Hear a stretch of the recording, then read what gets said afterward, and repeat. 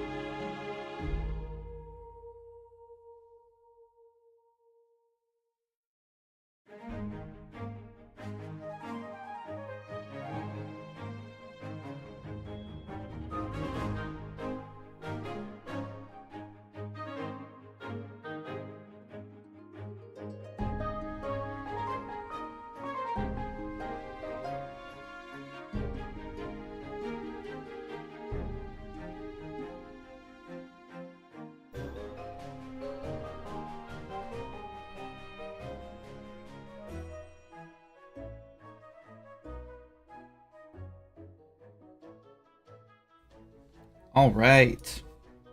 Oh, camera's off. Hi. Welcome in, everybody. Oh, I'm kind of loud. I'll turn that down a little. Hi. Still kind of loud. Who's here? Ryu, thanks so much for the sub. Appreciate that. Welcome in. Matt, hi. Killer B, hi. Red, hi. After you get done making dinner, hi. Oob. What's going on? Wonderland PRD, hello. Hi, Mom. Good morning, handsome boy, huh?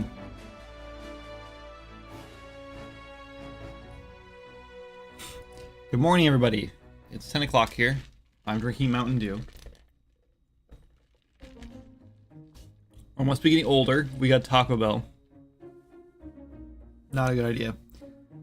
First of all, it's so expensive right now. Just everything is, so it doesn't really matter. But we haven't had it in a long time, and I was like craving it. So we got Taco Bell last night, and it was it's just like every time I have it, it's like 3 times worse than the time before. It's just so much worse and so much more expensive. But yeah, so I got a Baja Blast because that's the only thing you can drink from Taco Bell. It's like against a lot of anything else. And I only drink. I told Jan I wanted a large because I always get a large. And then they didn't get me a large. They just gave me like a regular sized one. And I only drink like half of it. So yeah, that's weird. Anyway, so I'm finishing that off. And plus I could use a little bit of the caffeine this morning. Because I don't do the coffee thing. Anyway, probably won't have Taco Bell for another year now. Girl, fast food is insanely expensive. Yeah, no kidding. Give me that $1.99 beefy 5-layer burrito or give me 10. Is even fast food or fast anymore, and it's expensive, waste of time. I just cook everything now. Yeah, we do too. It's very rare that we eat out. Yeah, we'll eat out like maybe once a week. Maybe? We usually don't. But we get it. We also like, so like we did PAX like this month, right? Earlier this month. Beginning of the month. And whenever we do like an event like that, we end up eating out a few times, and we kind of like get it into our system, and then we're like oh, let's just eat out again. And so we do that a couple nights, like for the next couple weeks, and then it's like we slowly work that out and then we don't do it anymore. Anyway, I switched out the cable for my camera, and this time I plugged it directly into my PC, so hopefully it doesn't do the flickering thing anymore. If it does, let me know, because I haven't been noticing it, but I just want to make sure it was fixed. So if it's still doing it, maybe I'll have to go buy an actual like cable, because I'm using an extender cable, and I switched out for a different extender, like a USB, whatever it's called, extender. Mrs. Street Tacos from the taco bus there. Yeah, we haven't had those in a while either. We played D&D. It wasn't quite D&D, it was a different tabletop game, but it was very much just D&D. The other day with some friends and family. Sorry, I have like a tickle in my throat today. It feels like the beginning of an asthma attack, but I've been having it for like an hour, so it's not that. So it might be a cold coming on, I don't know. Anyway, we played some D&D the other day, and we decided to get tacos for dinner while we played that. Because, you know, actually I think it was for lunch, whatever. Anyway, and we got Julianitos. We did not get the taco truck, even though I highly recommended the taco truck. Everyone wanted the other one, so. Anyway, went to Texas Roadhouse for a friend, and they had cops there with cops inside the eating place. This is America now. Yeah, so apparently where I live, there was a school. I don't know if I can even say this on Twitch because I don't want to get in trouble. A bang threat, and I'm assuming it turned out to be a kid from one of these schools, and I'm pretty sure it was just a joke and it was like false, but it got shared around so much. So instead of like the first person seeing it, or like the 15th person seeing it and then calling the police, they just shared it all over social media, so it just blew up everywhere.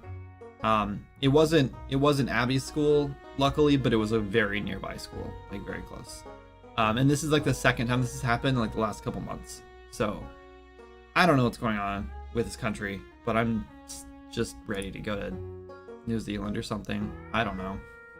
I'm ready to go somewhere else. I heard about that. My mother was talking to me about it. Yeah, it's getting ridiculous. I don't know what's wrong with people.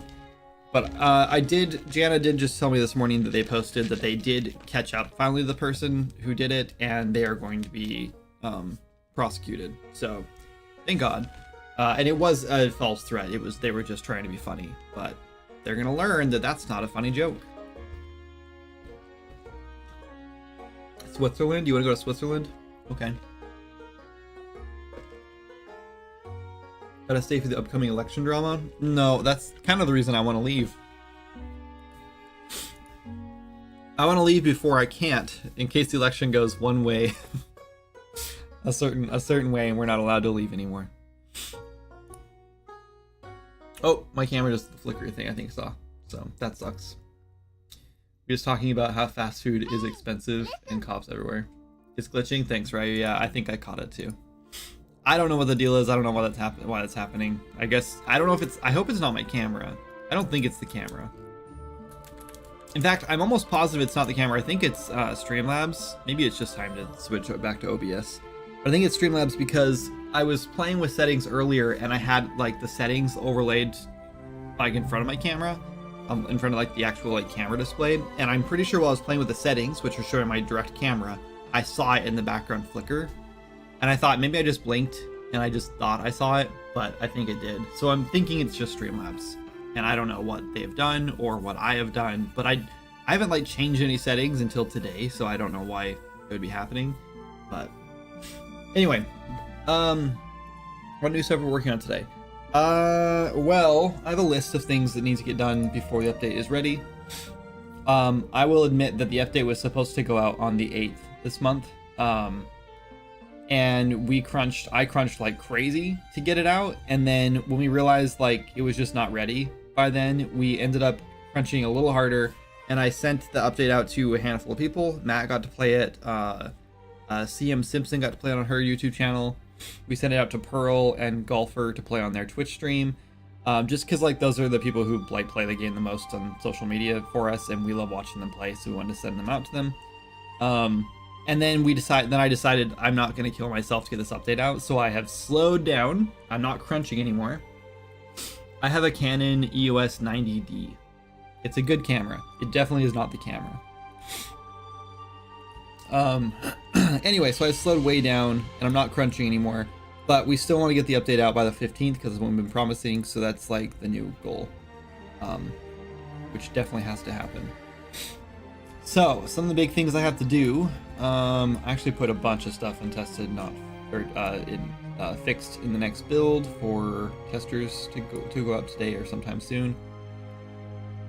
And then I have a whole bunch of stuff in this Delver's Pass Phase 2, which is the stuff that was supposed to come out after this, after the update came out, so it's supposed to come out in 2 waves, but now I'm kind of thinking we just do it. I don't want to like launch it and then be like, don't worry, more stuff's coming, because I just want to be done with it. In fact, Jana and I have been really talking about how we're gonna get to 1.0 in this game, just the 2 of us, and we have a plan in place. And I'm not gonna tell you a date because there's no way we're gonna hit that date based on like our current estimates and how everything takes 3 times longer. And then it's like a little scary to think about it being 3 times longer than that date, because that's a long time out. But yeah, I'm probably gonna be end up cutting even more content out of the game just to get to 1.0, because the way I'm starting to look at it is that I am like just so ready to move on to a new game, and every year it gets worse and worse, and like I know one of these days I'm just gonna be like, I'm done. Like I'm not doing this anymore. And so I would rather cut content and call it and like get a 1.0 out and like do one more major push, whatever, and just be like, this is 1.0, it's finished. And then if it like somehow, you know, a bunch of people start playing it, or like now all the people that are waiting for it to hit 1.0 are like, great, now let's play it now that it's finished. They go through and start playing it, and it starts like picking up steam again, and it starts making money again, and I feel like I want to work on it again because I'm motivated again. Then I can add all that content back in. But the thing is, if we don't get it to 1.0 and I don't move on and do something different, and we don't make a change, then I'm afraid I'm just gonna quit the game, like quit working on it, and we're just gonna get an unfinished game. And I feel like the lesser of 2 evils here is just like finish it with cut content, because there's already 10 times more content than the original game was intended to have anyway. We have way more features. Like we don't have as many zones, but like each zone has so much more stuff in it than was ever intended. It was never meant to be like chock full of secrets like it is. That just kind of happened. And so anyway, yeah, so we're really thinking about how we're going to get to 1.0. The two new zones that we have to hit 1.0 are Alarin City. Let's look at our. Let's just fly up. Whoop, fly up and look at this map here. Let's get rid of this. That takes a lot of resources. Flying up. A ton of stuff's unloaded, so be warned. Here, let's just do this actually.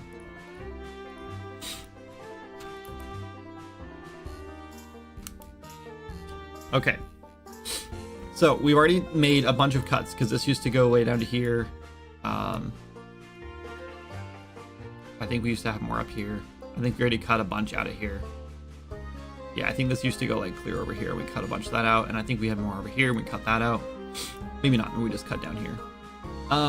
Anyway, so we got Azura here, and then Bone Reach, which is like 85% done level design wise, and just needs a bunch of content in it, which we'll get to. Bone Reach needs to be done because that's where the final boss is going to be. And then we need Alarin City, which is supposed to be over here on the coast, which we're going to see. I don't know how we're going to do that, but we're working on that. Mistaken Isles is here, and the plan was that you were going to walk through Delver's Pass. Delver's Pass is just like this one little section here, unless you're coming in from the woods. And we'll like cut out like this, all these like pieces right here. Let's zoom out. Let's see. So you go from Sleepy Haven over here, and you go up this way, and then this will open up, and then there's like a path that goes along the mountain here into the Everwood, which is just a big open space. There's going to be some like building plots here, some resources, maybe some new like creatures running around, but like really it's not meant to be like a quest zone at all. And then just past the Everwood, there's going to be like a mountain range around this thing. Obviously it's going to be, and eventually we might open this up and it'll lead to the desert down here, maybe, if we want to do DLC. And eventually we might open this up and actually let you get into the Mistaken Isles. But of course we're gonna have to have these like somewhat level designed out if we're gonna do like this cliffside path across here, which is the only way to get to Everwood. Another way would be this way through the Blackbrook Vale, which would lead there too. And then lastly would be a path here, which would go up to the Northest North. So the areas we absolutely have to get like the game finished, just like as far as things we've like really promised, is it's going to be a big bridge here that's going to lead to Alarin City, which will probably be a little bigger than this actually. And this is going to be like on a big cliff. I can't think what it's called. There's a town, there's a city in Game of Thrones that kind of does this a little bit. It's like the big like cliff city. It's like in the ocean. I don't know, whatever. This is gonna be a big huge bridge, like this massive huge bridge that like all the merchants and everything travel across over the water. Like this is gonna become water here, so we're gonna be like this, I guess, somewhere. And you'll walk across that bridge and get into Alarin City. So Alarin City has to be done. Obviously we need the Everwood to do this. Luckily the Everwood's not gonna have a ton of content in it, so it doesn't matter. We might have like a quest there or two. And then we also need Bone Reach finished. So realistically, we need this zone done, but not done as in like it needs content, just done as in like it looks nice when you're walking past it. Or we change this and we move this zone somewhere else where you can't get to right now, and we just put mountains up here and block that off to be a lot easier. And then just walk through a path to the Everwood and then to Alarin City. Glad you're still streaming Swords of Magic. I'm definitely one of those people who are waiting for 1.0 to fully play through. Was just curious on your thoughts on the state of the indie games industry right now. I'll be honest, like my whole life I've been like begging my friends and family and like everyone I meet to like make games with me, because I always felt so lonely doing it. Probably because I grew up in a small town and like no one there even like thought game development was like a real thing. I think they just thought games appeared out of thin air somehow.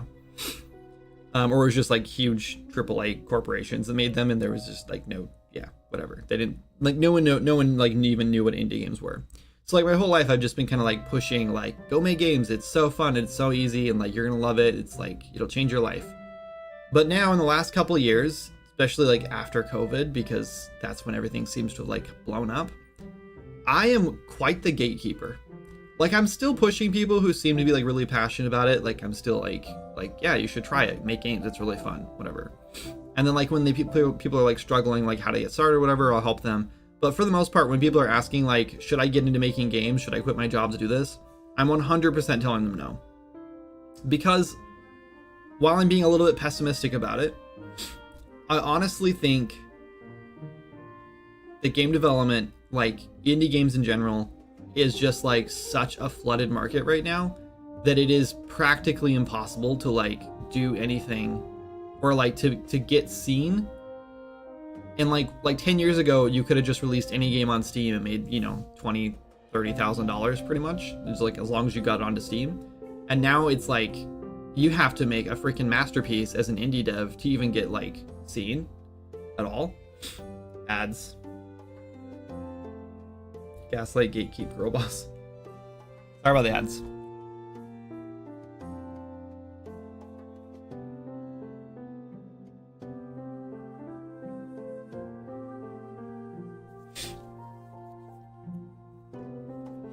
Sorry, I'm gonna wait to keep answering the question because after the ads are done, because that's just the nice thing to do, I think. But hello YouTube, Just do the next thing. You got it. Yeah. Anyway. I haven't streamed in a while. I don't know when I streamed last. A couple weeks ago, I had a kidney stone, which was really fun. For all of you who have subscribed and want, like, more info into my life. It was like 10 o'clock at night or something, and I was trying to... Actually, Quinn was already, like, asleep with me. And I was, like, just laying there on my phone or something, and my back started hurting, and I was like, oh, I have to change positions. This is killing me. So I, like, switched positions, and it wouldn't go away. And then pretty soon I was like, I can't lay down anymore. I have to stand up. So I was, like, stretching and doing everything I could. And then within, like, 10 minutes or so, I was in so much pain that I, like, couldn't sit still. I was, like, hunched over and then, like, standing up and, like, rolling around. Like, I could not shake the pain. So finally I was like, Jana, I think I might have a kidney infection or something. We need to go to the hospital. And she was like, seriously? And I was like, yeah. I was like, this is pretty bad. So, yeah, we ended up going to the hospital at, like, midnight. And totally had a kidney stone. It was a teeny tiny one. And I do not want to know what a bigger one feels like. But yeah, it was totally fine. Like, the next day I was good. Just passed it, no problem. No real pain or that passing it. It was just, like, going from my kidney into my bladder that hurt like crazy. Like, they gave me morphine at the hospital, which I've never had before. And I'm pretty sure I'd already passed it by the time the morphine even kicked in, because I didn't have any pain right before the morphine. But the guy that was there was like, or the nurse was like maybe you should just get it now because it'll last 4 hours, and if the pain comes back, you don't want to be, like, regretting it, sitting at home wishing you'd had something in your system. So I did it, but I probably shouldn't have. Anyway, but yeah, I'm all good now. Everything's good, and because of that, I've cut out a lot of sugar, or I've been trying to, and drinking a lot more water because I don't want to go through that again. And yes, I do have soda, but I don't normally drink soda. I haven't had soda since that happened, and this is the first time, and I haven't drank really anything sugary at all since then, which I'm pretty bad at because I like juice a lot. But I've been avoiding it, and I've been trying to do, like, flavored waters and stuff, just for, like, something extra other than just water. But anyway, ads done. Okay, let's get back to my Indie-pocalypse chat for those of you who are back now. Yeah, so I'm pretty negative about the outlook of indie games right now. I really think that until this wave of people who are, like, suddenly having a change of heart about their current career and, like, think that they're going to be the next big indie dev, which some of them may be, to be honest. And honestly, no one could have changed my mind when I decided I want to get into games. So it doesn't matter what I say. If you want to get into games, then do it. Like, I'm not trying to tell you not to, really. But I do think there's a lot of people out there right now who are just slapping stuff together, like, and just making... Whoops, actually answered that accident. It was just a scam caller. Anyway, there's a lot of people out there who are just making garbage and just throwing it on the Steam store, and it's just flooding the market right now, and it's so hard to get seen, and so many, like, it just seems like to be seen now and make money now as an indie dev, it's no longer good enough just to make a game and say, look at this cool unique thing I made. Now you have to make a cool unique thing, but it also has to be polished, like more polished than a AAA like game, and it's just getting ridiculous. So I honestly think that, like, if you're thinking about getting into games right now, maybe don't. Maybe, like, look into another field or something, especially if you're interested in making money at all, because I just think it's hard. It's really hard to make money right now. You have to make something really, like, really substantial and really, like, unique to make any money and, like, to be able to do anything with it. So I highly recommend avoiding games if you haven't started making games, unless you are 100% okay with doing it for fun because you're passionate about it, and you're fine with just, like, spending 5 years just making games for fun and not trying to make a profit. But if you're getting into this thinking, yeah, I should make a game in, like, the next 6 months and, like, release it and make some money so I can fund myself or fund this passion or hobby or whatever, it's not going to work anymore. You can do it, but it's not ideal. Anyway, the Isles could be a Black Reach situation where the zone proper is underground. Yeah, so the Isles can't be underground because they're called the Mistaken Isles because, one, they're taken by the mist. They're islands that are within a mist. And also because when we were first discovered, they were mistaken as islands floating, and they're actually not. They're big spires sticking out of the earth. So it has to kind of be like that. And I really love that lore, and I love like the name, and I love like the idea of the zone. So it's gonna stay like that.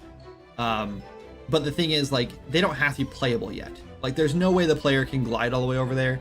Like, I guess probably a combination of like the fly spell and like other things could get them there. But we can also just put like, you know, a no fly zone over the top of it, and then like gliders will just like die or whatever. Like if you're gliding over it, it'll cancel your glider and stuff like that. We can do all kinds of stuff like that if we want to. We could also just make it an out of bounds zone, and it doesn't matter right now because you just can't get there yet. But yeah, it's not really an important zone. It's just like a side zone that was like a cool idea because I wanted to break the game up into smaller zones because we only had like 4 really major zones early on, and it was just too much work to make those huge zones. And there's my camera flickering again. What do you mean? What is that ringtone? It's like my old school Nokia ringtone. I've had that for like a month now. I'm excited for Mistaken Isles, but I like the idea of it just making it a regular mountain pass, giving players a visible zone they can't enter might feel meh. Yeah, agreed. That said, Mistaken Isles, Iris Lake, Charlands DLC hype. Yeah, I think each one of those could honestly be its own DLC, as long as you can reach them individually, so you don't have to own all of them. You just buy one of them, you can just go to that zone. And that's probably the best way to handle it after 1.0 is just to do DLC, and only if the game is doing really well. If the game is doing like extremely well, like if it turns around and sells $1 million worth, and me and Jana are like, cool, we're set now. We don't have to worry about paying bills for the next 3 years, you know, or something like that, or 4 years, whatever. Then I would definitely, if I was motivated to do it, then I would definitely do a zone for free. Like just do another update for free. Because like it's making enough money to do that. I don't think it needs to be a DLC if the game's making tons of money. But if the game's making the money it's making now, it 100% would have to be a DLC, and it would have to be 100% motivation driven, not like financial, like money driven. Because once I'm done with this game, once we hit 1.0, I'm very likely not going to want to touch it again for a long time. I'm going to be so excited to work on a new project. And I know we've tried to do that on the side before, but I just, for some reason, my head or my brain will not let me move on from this project until it's finished, until I've called it like done. I think it's just like a guilt thing. Like every time I start working on another project and I start getting far enough along, I start feeling really guilty that I'm not making the next update for Swords of Magic.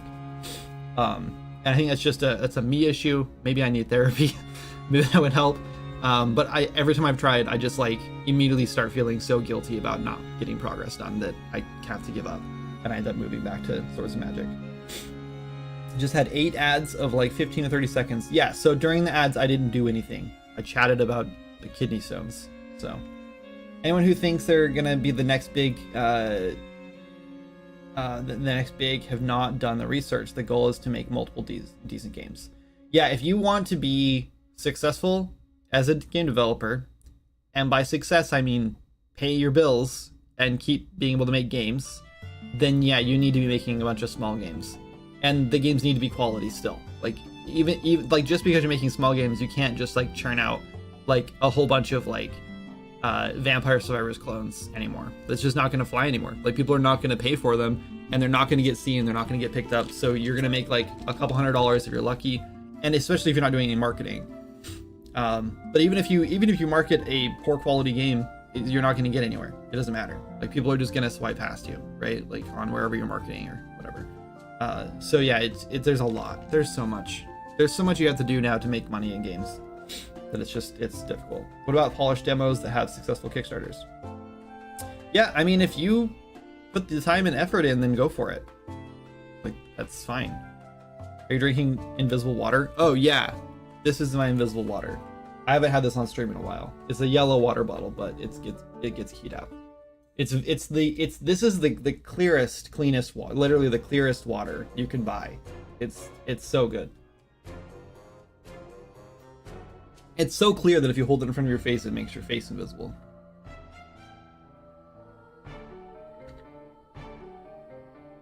I'm looking at YouTube chat. Sorry, I haven't been reading it. Sorry, I prioritize Twitch chat because there's usually a lot more going on in there, and then I miss messages on YouTube. I'm sorry.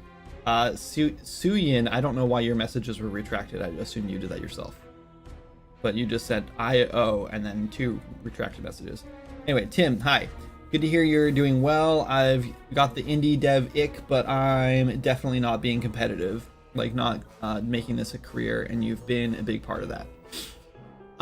Yeah, like I understand that if you start making games and you're enjoying it, I understand the want to like get paid to do it, and I totally get that, and I'm not telling people not to want that. Thank you for the follow.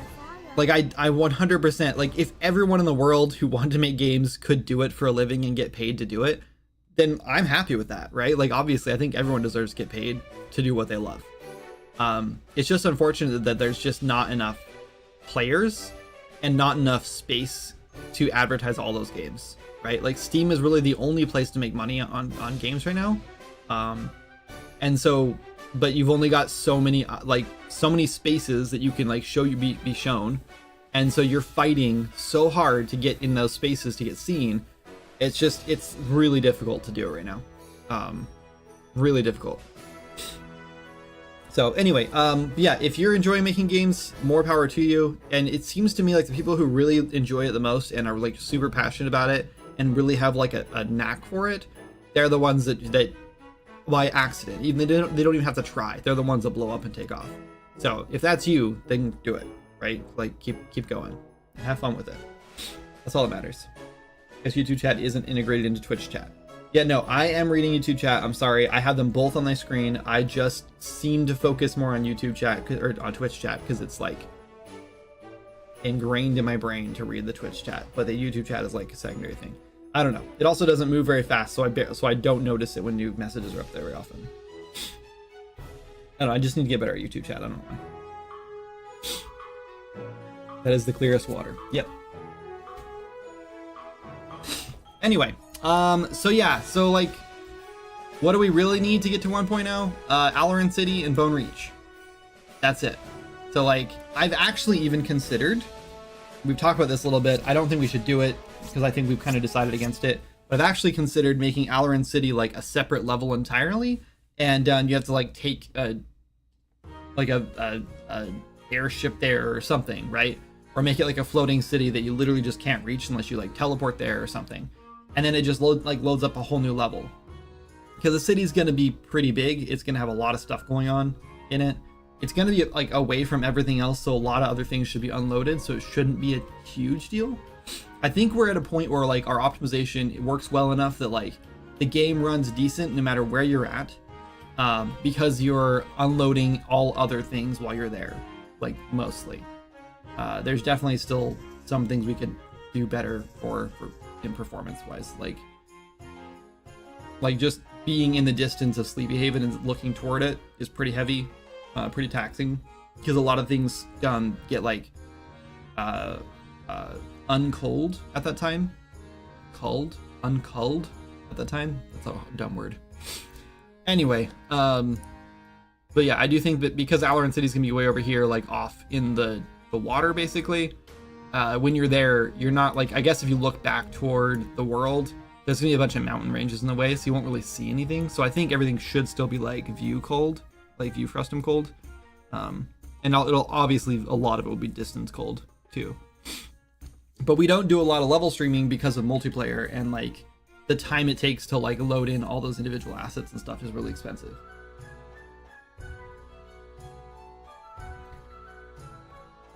Anyway, let's get some work done. What should we work on today? Should we fix some bugs? I kind of want to just fix some bugs. I don't know what it is, but like you think that when you get to the point where like content is all you have left to do, and you're just like, cool, I can just make quests and like make zones and like do level design and stuff, and this game is like finished. You think that that would be like motivating and like you just want to work on that. But for some reason, my brain is like, I want to program new things. I want to make new stuff for this game. I want to add new features. And so like I'm always in that like programmer mindset now. I don't know why. 5 years ago, I probably would have like been itching. In fact, I was. That's why I hired Moz in the first place to make this game, is because I thought I can just make quests, I can do art, I can do level design, and he can handle all the programming. I don't have to touch it. And now I'm like the opposite, where I wish I just had someone to do all that stuff for me and I could just program stuff. So, next game. Anyway, I want to see new content over bugs, more exciting for stream. I don't care what's exciting for you people. I don't care what's exciting. No, that's a good point. I have to, so yeah, like I have to stay motivated, and that's the hardest part for me, is like to stay motivated to one, get the game done and get the zone done, but also two, to just like stream. That's true, but then you were basically Star Citizen. Bug fixing time, bug fixing time. I'm in the same boat, literally only have content to make right now, and I just find myself cleaning up code for some reason. Yeah, it's weird, right?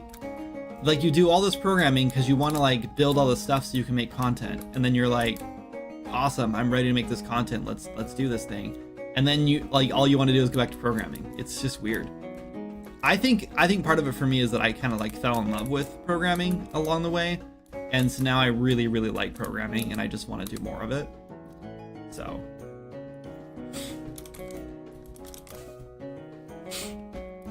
so I made some new platforms for this area. It looks like I didn't bring them in. No. This is gonna be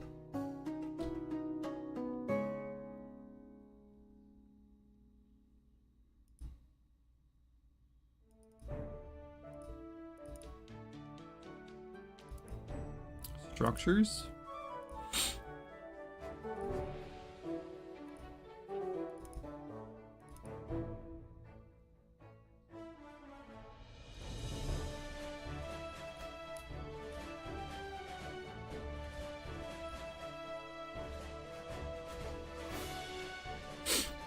I think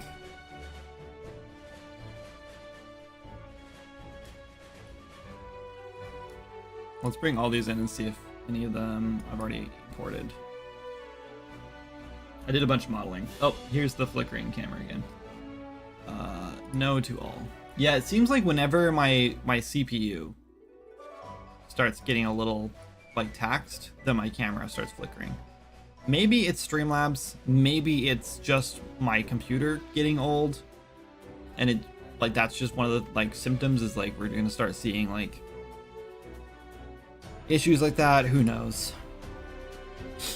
All right, so we need a place for this thing. This wall looks like the best place for it. I need a big cliff piece. Maybe we'll just do like one of these guys. I just need kind of a big flat piece for this to go on.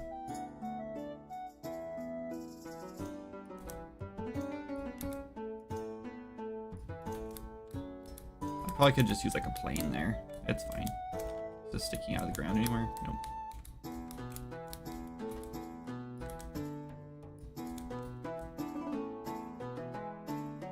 Oh god.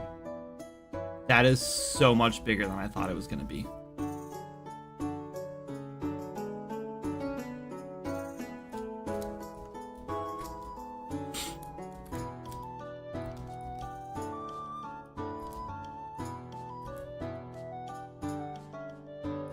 You know what? We don't need this.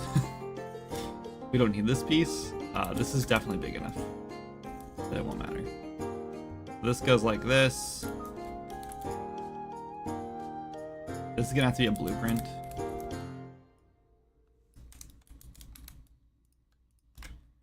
I knew how big this was when I modeled it. Like, it's the right size according to... This is huge. According to like how big it's supposed to be for the characters. It's just so much bigger compared to this room. This room is huge, I thought. That's a set piece. If I've ever made a set piece for this game, that's it.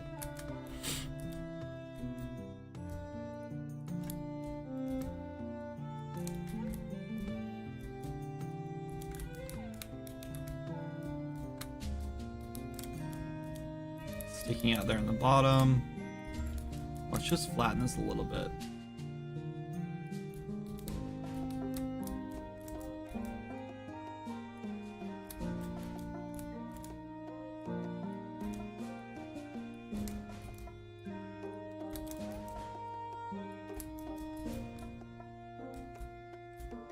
Okay.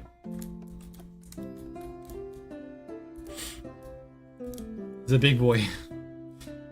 Then where's the rest of this? Okay, now we have a platform.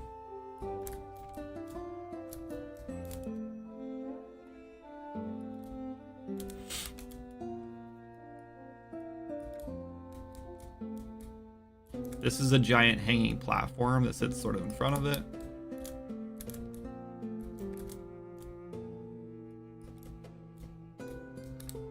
And then we need some gears that go underneath this thing. These will also be a blueprint, but we're just gonna visualize it first. Actually, I call it cog. Oops. I thought the delete key was the space key. Cog large. How about cog enormous?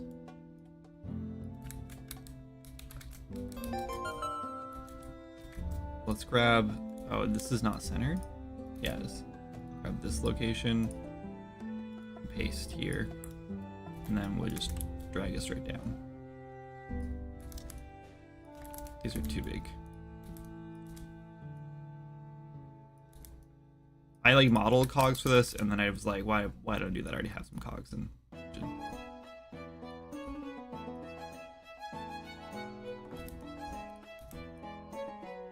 But the problem is that these cogs,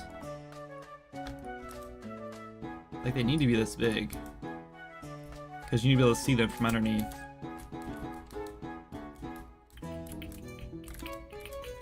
I know I had this like piece sticking out the bottom in Maya when I was doing this.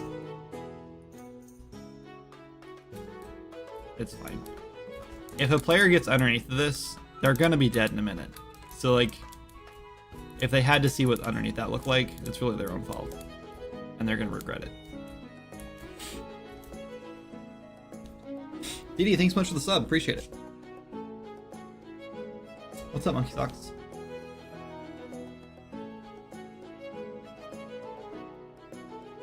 Yeah, I did some modeling a couple days ago. We're gonna put these models in finally. What's up, Skullison? You gone ad sub goal not working. Sad. What? Why is the sub goal not working?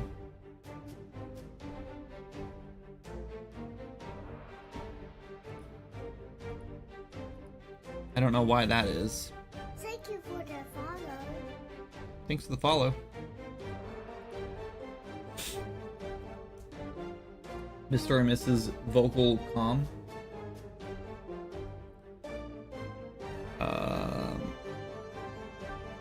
If I go down to sub goal, I don't know why this thing doesn't work sometimes. I'm really kind of over this.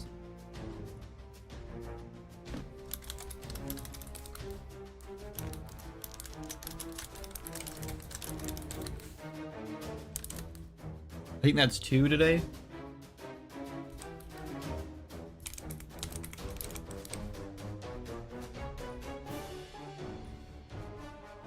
There. Did it manually for you.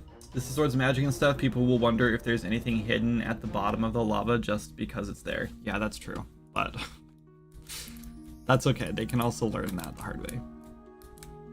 All right. We need... I guess we don't need a way for the players to get here. They can glide in here. The question is, how did the guy that's here get here? Also, I think we have...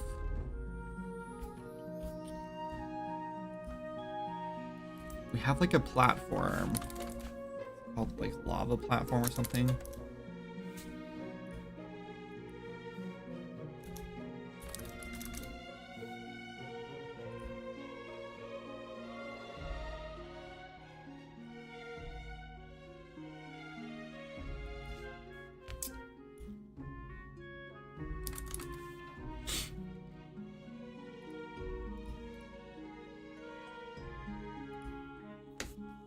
This one. We have this platform we can use.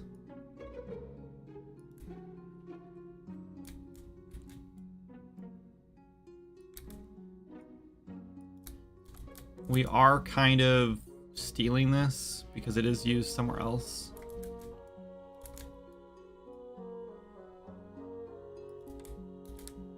Maybe we just kind of make it a little smaller.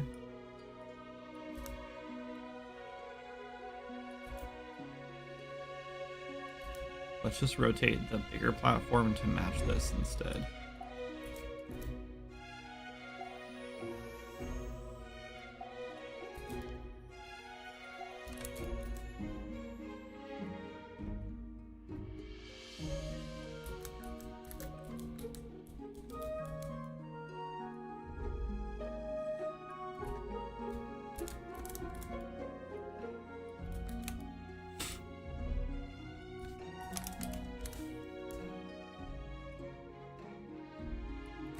And then this guy can go over here.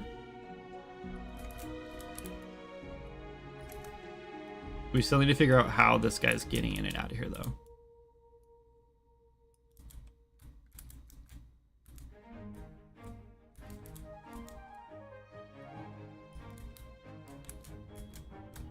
Also, we have...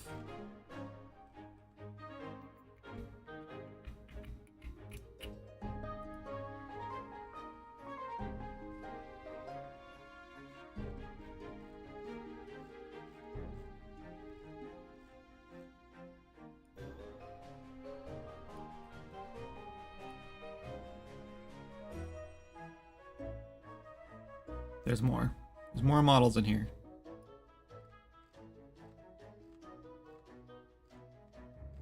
A lot of buildings. Oh, there's so much stuff in this game. Could you imagine if we just like took all these assets and just like sold them all? Maybe it's not in here. We have these guys. Which I was trying to decide if we should put them like here.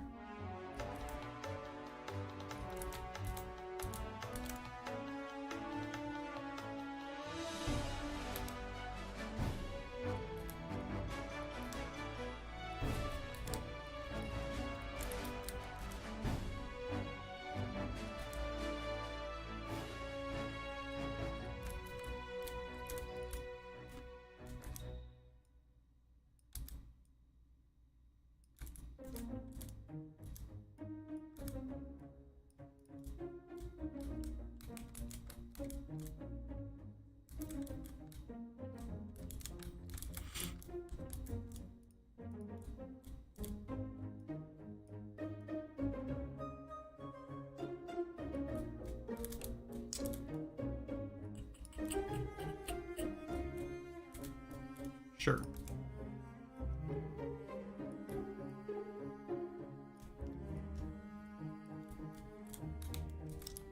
So the guy that works here, that built all this, he calls himself the machinist, and he was originally going to be a boss, but now I've decided that to keep things simple, to change this whole thing. Maybe this goes away. I don't know, maybe these go away too. Maybe this like goes over here.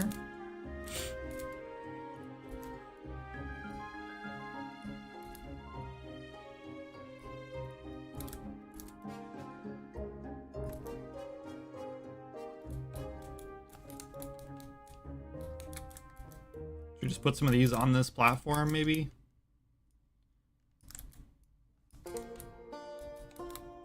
We put them down here? I don't know.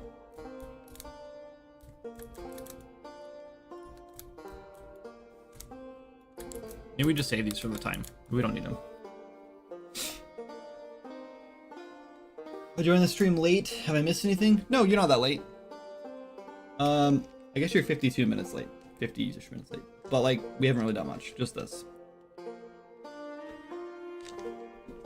We talked a little bit about future plans, which I do almost every stream, so it's not that big of a deal.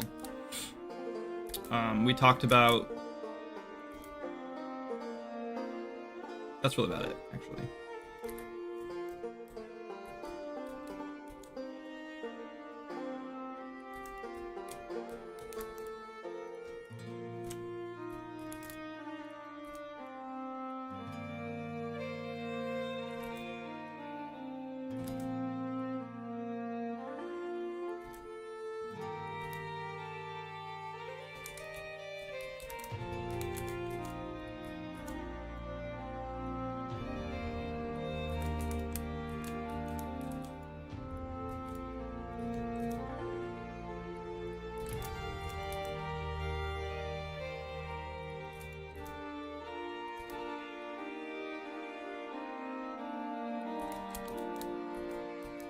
I don't know.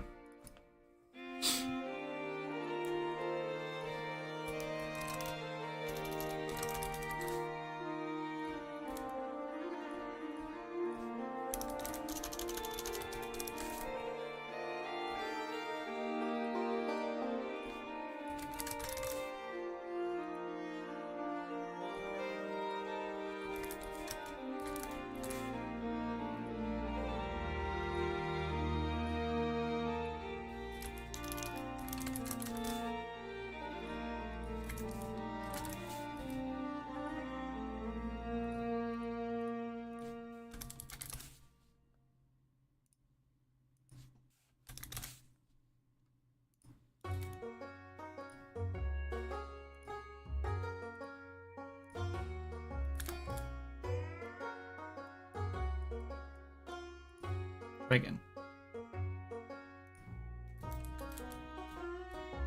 Good enough.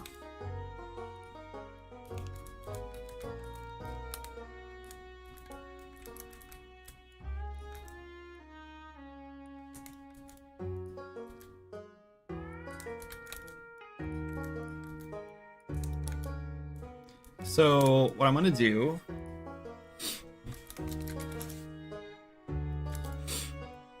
is I want to use this tunnel spline.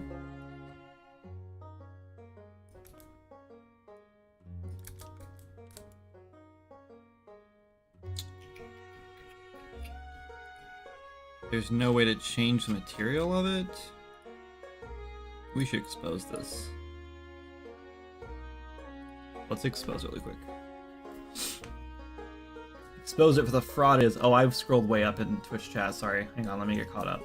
I'm caught up in YouTube chat. Look at me go. You should add a secret hole under the lava where you fall in water so you don't die. Ancient lava-infused chaos magic? Not quite. No, Taco Bell is expensive. Kindred hates doing dev, but loves it. 1.0 will come at some point, and the state of indie gameplay is horrible. Indie game dev. Indie gameplay is okay, I guess. I think right now is a great time for people who want to play indie games, right? Because, like, no matter what you're into, there's a game just around the corner that's about to release for you, you know? Like, there's just so many people making games that it's going to be hard here in the next, like, 5 to 10 years. It'll be hard to look at someone and say, yeah, they just don't make games that I'm into, right? Like, I remember in, like, the 90s, I would, like, rent games from, like the video store or whatever, right? We didn't have a Blockbuster like that in our town. We had the little, it's called Video USA. But I remember renting games that, like, Super Nintendo games, Nintendo 64 games and stuff. And they only had like 5 or 10 games there. That's it. I don't know why they didn't carry more. That's it. Because there were hundreds of Super Nintendo games, hundreds. And we only had like 5 or 6, maybe 10 at sometimes. And I remember, like, I rented every single one of the games that they had in that store multiple times. And it didn't matter if it was a Madden game, like football, or if it was like, you know, like StarCraft.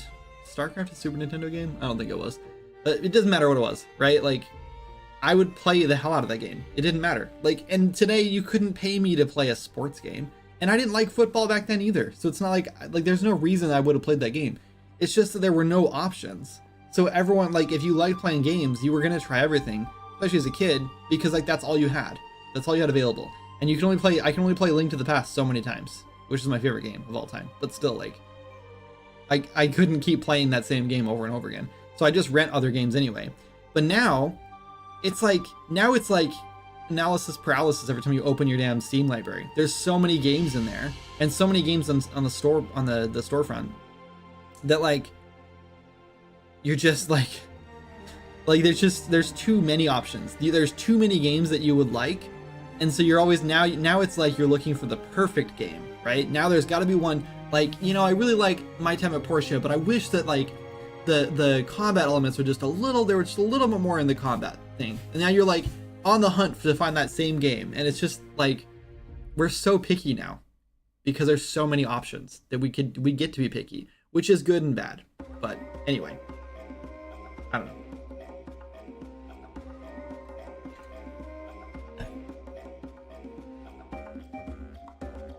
Moving on, the game dev industry is poo itself at the moment. Like, take the Pal World Nintendo stupid patent stuff at the moment. Yeah, it's pretty garbage. Just hinders creativity if you can say that only you can own a game mechanic. Yeah, patents are... Yeah, so there's like that patent about, who is it that made it? I want to say Warner Brothers, but I don't think that's what it is. Whoever made the, I don't know why I think Warner Brothers. Whoever made the Lord of the Rings game, where the enemies like remember you when they beat you and then they show up again, that's patented, and I think that is some of the most absurd garbage I've ever seen. To patent something like that, like why? It'd be fine if they were like churning out like 3 games a year with that system, but you release one game and then you patent the system so no one else can use it. It's so ridiculous. Like, that should not be legal. I feel like that just stifles creativity for like a lot of people. Like, because then you have to be careful too, right? If every dev comes out and starts patenting all of their mechanics, which is gonna happen, like, the longer time goes on, the more often that's gonna happen. So eventually it's gonna get to the point where like everyone's just patenting everything. And then you have to like step on eggshells every single time you're trying to like make your own game, because like you don't want to accidentally stumble over someone else's patent. Like throwing a ball at a monster and catching it might be patented, and you never know. So like it just scares indie devs away from like making new and unique things, because maybe someone else has already done that and patented it, and you just don't know, and you're gonna get sued into the ground probably, because it's gonna be some big company who can afford to patent every single game mechanic they make, and so they're gonna sue you, and you're gonna lose because you don't have a lawyer. I don't know, it's ridiculous. Pal World should be sued is way too close to the same thing. I'm amazed they didn't do it sooner. I disagree with that 100%. I don't like Pal World. I think it's a stupid idea to just make Pokemon where you just shoot them with guns. It's such a stupid, barbaric, like I have an idea. Like, it's just dumb, you know? I think it takes little, like, very few brain cells to come up with a game idea where it's this, except there's guns. It's just, I don't know. I don't think there's a lot of space for games like that. I mean, obviously there's plenty of space for that game because like tons of people liked it. So more power to you if you liked it. It's fine. I'm not trying to, you know, whatever. I'm just saying, like, it's a stupid idea. But I don't think just because it's a stupid idea that you should get sued over it, because it's like this, but with this. There's just so much space in the game industry for variations of other games. Like I was just saying, eventually we're gonna run out of unique ideas. We're getting close to that now, right? Like, that's why we have, I literally stumbled across a video the other day about a game that's like a rock simulator. And you literally just like choose a rock from a lineup of like different rock models, and then the camera just sits there and stares at you in different environments. And that's the whole game. And it has a multiplayer mode, so you can have 2 rocks on the screen at the same time. So I think we're running out of ideas here. And if we start patenting everything and like suing everyone who makes a game that's similar, we're done, right? Like, imagine if like John Wick got sued because their movie was too much like an action movie, like all the other thousands of action movies out there. You know what I mean? Like, we can't do that. We can't run around and just start suing every movie because, well, this game or this movie has an action hero that uses guns to shoot bad guys, therefore it should get sued. I think that's wrong. I don't know. Anyway, I understand copyright infringement, sure, don't steal in Nintendo's models. Yeah, of course, yeah. Yeah, but that's the thing is, and I do agree that if all the models are like, you know, very like slight variations of Nintendo's characters, then yes, that's you should sue like for that. But like, look at my character in Swords and Magic. Like, Minecraft could sue me, right? If that's what we're worried about, because my character is just like Steve in Minecraft, except the limbs bend instead, and the head's a little bigger, and that's it. So like, if we're gonna start suing people because we have similar looking characters, every single AAA realistic game is screwed because every other game is making the same character, right? Well, this character has a slightly different beard from, you know, Nathan Drake or whatever, so now we have a lawsuit. Like, we need to back off from this. Like, this is corporations thinking that they have to monopolize their idea to make as much money as they can, and we need to shut it down because we just can't do this. Like, if we go down this road, like, we're gonna get ourselves into a really messy situation where no one can make anything anymore. So, anyway, there's my rant for that. There's 100 Minecraft clones, and they've gotten away with it. Palworld is different enough that I think it's fine. I agree. And I don't like Palworld, like I've stated before. But I just don't think there's any grounds to sue them. I think it's fine. Nintendo also is notorious for this kind of stuff. Palworld's team definitely were poking the bear. True, but it doesn't mean it's okay. Sometimes it's literally a Pokemon copy, and they aren't shy in saying they are. Yeah, and how come Temtem didn't get sued? Aren't they the exact same thing? How do you catch the Pokemon or Temtems, whatever they're called in that game? How do you catch them in that game? We just set dangerous precedents if Nintendo are successful across the industry. Yep, agreed. But let's be honest, Palworld is a different beast with some of the things they do in game, and it being so close to Pokemon, I can see why they aren't exactly happy with that. With that, while fine with Temtem. The thing is, though, is that I understand, like, if someone made a clone of Swords and Magic, but the goal was to, I don't know, like, murder all the NPCs or something, I don't know, or kill all the animals in the game, I don't know. It's not my place to say that shouldn't be happening.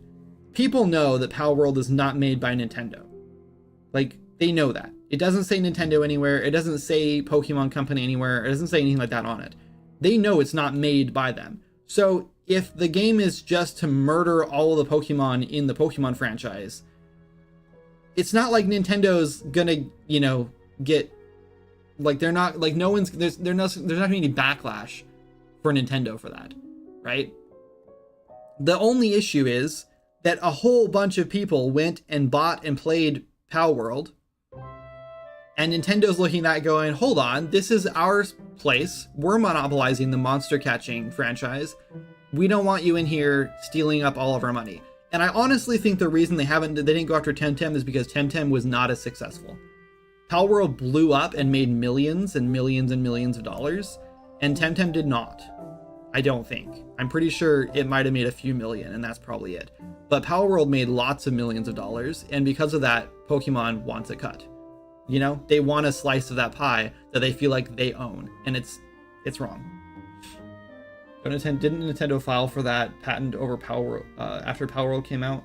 I thought I saw something about that. It wouldn't surprise me, which is absolutely stupid. It's a slippery slope. Ideally, they should not be able to patent something like that. However, Palworld type games are the reason why patents exist. No, the reason patents exist, in my opinion, is for products, not video games, not creative endeavors. It's for things like a water bottle that does a specific thing. Because and the problem with this, and this happens all the time, and I do agree at this point, because someone will come up with some interesting, unique, I don't want to say mechanic, but mechanic for their water bottle or whatever it is, right? That's new and interesting. Let's just say whatever the water bottle is that has the scent packets in it, right? I don't endorse that. I think it's stupid. But the point is, they came up with something interesting and unique, and as soon as it takes off, starts making money, people are going to copycat it. It's going to be all over Amazon and wherever else they want to sell it for a quarter of the price, and it's just going to flood the market. And then the people who came up with the original idea are going to get left in the dark because their stuff's more expensive because they made it right the first time, whatever. I understand patent and copyright in that situation where you've made something extremely unique that I don't know. Am I just talking myself into a circle? Because I guess it's the same as games. I just think the difference is you can easily take a physical product and make an exact copy of it, right? You can measure all the parts. You can go in and 3D print the exact same thing or whatever, make a mold, and then literally produce the exact same item and sell the exact same item for less money or whatever, and undercut the market or whatever you want to do, right? It's the exact same thing. That's what a patent is for, is to stop that. Now, of course, if your thing is similar enough that it's like, yeah, this is clearly the exact same thing. It's just that you scale it up by 5% or whatever, so it's a little bigger or something. Then yeah, if that's a patent infringement, right? But I think with video games, the difference is it is almost impossible to make the exact same game, right? Unless you've stolen the exact same art, or you're literally like matching vertex to vertex in your 3D models or whatever. Like, you're not going to make the exact same game. And Palworld is not the exact same game. Just because it has similar mechanics is not the exact same game. And I just cannot see that being patent infringement, because it's their own thing, right? Like, if they had a Pokeball, they called it Pokeball, and it looked the exact same as a Pokeball with different colors, then sure, that's patent infringement. But it's not. Like, that's all different. They just were inspired by it. I don't know. Moving on.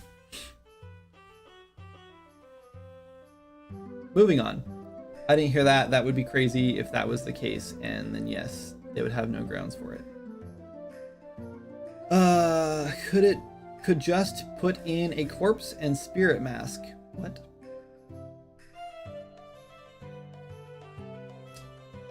Zamanovsk, I don't know what you're talking about, but it sounds like a good idea.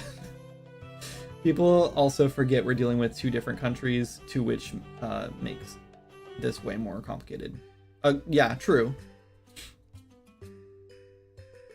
World, the game is different, but they did straight up copy characters and concepts from other elements. It is different enough that it could be something new. Yeah, I think it's something new. Not something good, but something new. Imagine thinking Kindred does work on stream. It should be changed to just chatting. Hush. If you guys wouldn't talk so much, then I wouldn't have so much to respond to. Oh my god, I'm so far behind. This is ridiculous. I'm so far behind in chat. I meant to start skipping chat. I can't read all this.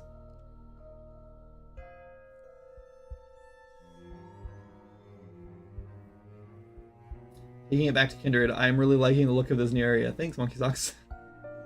Being an indie dev is challenging in all aspects. That's why I respect them so much. Because indie devs are more about passion than the top studios are now. All about money for them. Yes, agreed. Yeah, ultimately I look at it as not defending Nintendo here, but they have a reputation. They poked the bear and now are dealing with it. They poked the bear. They honestly should have had some expectation of this being a possibility. Yeah, they should have. And I agree. But that's the thing, right? Like, you're on the school playground and you know that one of the kids is a bully, and you're not allowed on the slide, otherwise they'll beat you up. Doesn't mean you should avoid the slide, right? In a perfect world, no one would be that bully, right? And they would just share the slide. But just because you know that bully is there doesn't mean you're not allowed on the slide, and that you should just avoid it. And I think that telling people yeah, Nintendo's gonna sue you if you try to make something similar, so just don't do it, is wrong. And I think it's honestly a little bit admirable for Palworld to have done something like this, because I think it does show, hopefully Nintendo loses this lawsuit, right? And then the world goes, oh wow, we can make games similar to other people's games, and we can take inspiration from them, and we're not going to get sued for it. I don't know, you know? I do think people should just come up with their own ideas. And like I said, I think the Palworld idea is stupid, but I still don't think that Nintendo has a place to sue them over it. I think it makes them look bad. I think it makes them look way worse. What they should have done is posted a something about Palworld. I don't know, I don't know, maybe not. They shouldn't have done that, but I don't know.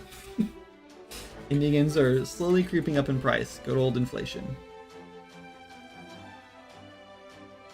I actually, we've been talking a lot about dropping Swords of Magic down to $15, which is weird because we started at 20. But I really think that, having our game at $25 right now is killing our sales. I think a lot of people look at that and go, it's an early access game. It's low poly art. It's clearly a low quality game. Why would I pay $25 for this? It's like a premium price tag, which is mind boggling that $25 is a premium price tag for an indie game, but it is. $30 is the most you can go with it isn't from an indie game, so that's AA quality, premium indie game, right? So $25 sitting right below that that's really a bit, that's where we really have a big head about that. So I've been talking to Jana about dropping the price down to 30. So we're thinking about doing it. Or 15, sorry. $15.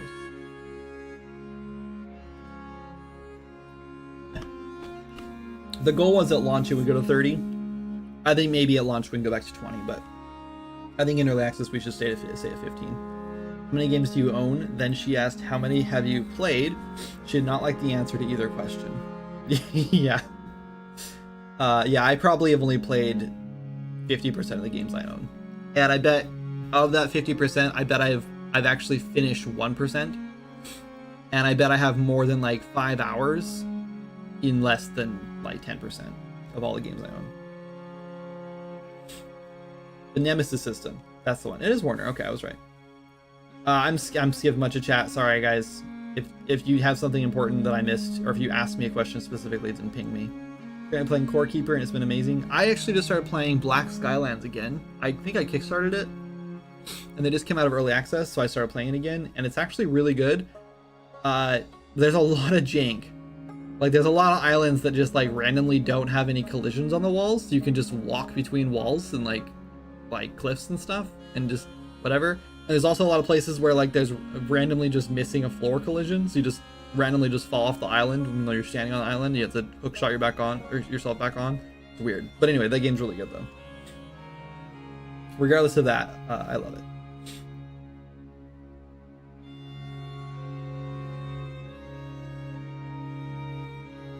I'm scrolling faster.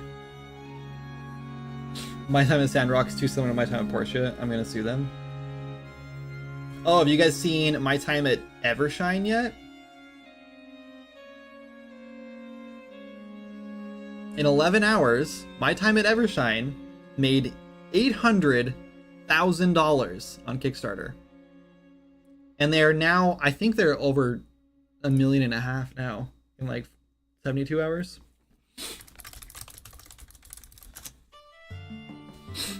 And every time I Google them, I'm just helping it along. They are at 1.18 million in 3 days. They had a $200,000 goal, which was lofty. That's a lofty goal, but almost $2 million. And like, as you're just sitting here looking at it, it's just like going up. What was? There it goes. It's just like, what? Like, oh my god. The thing is, I read, and maybe I'm wrong, but I read that this, they went way more RPG in this one. I mean, this looks way more like an RPG than the last two games.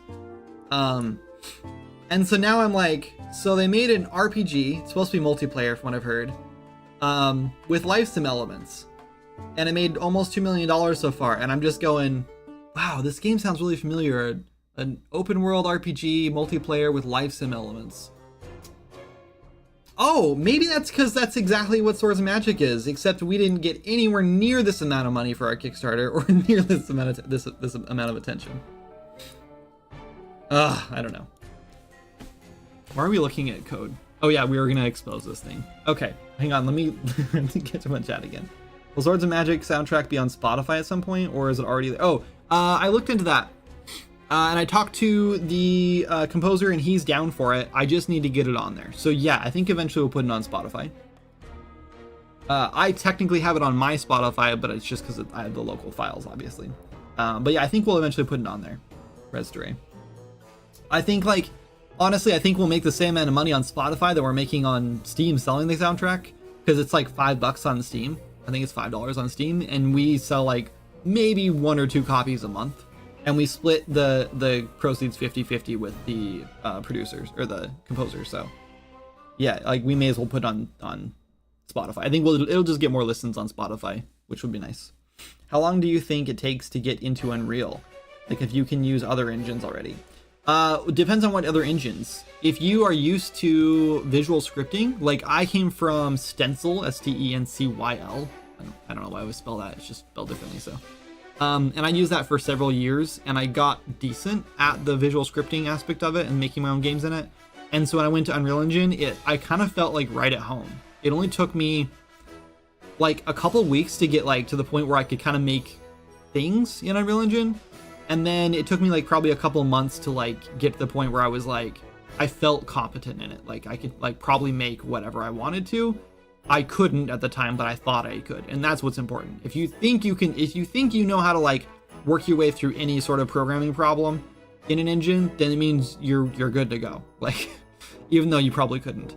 Yeah, and then over the course of the last like 5 years, I've been working in it a lot more, and I've gotten way better at it. And now I also feel like I could probably tackle any game I wanted to tackle in it, even multiplayer, which is great. So yeah, I would say probably if you are competent in other engines, especially with like coding stuff, probably 2 weeks of like just playing, like tinkering with it, and you're good to go. Watch a couple Blueprint communication tutorials, and I highly recommend using blueprints. Even if you know coding already and you know C++, you're going to be using blueprints anyway, so just get used to it. You're not going to use them for everything, but you are going to be dabbling in them, so get used to using them. And don't go in thinking I'm going to do everything in code, because it's not realistic for Unreal Engine. Anyway, so yeah, a couple weeks.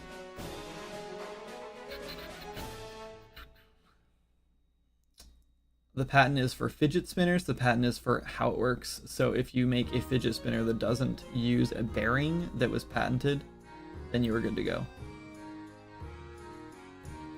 Yeah, I just sort of feel like bearings with like a rotating bearing already kind of existed. Like, I don't know, skateboards. I don't know, like a million other things that use bearings. So it's hard to believe that they were able to patent fidget spinners that use a bearing. But anyway. Our world is you throw the ball has a percent to catch the pals. This is what Nintendo has. I don't know. I disagree with that. Set Beast is fairly similar too. I mean, like, if I were Pal World right now, well, I mean, I assume they would have got a cease and desist first, right? Maybe not. Maybe it's too late for that because they've already made so much money. But I feel like I'd just be going in and making an update and changing how it works. And changing it from a ball to like a cube that you like hold up in the air and it like beams at the monster and then sucks them into it or something. I don't know. Like there's a million ways you could have changed that so you didn't infringe on a patent. That said, I also think it's a little scary to think that there could be a patent for literally anything in a video game, and how are you supposed to know that unless you go search up patents for every single game ever, right? Like, how am I, like, hypothetically, let's just say I wanted to make a Pokemon-like game or a monster catching game, and I wanted to see if there was a patent against that. What would, what would I do? Would I go search for patents for Pokemon? Because, like, now what if there's another game that's similar to whatever I'm making, and I don't even know that game exists? How am I supposed to go look up the patent for that? Do you see the problem here? Like, it's so, like, and then you get sued because of, like, it's not even, like, willful ignorance. It's just ignorance. And it's not your fault. I don't know. You're welcome, test viewer. Jerbob bought the game several years ago, but I haven't played it in a while. What's new? Lots. Yeah, we do major updates every few months, usually. If you haven't played for several years, I would say you probably have at least 1 or 2 new zones to go check out. And there's a new zone on the horizon right now we're working on. It looks kind of like this. Sorry if that was jarring. This is Delver's Pass. It's a new zone coming out very soon, next month. It's got waterfalls and stuff. Lots of cool stuff to go explore and check out. New NPC right here. He's pretty neat. Yeah, anyway, lots of cool stuff. There's a cool little hot spring up here and a rubber duck, in case you need a rubber duck in your life. It's great. But yeah, there's lots of new content, lots of new features. We also just did a big what's it called, like a combat stance overhaul. It's not like a mechanic, it's just a visual feature that just like, now you have a cool combat stance. We just did a huge overhaul of the two-handed weapons and a bunch of weapons. Spears got a huge overhaul. They're all one-handed now. You can use shields with them. What else do we do? Just so much stuff. There's way too much stuff to list everything we've done. But yeah, the game is if you compared the game at launch to the game now, you might not even recognize it. It is entirely different in a much better way. So lots of new stuff. I would recommend playing it, but 1.0 is probably within reach. I don't want to say. I keep wanting to say when we have planned for like 1.0, but it'll probably be triple that, so I'm not going to say it. But 1.0 is coming up eventually. Okay, scrolling past a bunch of dialogue or a bunch of chat. Did my time at Sandrock ever come with their promised multiplayer mode? I recall them saying it would come later, and everything I've learned from Swords of Magic about game dev had me roll my eyes. Yeah, that's the thing about multiplayer, right? Let's just take a quick glimpse at the multiplayer issues that I just ran into for this carry spawner. Okay, so we have this carryable spawner. When you interact with this, it checks if you can pick it up. If you've already picked it up, then it tells you that, right? And then we check if it's the server, if the player who is interacting with this is on the server or not. Meaning, and this is confusing, but stick with me, when you have multiplayer, you have a server copy of the game, especially in our situation because it's a listen server, so you have the whole game, right? And you have all the characters in the game that are other players playing, right? But just their characters.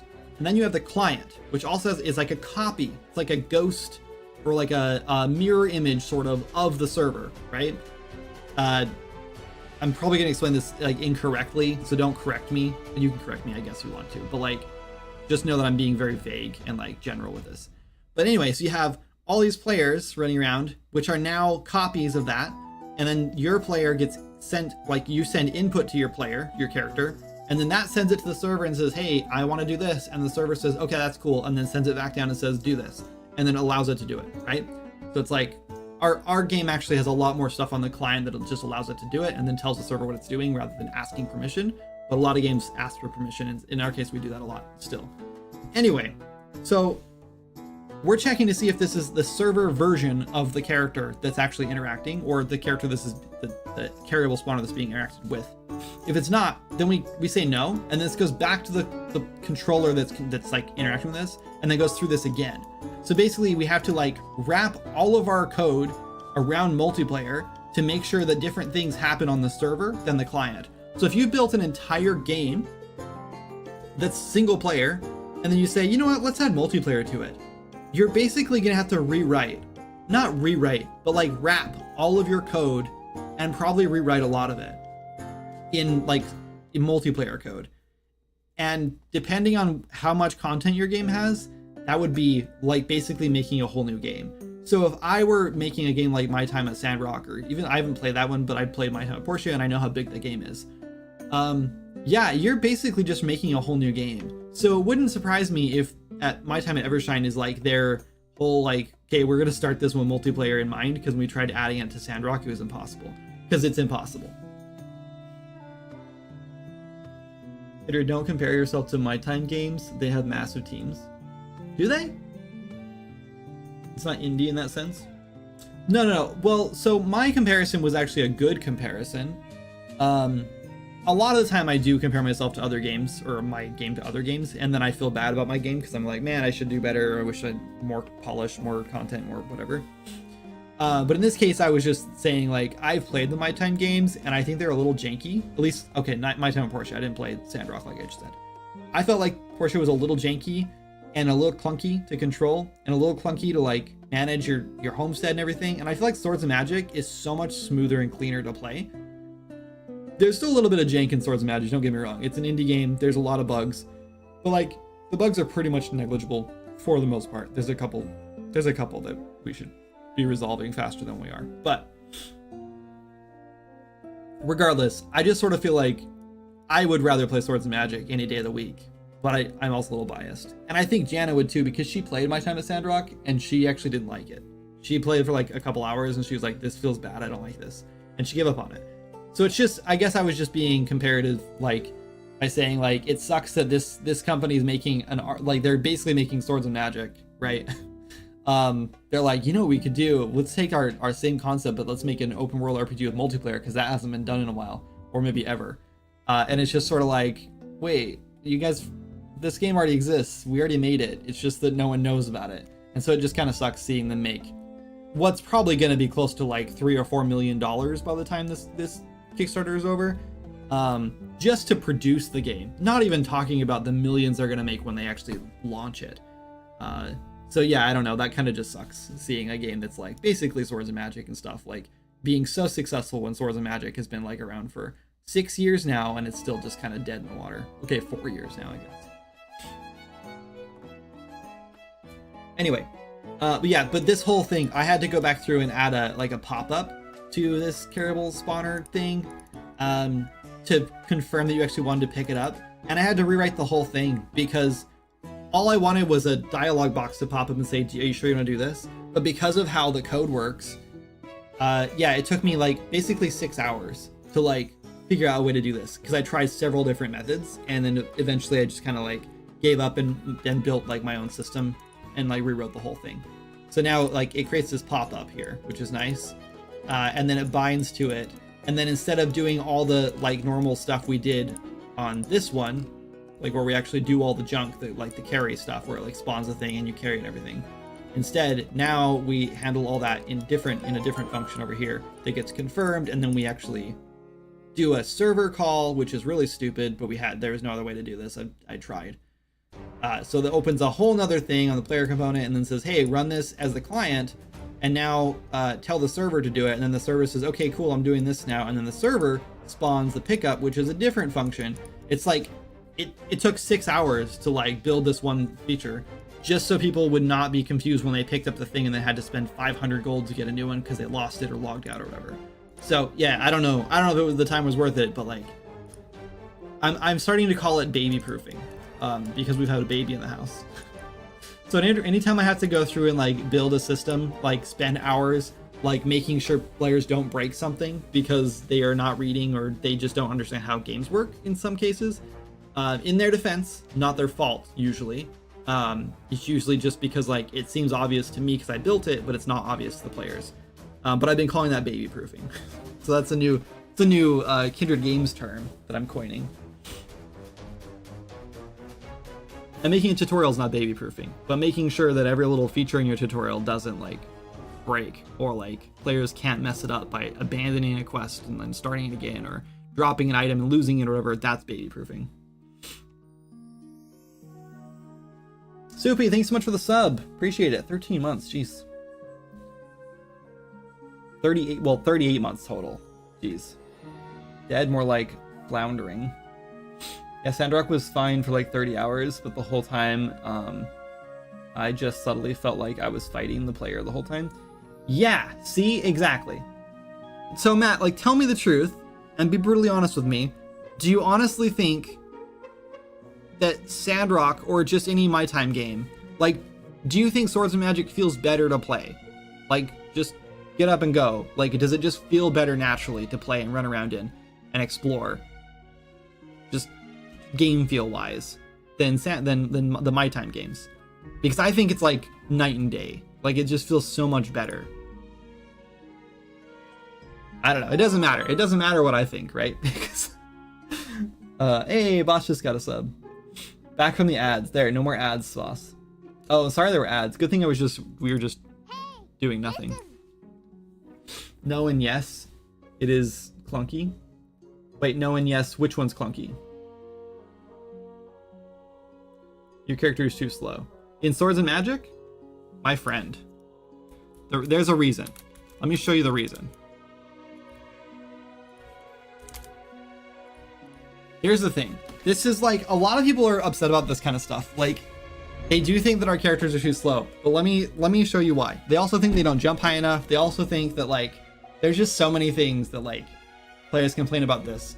But the thing is, you have to remember, and I'm not arguing with you, because like, that's understandable. And I did say get up and go, meaning like not after you spend 100 hours in the game, but after, you know, you played for 2 minutes, like you just jumped in and started moving around. So yeah, I see what you're saying. However, the reason our character is so slow is because there are buffs in this game. For example, I don't remember which one it is.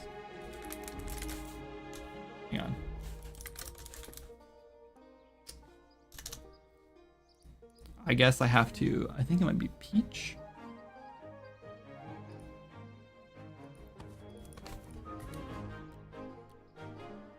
Yeah. So I just took a haste potion, and look how fast I'm moving now. It's not a haste potion, it's an alcohol that makes you walk fast. So this gives me +8 haste. This is nothing. I could make this so much better. Like, let's go get a is it speed? Potion of, what is it?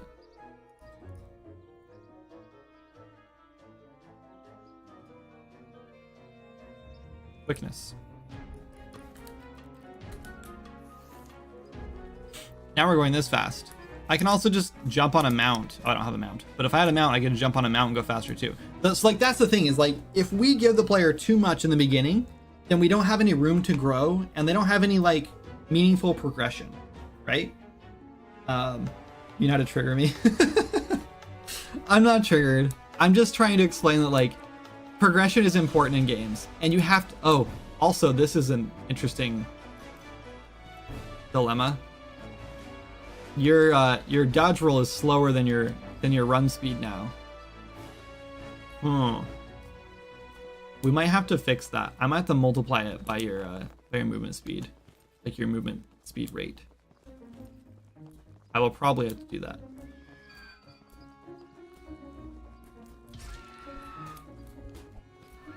I just killed all 3 of them in one hit. Do you know why? Because I have a cheater sword. Anyway, animations and sound effects were identical, and it's like if Sandrock, like, hold on. Sandrock 100% lifted assets because their hyena enemies were 100% used in Outward. Wait, really? Hold on.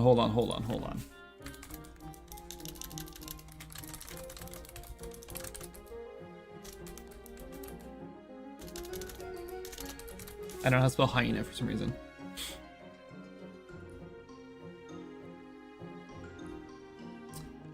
There's no in-game picture?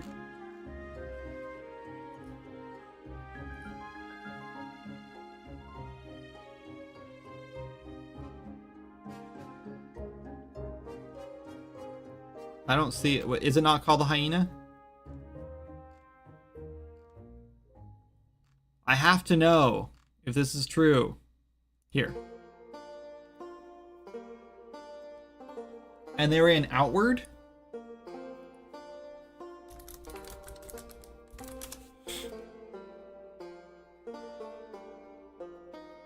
Did they do the same thing we did? I'm not gonna lie, they look very similar, but I don't think they are. I mean, they're definitely okay. So like the model is obviously different. This has like, they have like rocks growing out of them. They've clearly got like, but their proportions are almost identical. Animations and sound effects were identical. Okay.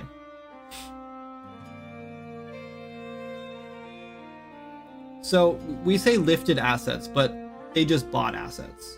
What's like lift implies stolen. Group of friends all prefer swords over Sandrock.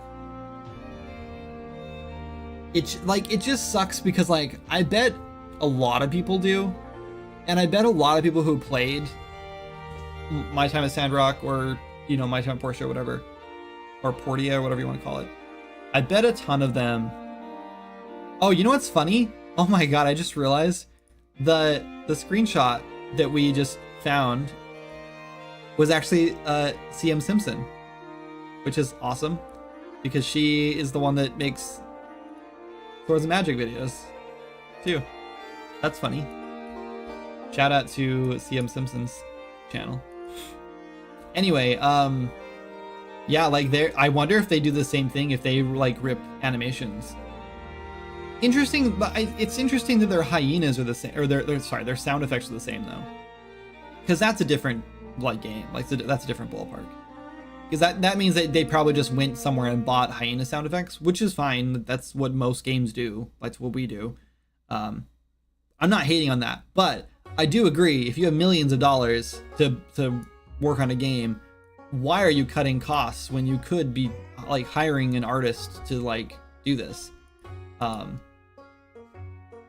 again, I don't know. Maybe that's how you turn a profit. I don't know. But okay, let me catch up on chat. Seeing them use what I presume is a store asset honestly turned me off. I get what you are saying, just saying what I felt from my first playthrough. Your character was slow and it felt clunky. Because of that, I was like, meh. Dodge doesn't add to velocity. No, it just gives you... It used to. I just actually changed the dodge.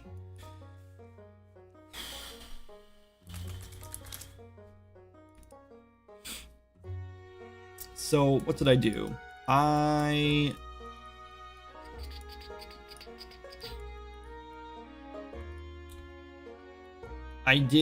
used weight encumbrance, and then I modified some of these. So what I need to do is get the player's oh man, this is the player controller. Oops. Get float attribute for move speed, and then we do divide this by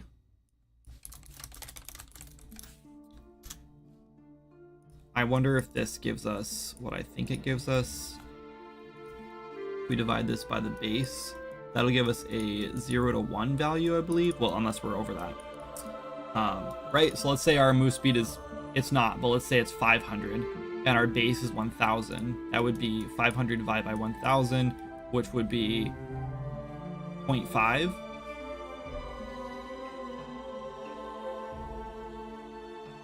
Yes. And then we would, yeah.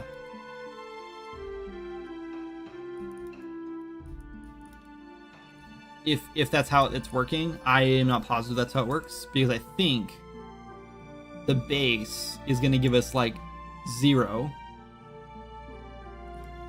If it doesn't work right off the bat, if it's not like perfect, then we will go print what those values actually are. So I think we might have to actually get the base move speed that we're like multiplying everything by. Oh, that seems like it's working.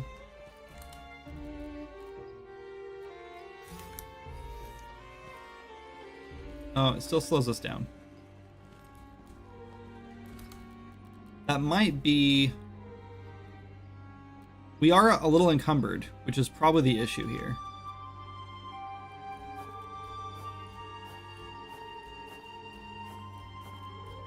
Oh yeah, I forgot I can press Q now.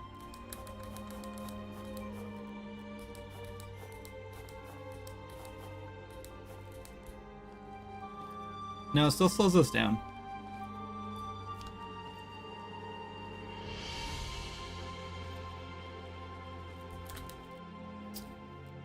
Interesting that didn't completely break anything though.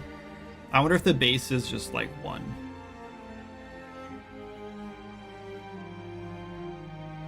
Now we're frozen. Unreal seems to do this like every single stream. We'll just like randomly freeze one time for like a good 10-30 seconds.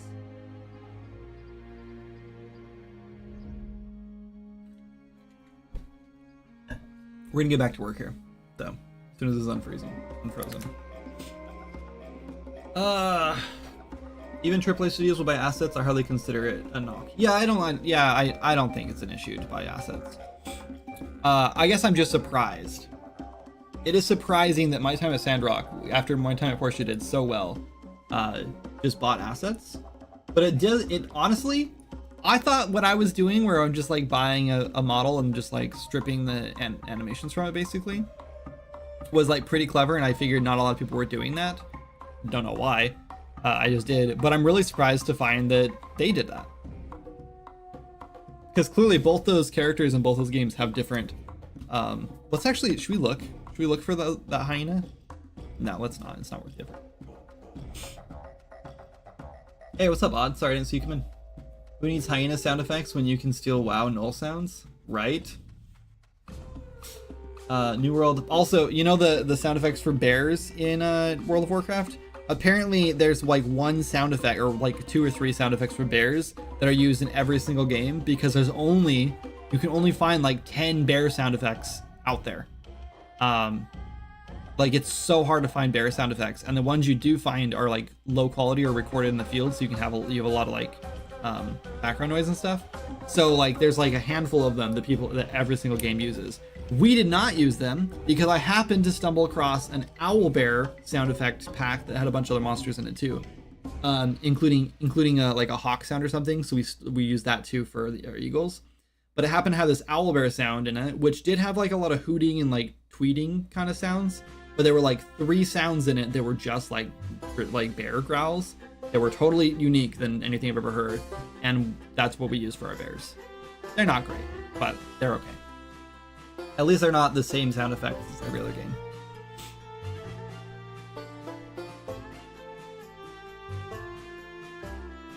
New World was honestly so disappointing. I also agreed.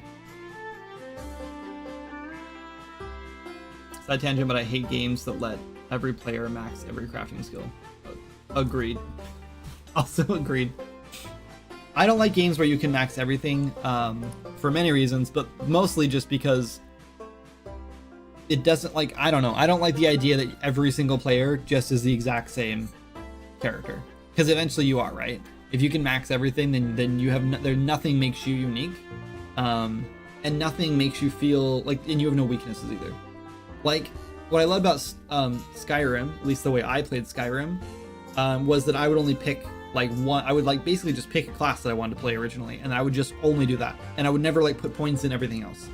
But Skyrim allows you to do that, which is the problem. And so eventually every single character in Skyrim is every single character in Skyrim. They're all the exact same.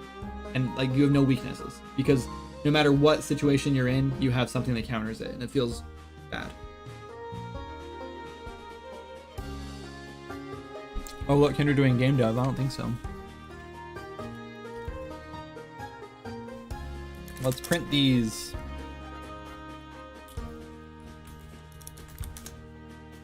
Let's do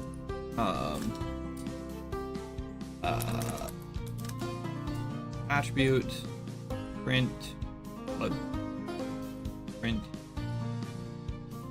and base print.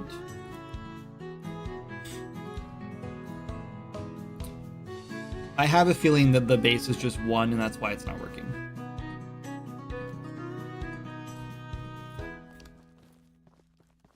Oh, they're both 425. Okay.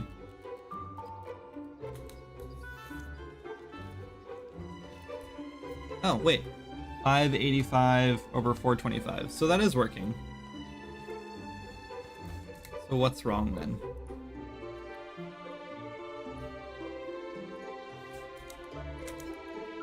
Let's just print our ratio. Maybe I have it backward.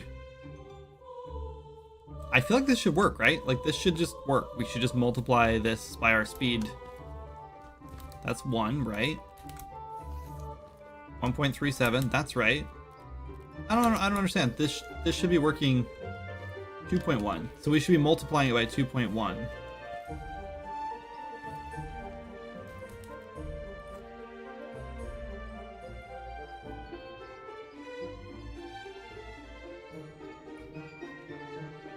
Our weight encumbrance is just a little too strong, I guess. Or maybe it's because we're clamping it. Oh, or probably because we're clamping it. Let's put our clamp up to 1,000. Or actually, let's do 600 here. And then we multiply that by our speed at the end. So we get rid of this.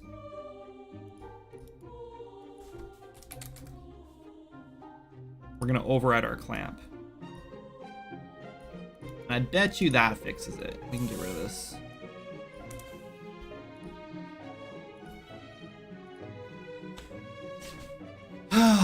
Man, I love gameplay ability system. I cannot wait to make a game with it, like the right way.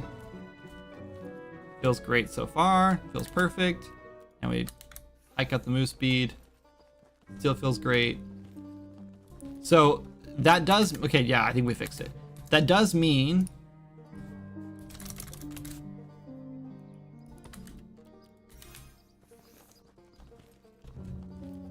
oh, so it does put you like at a stop at the end, which that's like how it works. But yes, that fixed it. Yay. So now if you're fast, you can also dodge roll like crazy. Still same cooldown though, but that's understandable. Wonderful. So yeah, like I understand that it feels a little clunky to run around just because it's slower in the beginning, but I just think that if we give players too much speed in the beginning, then like there's no room to improve. You can also get like this doesn't have any enhancements on it. Let's go spawn another one in. Let's do great orcish greatsword. Let's do masterwork. So now, oh, we don't have any.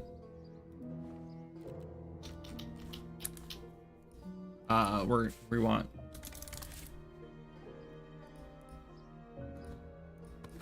prismatic stone.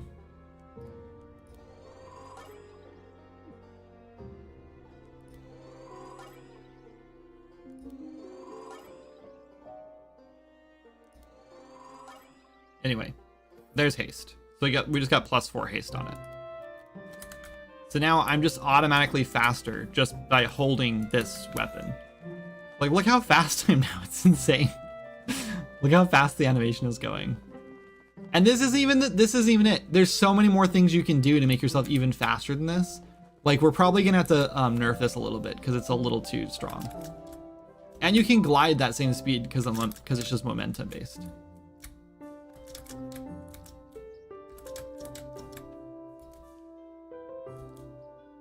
Oh, it's good to see you're just randomly wandering around. Are you gonna walk down there? You gonna walk down that hill? Okay, we need to put some things up. Anyway, yeah, I don't know. I just think that you need like, I don't know. I think characters need to start weak, right? But I understand movement speed is one of those things where like, yeah, you want characters to start weak, but also like, it doesn't mean you want them to be like, feel bad to play. God, the trees feel so much better now that you're not like catching every single one on your camera on every single one of them. Like even when I'm like trying to get stuck in the trees, it just feels so much better. That helps so much. Okay, moving on. We fixed that bug though. I forgot about New World. Yeah, it's Old World now. I got to the max base game level and lost all motivation to keep playing since I couldn't progress without buying the DLC, and the upcoming DLC was not worth it. Yeah, I got bored of it pretty fast because they all the quests that aren't like PvP related were like, go kill the southern bear in the southern area, and then you go there and you kill a bear, and then you go back and you're like, okay, cool, I did that quest, there was no reason to do it, but okay. And then they gave you a new quest and it was like, go kill the northern bear in the northern area, and it's like, oh, they just recolored the bear and now it's a quest to kill the same bear but in a different location. It's just, I don't know what it is. I think there's a way to use, like, I think World of Warcraft, like, recoloring their enemies is totally fine. Like, I think the way they did it was totally fine. But the way New World did it felt so lazy. And I don't know why. I think it's because World of Warcraft has actual quests that you do, and they actually feel like something that someone actually needs you help doing, and doesn't just feel like cookie cutter to, like, fill content. I don't know. In 5.4x, there is a tick box for maintain velocity for animations. I don't think you're using group motion, though. No, we're not. We found this out with our roll. That's cool. You only use Blueprint or C++ too. We have like a little tiny bit of C++ in the project, but it's mostly Blueprint. I want to say it's 99% Blueprint. There's like really not much C++. We could have made this whole game without any C++, but we're just using it in a couple places for like in UE4, because we're not in UE5 yet for this project and never will be. There's a thing that they added in around this time called gameplay ability system, and you had to use C++ to enable it. In later projects, I have actually purchased a plugin for like $25, which makes like enabling it basically instant, and also like using it so much better and easier. And so in future projects, even if I did all the exact same things in Swords of Magic, I wouldn't need C++ for any of it. I also need C++ because I needed to link our demo to our actual store page. So if you're in the demo and you get done with it, there's a button that pops up and it's like, play the full game, buy it here, and you click that and it takes you right to the store page, like opens it up in your like Steam browser. And we couldn't do it without C++, so I had to add some C++ for that. But it's like super easy, and that code is like available right on the website, so I just copy pasted. I didn't do anything special. That's about it. I'm sure there's a plugin that would have let me do that, but I didn't want to spend the money on it when I already had C++ in the project and could have just copied and pasted the code in. But in future projects where I'm not using C++, I'd probably consider doing that. Just buying a plugin for it, because then I can use it in future projects again, and that's like where the money, that's where it becomes worth it. Here's what you're saying. My argument, not that it matters, would be that why does speed have to be something that is buffed a lot? Just make the buffs for speed minimal. You have every other aspect of progression. Why lose possible players for that? Do you really think the players are like playing, like starting the game and saying, the movement speed is too slow, I don't want to play this game? Because like when you start out, you're inside of a prison cell. Like I would understand if you started out and you were like in the middle of like the farmlands here, and you're like, cool, and you had to run around for like an hour, like back and forth doing a bunch of quests, like that would feel pretty bad. But when you start out, you're in a little tiny zone, like a little tiny prison, and then you get off that and you're on a zone that's much bigger. I'll give you that. But all the quests are really close together when you first get out there. And but once you get into that zone, one of the very first shop items you find is a lemonade that gives you like +2 haste. So you immediately get like a 20% movement speed boost. Like almost immediately, like right as soon as you get out of like the confined areas, you get that. And that lasts for 12 minutes. Like, and it's like cheap. It's like 15 gold or something, and you can buy like 10 of them. They stack in your inventory, so it takes like no space, and you can just drink those every 12 minutes, and you're like, you've got all that movement speed back. So I don't know. I just think, I think showing players like, hey, look, you can modify all of your attributes like this, right off the bat is worth it. I don't know. I mean, it wouldn't hurt to go in and just bump up their movement speed in the beginning, but I just feel like giving players too much early on doesn't leave enough room for improvement. I just think, I don't know. That's just my opinion. But I also see where you're coming from. I respect your opinion. All the top end fast stuff can be fixed by simply toning down the speed buff while still having the players feel less clunky. That said, just talking about my initial experience, don't mind me.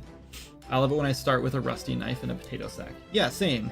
Cannot stand JRPG where you start out with divine armor. Yeah, I pretty much don't like any game where you start out as like a hero. Like, there's something intriguing about like making a game where you like craft this really cool character, like Kratos from God of War, right? Like there's something that's really fun about being a developer and like crafting this really cool character that's like memorable and like intriguing and interesting and everything, and then you jump right into the action, you're just like this total badass. But I also feel like you don't have any room to grow at that point, you know? And I personally like video games for the power fantasy, but I think what I like about them is starting from the bottom and growing, right?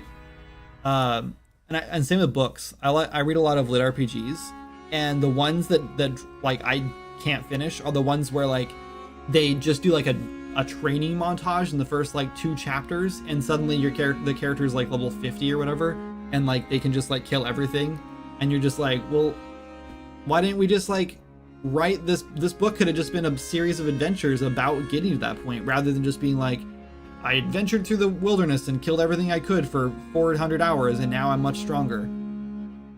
I don't know. That just seems so stupid to me. That they're just like grinding forever, and like that's how you just skip a whole chunk of content. I don't know. I hate games like that and books like that.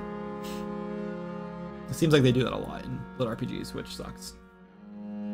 Weak doesn't equal clunky. I don't think slow means clunky. You were super clunky, but you could bypass that with dodge/cover system. I don't know. I think, am I so far behind on chat again? Guys, you guys talk too much. I don't know what to tell you.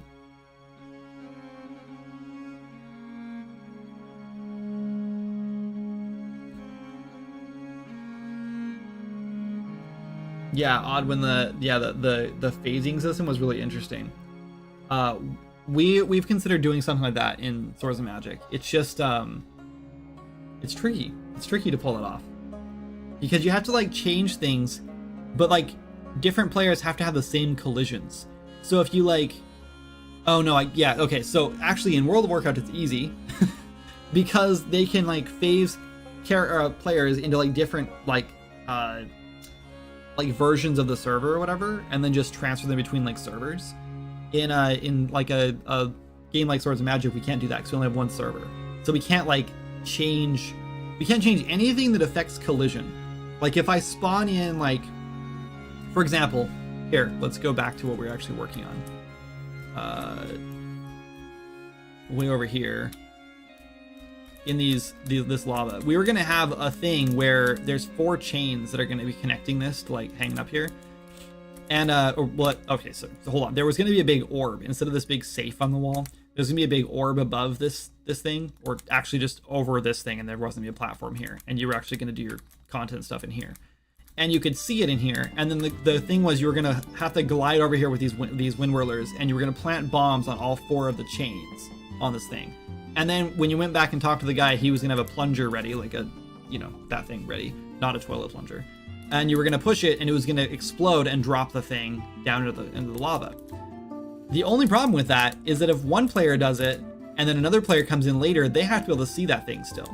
And that would be fine, except that, like, now you have to worry about players like, well, the player who's already dropped it on the ground has to have the same collisions as the other player, because the server has to have those collisions. Because if a client has collisions and the server doesn't, the client's gonna glitch a lot and then just fall through something.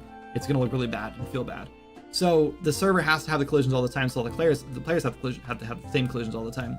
And so when we have that orb up there, like, the player has to walk on it. So if you've already destroyed it and it's gone for you, and then but you glide over there, you're gonna run into an invisible thing, which probably would have been just fine. But we also considered like doing a cave in so you couldn't get in there anymore, or like exploding the whole cave and like caving it in or whatever and destroying everything inside, and then blocking the players so they couldn't get back in. But then other players who are coming through the same world would have to get in there, and they can't just walk through a wall.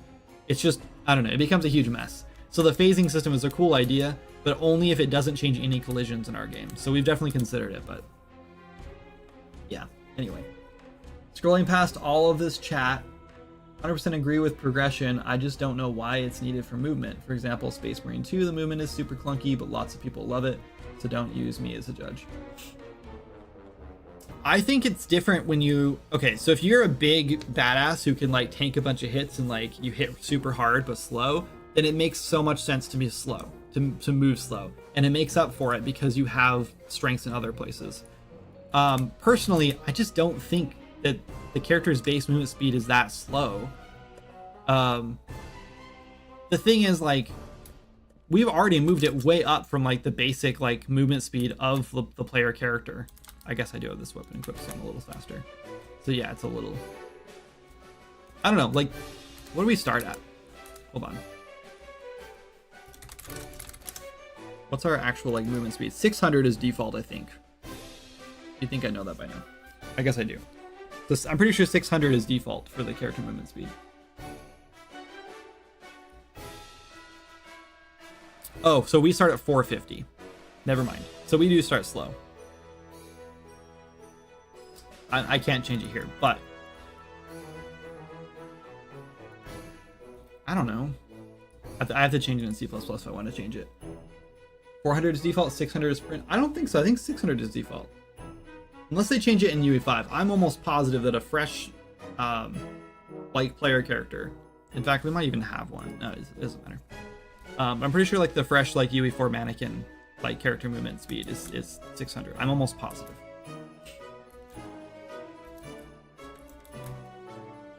$600 sounds familiar. Been a while since I've used UE. Yeah. Anyway, let's let's do this spline. Sorry, we're getting back on track. Guys, quit distracting me. What are you doing?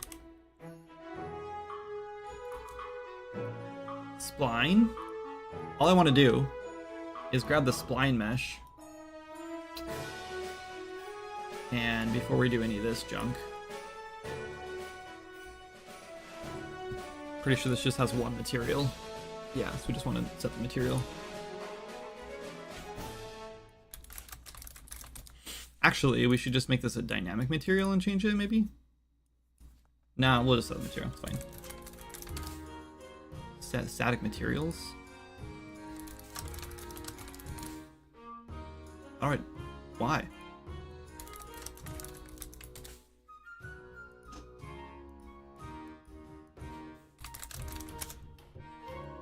There should only be one.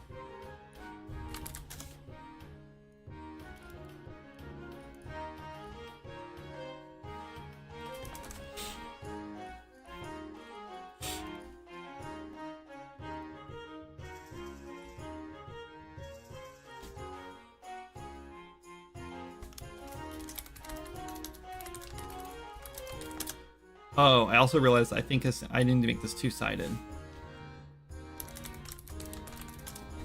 I can't call it tunnel material. Oh wait, there already is a tunnel material. Wait, am I using this somewhere? Is this just not exposed? It is. What am I doing? Did I just miss this somehow? I'm so dumb. It's literally right here.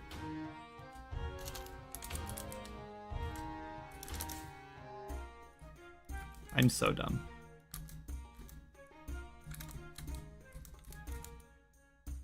Past me knew what was up.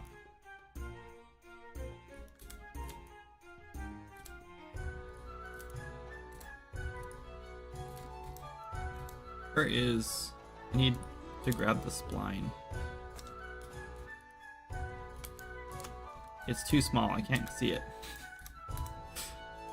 We're backward too.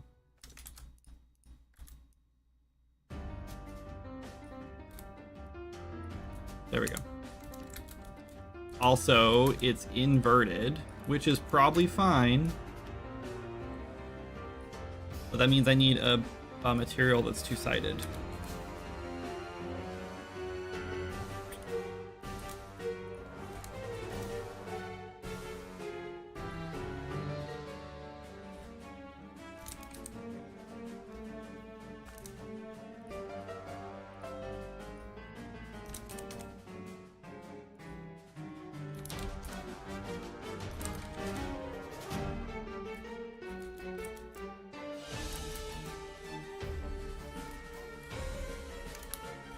Cool. And then I don't know what to do with these tubes.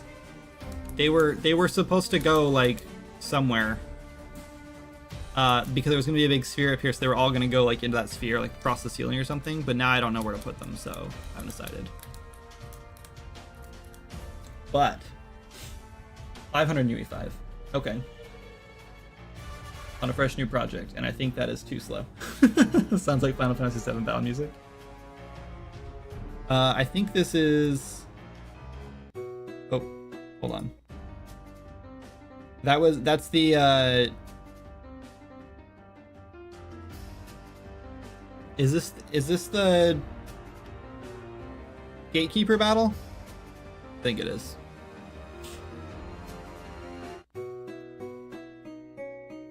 Speed also has some relativity. I could make somewhere that 500 feels lightning fast or super slow. That number really doesn't mean much on its own. It does depend. Anyway, guys, I'm gonna take a quick break, stretch my legs, refill my water, use the bathroom, and then we'll be back. Be back.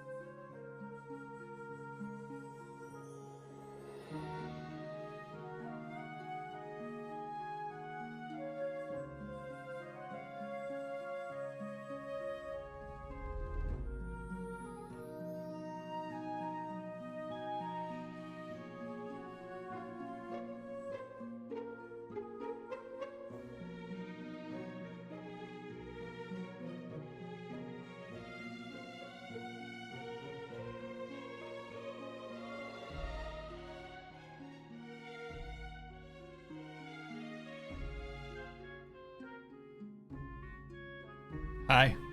I have returned. Whoop. I broke my green screen. Ta-da! I'm back.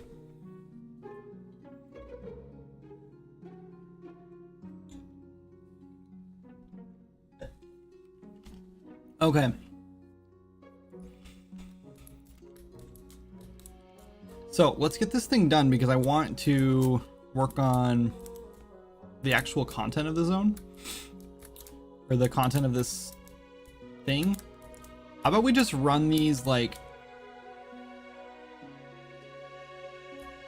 I don't know.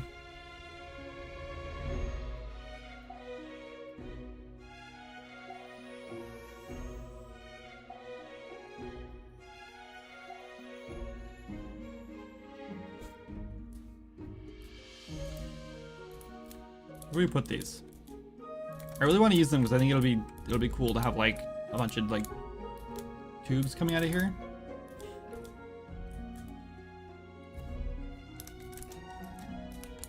Whoops. Hey, listen.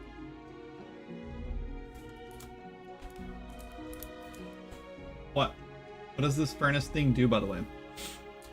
Oh man, it's gonna spoil the whole quest for you if I tell you.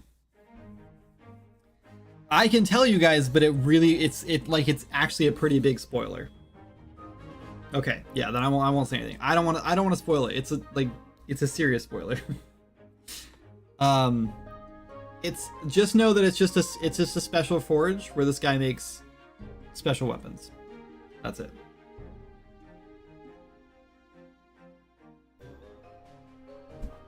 But there's gonna be an event in here that happens. Oh, speaking of the special forge, this guy needs an anvil.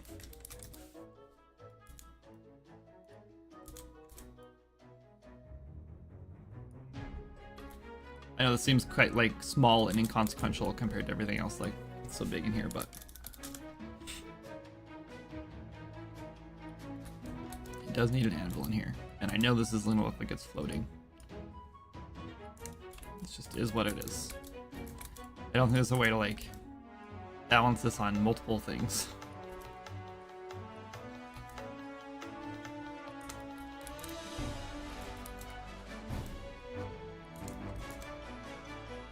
Whatever. We could put like a rug down or something. I don't know. We could put like something down that goes there, but I think it's fine. We'll put a hammer here. And let's put some, what are they called? Tongs?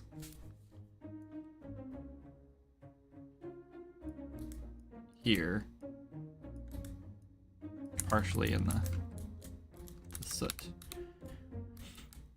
So yeah, this is the forge, and these should have like fire billowing out of them, but like I don't know if any of this is gonna actually be workable. I'm pretty sure this guy's gonna make all this stuff for you if you have him make things for you, or he's just gonna teach you the recipe. Or maybe it'll be a processor. I haven't decided.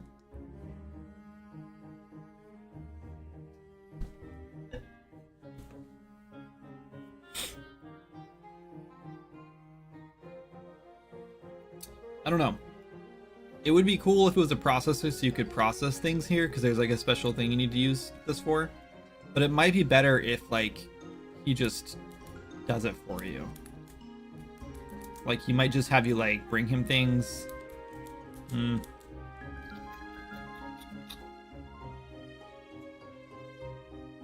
It's a thing that does a thing. Yep.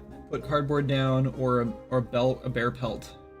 Bear. No clue why there was a T. A bear pelt. Kindred, I've been trying to get the farmer's hat. If I had to guess, it's a drop from Scarecrow. But after 2 days of grind, they still haven't dropped the hat. I don't think they dropped a farmer's hat. I would guess that you'd buy it from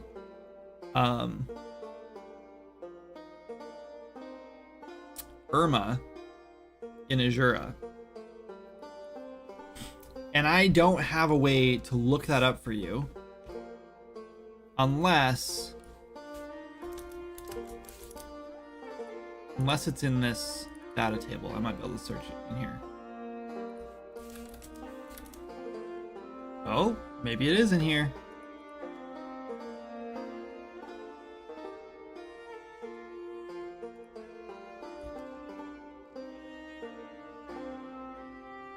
It's not. I don't know what came up when I typed in farmer. Oh, scythe. Farmer's scythe.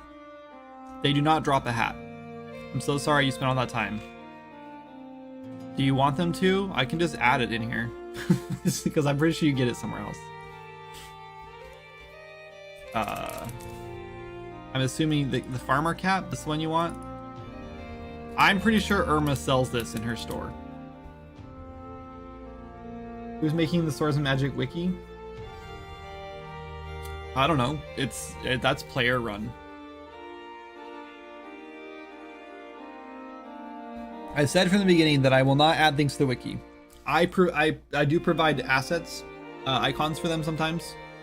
If someone asks, I'll usually like package up all the new icons and send them over to them, but that's it. But I do not run the wiki. I do not have time to do it, especially since things change so much. At 1.0, that's when the wiki will really come to life, because then things won't be changing anymore. But too much stuff changes. So I have a new Discord. My old one got suspended. Discord won't tell me why, nor will they respond to my appeals. That sucks, Azazel. I hate when that kind of stuff happens. You have a square metal plate put under it. I don't. Oh, I might actually.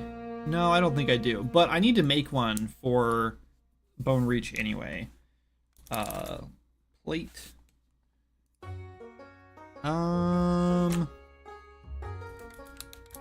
I guess we could use this pressure plate model and throw some iron.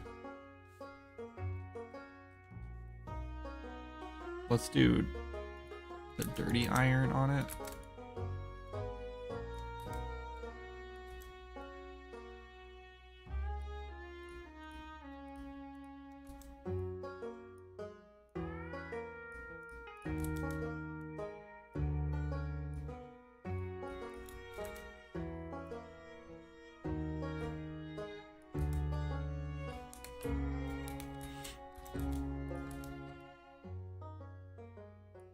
I can't flatten it too much because it messes up the lighting.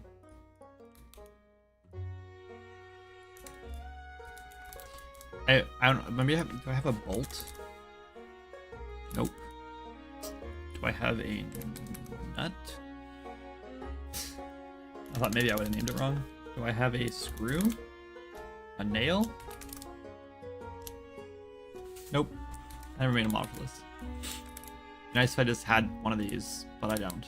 So that's okay. That's fine. We can just do that. It's crooked on purpose. I made it crooked because I didn't want it to look perfect.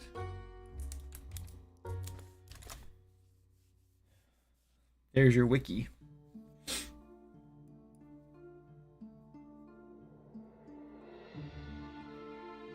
Be nice to have an upgrade top. An upgrade top to the furnace to put in your house. Yeah, so I actually just built that in finally. There you will. I'm pretty sure this update will give you the ability to get upgraded processors for your house. I think they'll just unlock as something you can craft at like level 30, probably. Or level 30, you'll just get an upgraded version that you can craft yourself. Also, people don't usually sit down while forging. It looks a little odd. Really?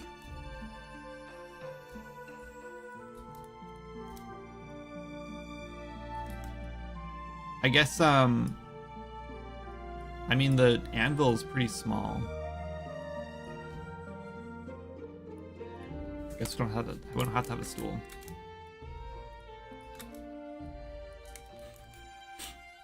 I think it's because I usually put weapon wheels in, and I put a stool with those, so my brain just immediately thought I needed a stool for it. But you're right. That's fine. All right. Okay, where are we gonna put these tubes? It'd be great if we had like a section of these tanks like in a circle, and all the tubes like went up and like were like banded together, or whatever, and then came down into it. I don't know where you'd put that. I thought in the center of this would be cool, but we can't do it there. Maybe we do. What if we just like steal another one of these and put like another thing here where they all like go up into?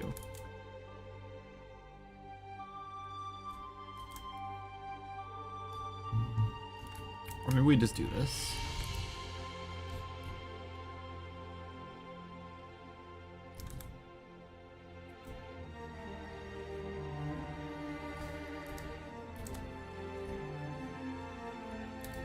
Oops.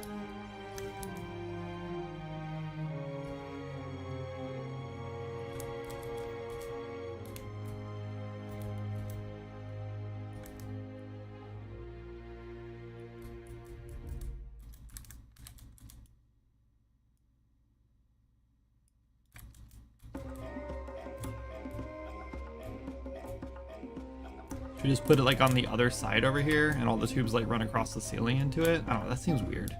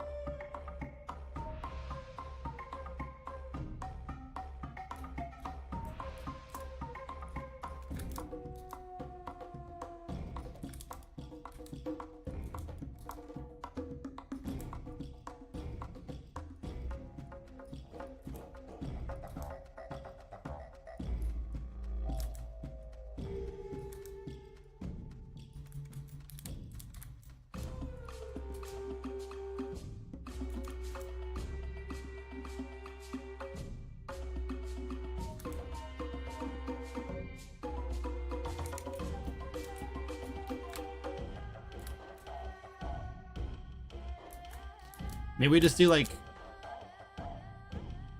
We have 7 of these to do. What if we do this?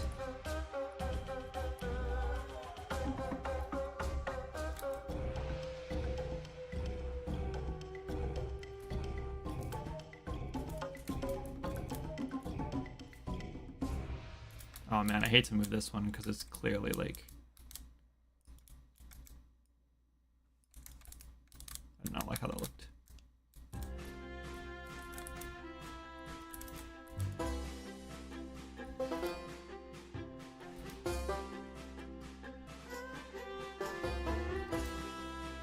I'm gonna have to break some stuff if I do this.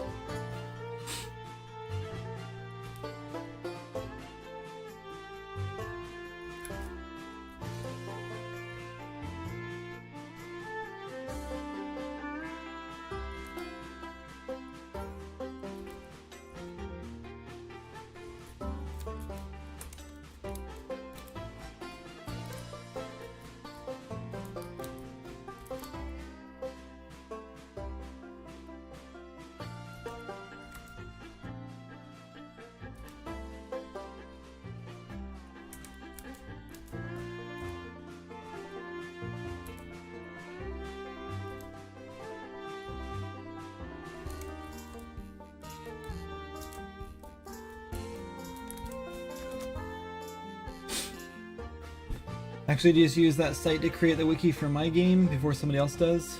Yeah, so we actually, weirdly enough, we actually got reached out by someone who works at Fandom.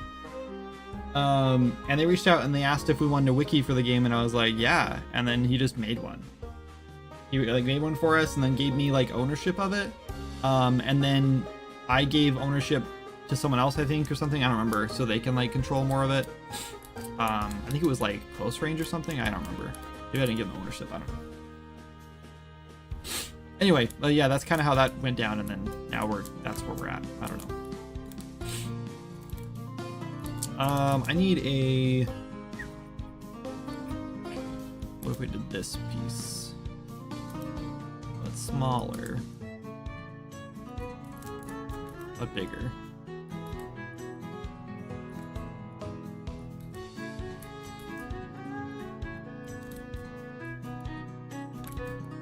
Now that this is here, we can pull this back more.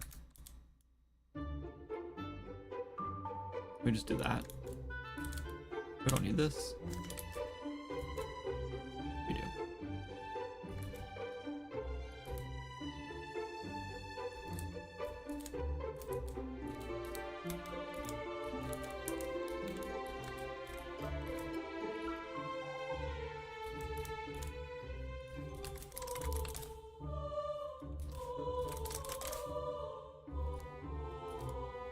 What iron is this?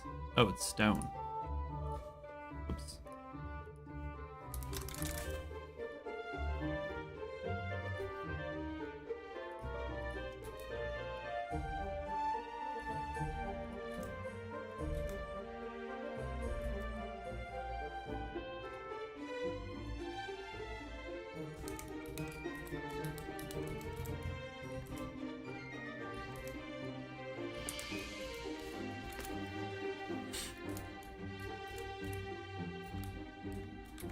think that's fine. And then we need to put like, there's 7 of these, but I think one's just gonna go like up into the wall or something. That'll be fine, and we'll put 3 on each side. But I want to get rid of these because I want to do copy rotation.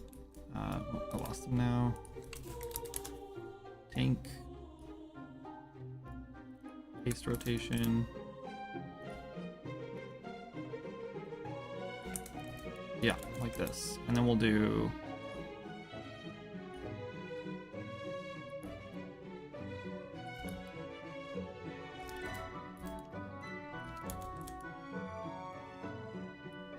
like 3 of them.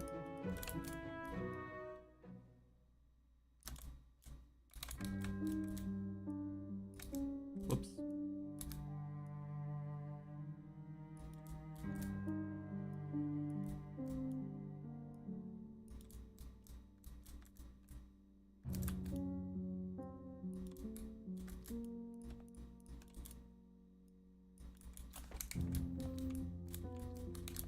I don't know what these things do. I have not actually thought through like the logic of this.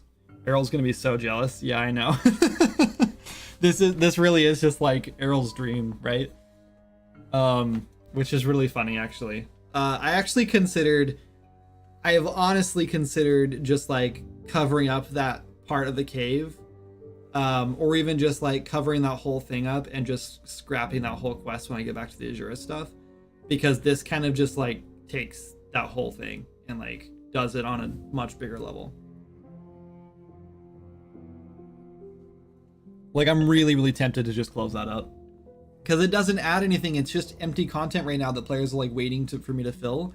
And then if I do that, the only thing left on Azura that I need to fill is there's like a, actually no, the only thing left there is the door behind the waterfall. That's the only content that we have like left to do in that area if we cover up that dungeon area. The only problem is, oh, and the goblin cave. But the only problem is then we don't have like a dungeon unless we make the door behind the waterfall the dungeon, which I think would be fine. And we actually have 2 new monsters for that dungeon already, and then the slimes will be in there. So we'll already have 3 monsters for that dungeon that I think will work just fine. And we just need a boss. Make it where there was a landslide and the cave caved in. Well, that's the thing is like the cave already has. I'll show you. Let's go load it in. Azura always loaded, I think is what we're looking for. There's so many Azura levels. Maybe it's this one. We'll just hope it's this one. I don't think it is though.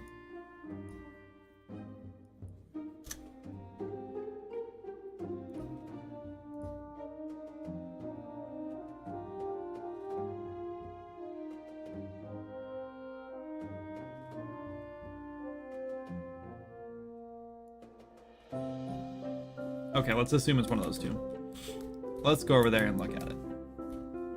I always get so turned around when I come out of Elver's Pass.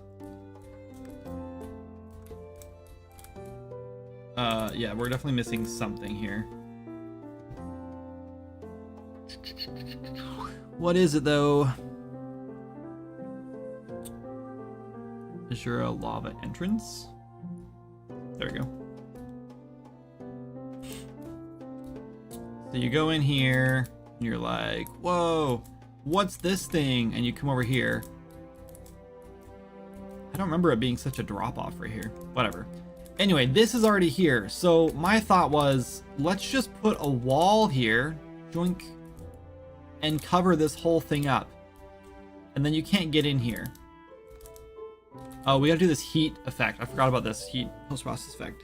This is supposed to have like a whole like lava thing here, and you can like talk to him and he'll like you'll help him build it or whatever. I forgot about this like heat wavy effect in the lava. I don't know. I love it. It's cool, but the problem is we kind of are doing the exact same thing over there. Oh, we have these. Do we have these? What are these? Is this a whole model?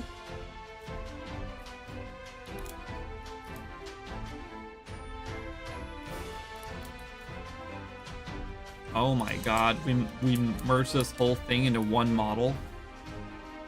What maniacs? How do we do the collisions on this?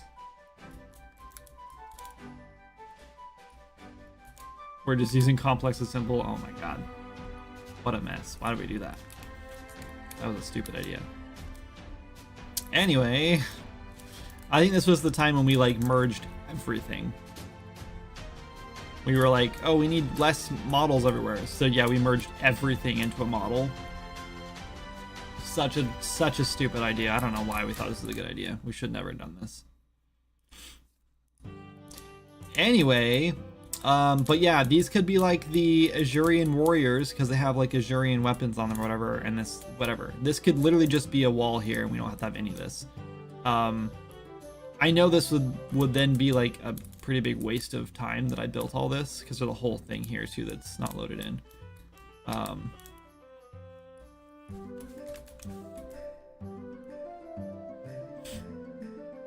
Did your kindred problem? Future is now. Can you just move the lava dungeon somewhere else? Because if so, then I think Goblin Cave plus Azure Dungeon, the archives, is fine. The archives is supposed to be somewhere else, but we could easily do it here too. So this is a big elevator, and then zoop, we go down. Or the bottom. And then this is supposed to be the lava dungeon, which I honestly hate now. I don't hate this room, but I just hate, like, I don't know. This doesn't feel like a dungeon to me, and I don't like it. And you're supposed to, like, go over here, and you climb up in here, and you, like, go down in here in this little tiny room, which I don't know what you're supposed to do in there. And then you go over here, and then you ride a turtle across here, and you're like, whoa, dude, cool turtle ride thing. This is neat. And then you hope that the turtle doesn't glitch and knock you into the lava, and then you walk over here, and then you get here, and then you go over here, and then eventually you get up here, and then you go over here, and then you glide off here, and then, yeah, and over there you're supposed to fight a boss or whatever, and then you get here, and then you can go into here, and you're supposed to fight another boss. But I don't know, I'm really tempted to just like yeet that whole thing, and we could move it somewhere else. That whole level can just, like, you can literally move an entire level. Like, I can just do select actors, and the whole thing could just be slid over somewhere else. Just, yoop. I don't know. Like, I feel like this is like sunk cost fallacy where I'm just like, oh man, but I spent so much time working on this. But like, who cares, you know? In before breaks entire game. Yeah. Could make it not a dungeon, just add some enemies and ores and resources and call it a day. You know what, Dee? That's actually a really good idea. That's honestly a really good idea.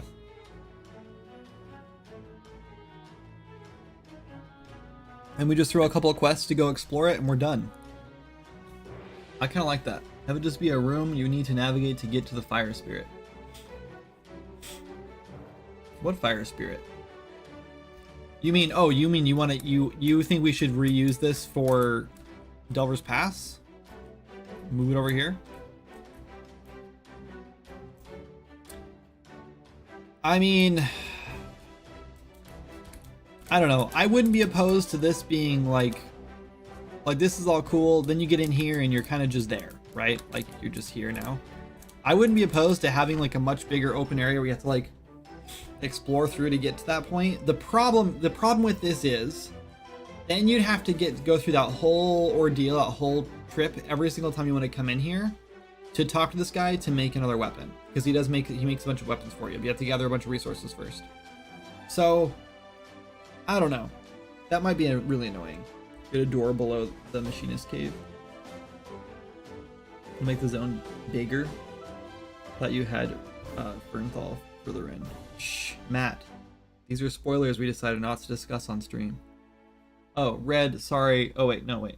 No, just kidding. That was a long time ago. See, this is the problem with YouTube chat. Is I keep up on it, and then I think that I haven't kept up on it because it hasn't moved in so long. That I see old pings and stuff.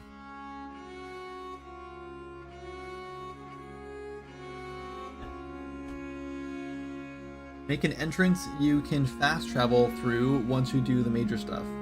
Nah. He's mentioned in the press build. Yeah, he's mentioned to find him, but he's not mentioned what he's doing and where he's at.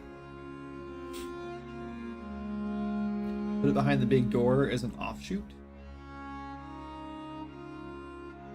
Wait, what do you mean the big door? Behind this big door?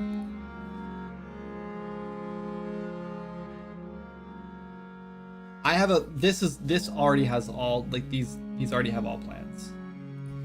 Okay, fine. Yeah, you're good, Matt. I already have plans for all this. This whole thing has a whole plan.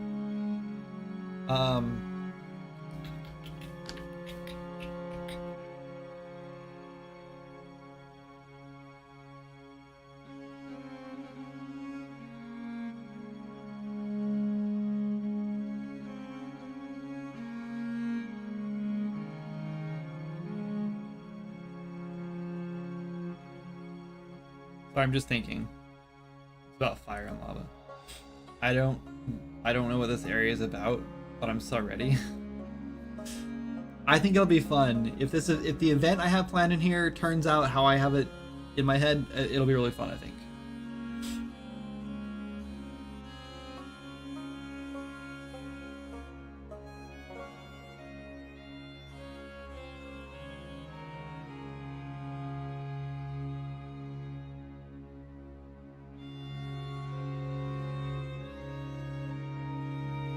I don't know. I don't think we should make this any further in, just because players have to get in and out of here, and I don't want the idea of like teleporting them. I love the idea of like shortcuts where like you go in and it's like there's a big door here or a big gate or whatever, and it's like closed, and you're like, wonder what that is, and then you go through this whole dungeon thing and you get back up and it winds all the way back around and you're like, oh, here's a lever for that gate, and then it opens, then you can just go in and out pretty easy. I love that idea, but I think we're a little too late for that now. I mean, I don't know, maybe not. Like we could just like open up this wall or something, right? And then it's like, here's an entrance here, and then there's like a big gate here, like big metal bars, whatever, that he's put up, and then like maybe in here after you like do this whole thing, then you like the bars like open, and then you can just glide in, because that's the whole point, is you're supposed to just glide in there. Only you know what you're planning. Yeah, I do. Only I know. Like you have, I think you have a gist. Like you know, actually Matt, maybe you don't know. I think you have an idea of what like the whole thing is. I thought you did anyway. But yeah, the only way in and out of here is gliding, which is a little scary. This is like honestly so much smaller than it. Oh, that's because the collisions are broken. That's okay. We'll fix that. I hadn't anticipated that, but yes, we will fix that. Watch this. You can stand inside these now, and the glide just takes you all the way to the top, as you'd expect it to. And if you fall into it, oh, it just takes you all the way back to the top again, just exactly how it's supposed to work in the first place. Took me like 10 minutes to fix that. Another one of those things that like I've been wanting to fix forever and just not got around to it. No one else knew how to fix it. By the way, gliding all the way to the top isn't it? It's just, tell me it's not like a million times better. Like, right? It's so much better. It's just stupid how much better it is. Cause it, like, I've just seen so many people on streams and stuff like try to use them, and it's just like, oh, this doesn't do what I thought it did. And then it's like, no, it does. You just have to jump into it. And it's just like, it was so stupid before. And it was such an easy fix. I don't know. I've learned a lot. I've learned a lot of programming stuff recently. Also, I don't know if you guys have seen this. I honestly have not even tested this.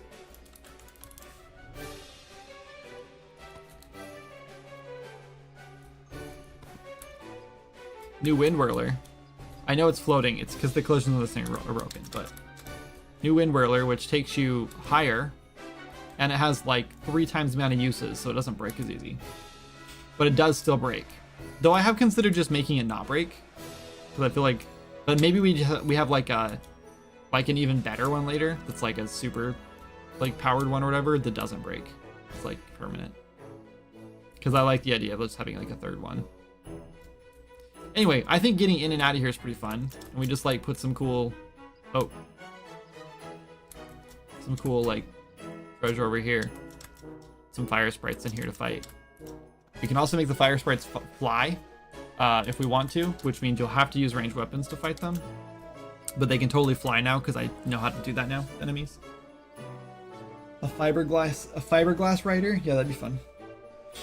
Does it work in multiplayer though? When we tried that years ago, it was super buggy, but I assume you fixed it in a different way this time. Yeah, it does work in multiplayer.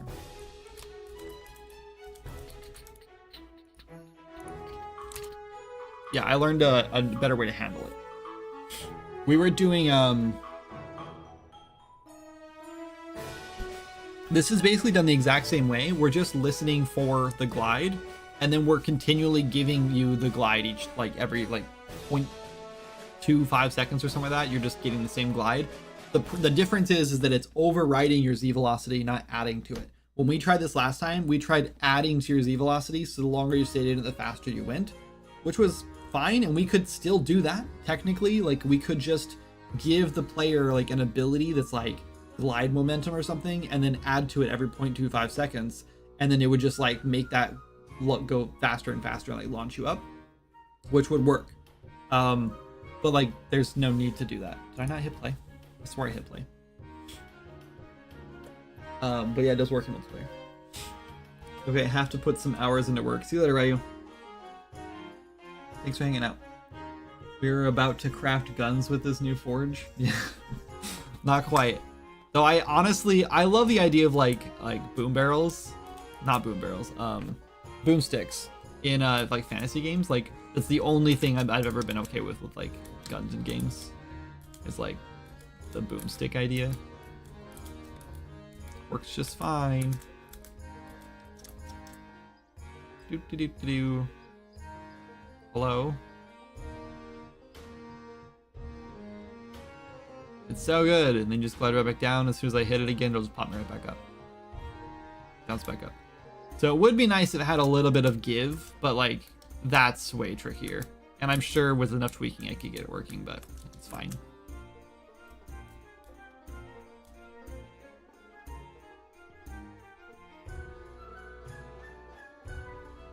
Yeah, I'm excited the players have to like kind of glide into here. I think it's fun. Glide out. Nothing feels good other than the collision right there. Let's fix that collision.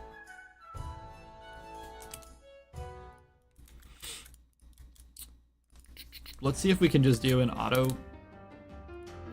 convex collision. Doesn't look like it because it did this, whatever this stupid thing is. Maybe we can just delete these actually. Not those. Nope, that won't work.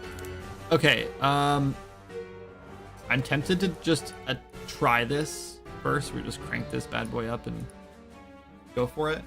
Maybe it'll work. If it doesn't work, I'm only gonna give it like one shot. And then we'll just make our own collision, which is fine and easy.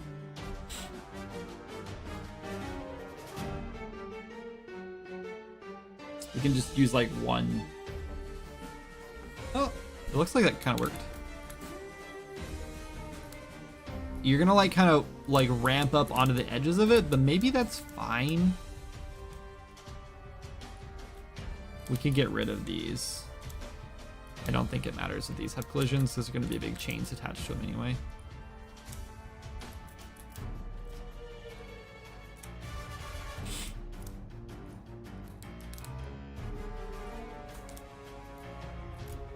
Let's see if that feels okay.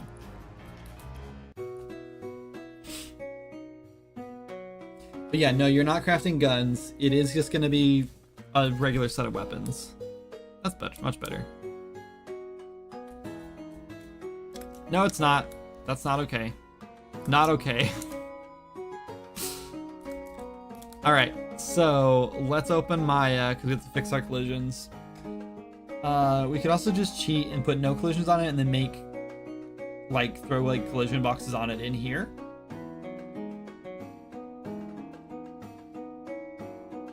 but I don't love that idea.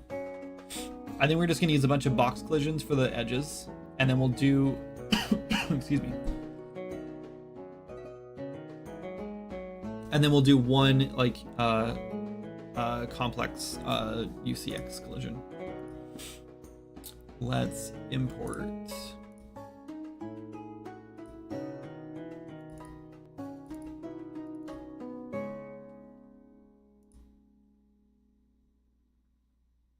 This one.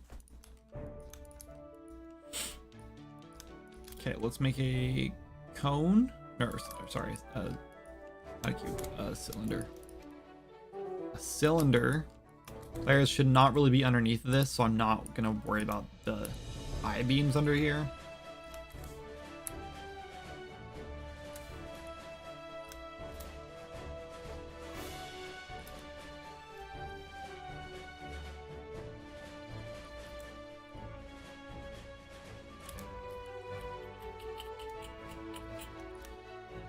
Should we have added just 12? Yeah, I think it's fine.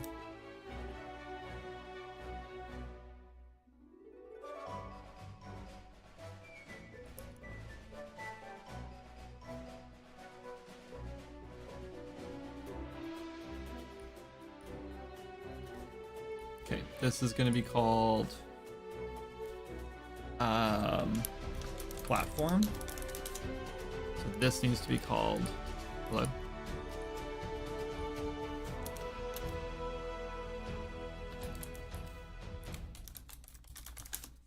think it's UCX underscore platform. And then we just need some cubes.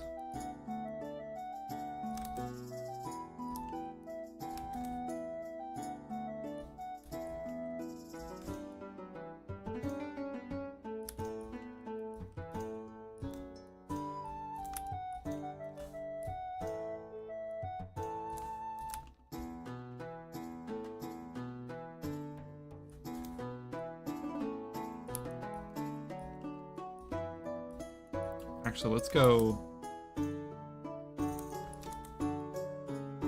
a little wider than we need it to be. Like, go to there. Then we press this button. Wait. Press this button. Then we press this button. Then we press this button. And we do this. Okay, now we grab all those and we name them UBX, and I hope this works. Platform. Now we grab all of these and export it back out. Environment, structures, platform large, export, yes. Go here, re-import.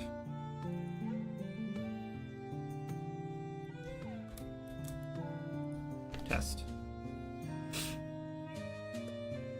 Cheap viewers, you know, I have the cheapest viewers of all. I didn't have to pay anything for them, which is crazy. Oh, already got banned.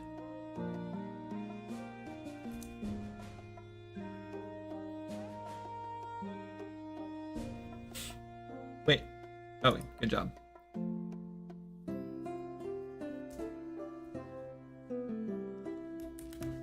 I paid you? Did I pay you to view? Oh, the boxes didn't come through? Oh, now they... What? Confused. Did only some of them work? Did none of them work? Is it not UBX? Should we do boxes for... No. This one has one? I'm confused. Did only one of those? Oh, I know what happened. I know what happened. These need to be named. Yeah, okay. So these have to be named.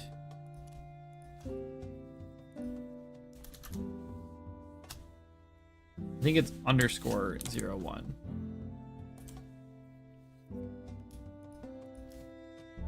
now we export. I think that's how we do it.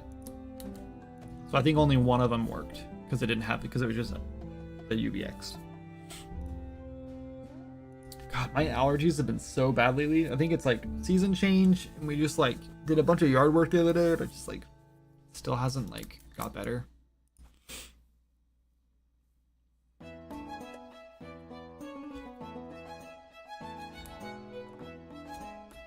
Beautiful. I don't really care if you can like step in this because it's gonna be a big chain. Oh, I guess those ones won't. Should we put boxes on these too? I guess we should probably. But this is perfect. And I don't really care about this one. Well, you know what? I do. Okay. Fine. Where am I thinking? Okay.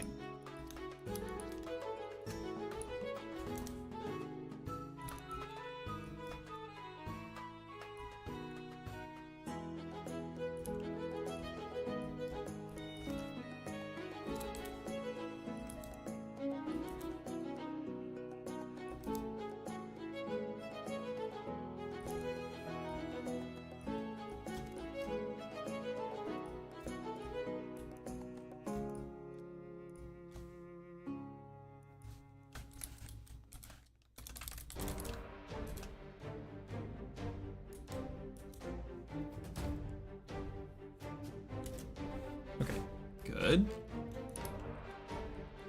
then I guess we will put boxes on all of these guys. Thank God Maya has like a really nice like renaming system.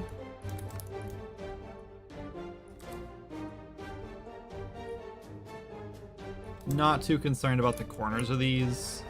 Who cares if there's like kind of floating a little bit.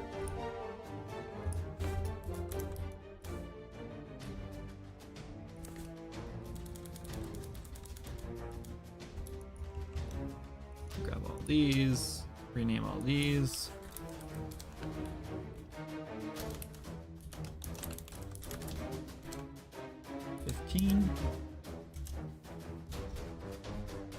A lot of collisions for this spot.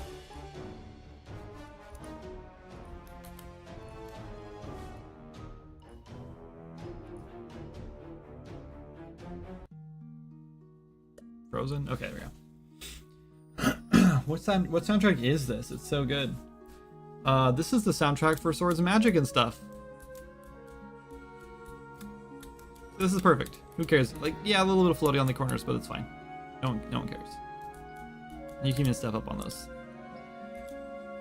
Beautiful. It's perfect. Just to make sure you can go all around. We didn't like miss a collision somewhere. You can just walk right up top of this. Those are perfect. This is perfect. Wonderful. Great. Purity iron. We'll do dark iron.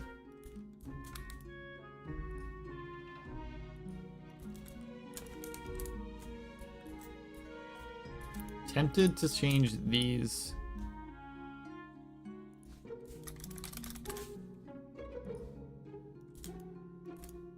And this one to dark iron. Oh. Where is this one? Where are these ones? Oh. Just kidding, that can stay stone. Oh no.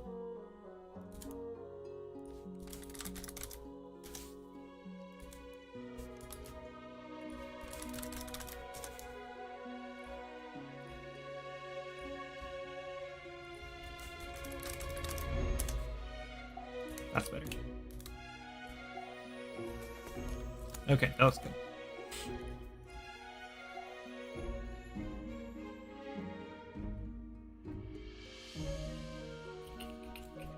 Would have been cool if we had the same lava effect going through the middle of this.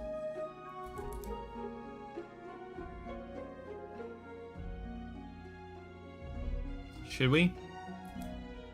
How big is this platform? Pretty big. Let's put chains in.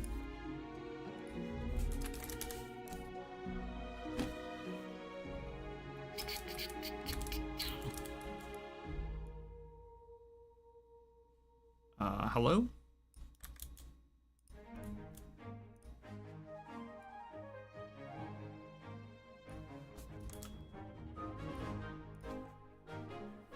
We're in the wrong level.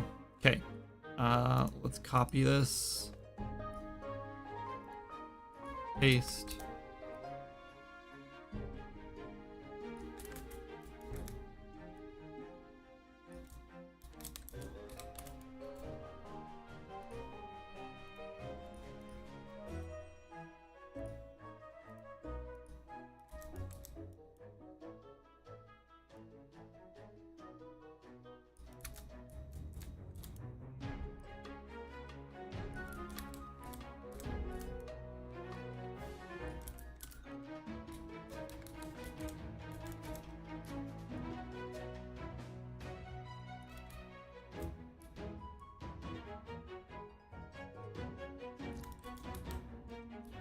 One more probably.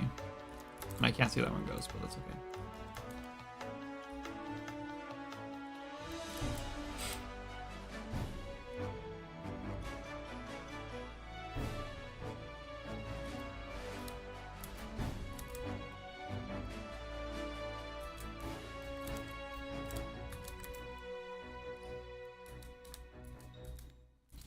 Should we worry about this actually like hooking in, or should we just... I think we can just do this actually. Just go. Yoop. Perfect. What scale is this? We should have duplicated this first. Hold on, actually. Should we just grab these and duplicate these and rotate them? Probably. Yeah. Wait, hold on. We have to do this the right order. There we go. And then we switch this and we do... I love when it does that. But it's fine.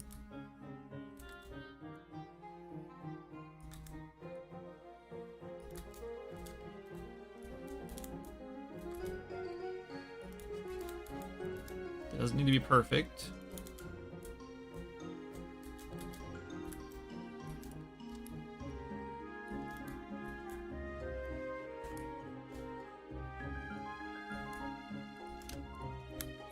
I hate that it switches the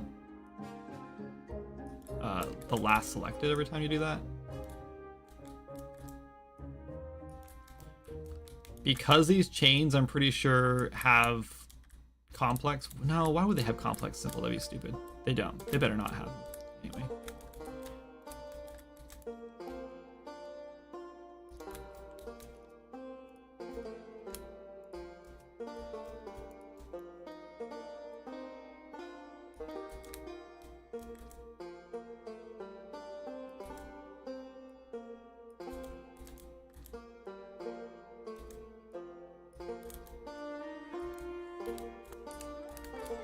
Alright, we can probably get rid of some of these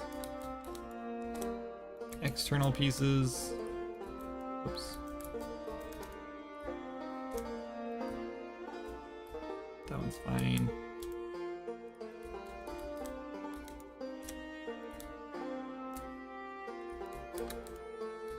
Maybe not actually.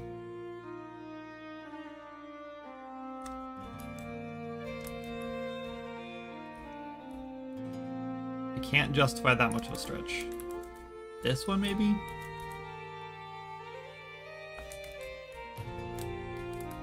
Sure. This one definitely.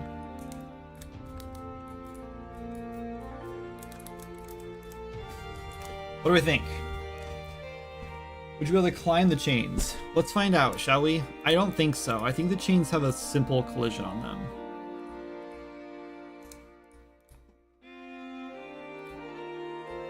They're big enough that you technically should be able to, but I think the angle's too steep.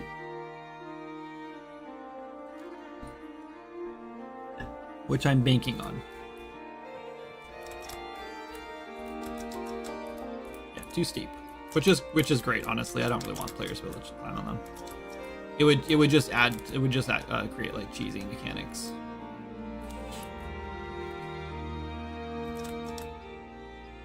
And it kind of pushes you off, which is perfect. Love it. Oh, let's make them not block the camera. All these chains, let's go. First, let's just add them to Lava cave. No. Sure. I don't know. Let's call it.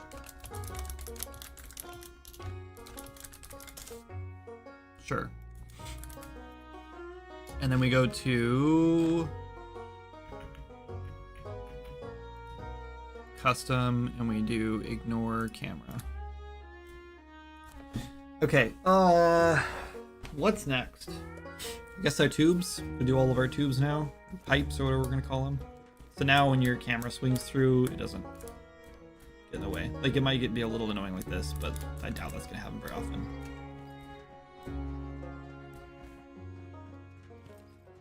Cool. Now you should be able to fight on here, no problem.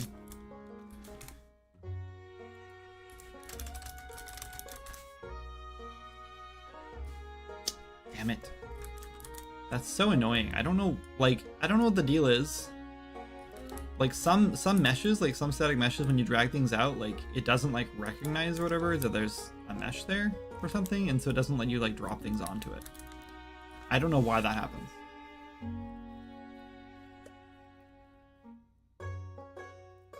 It's like adding spices to a dish. Yeah, for sure.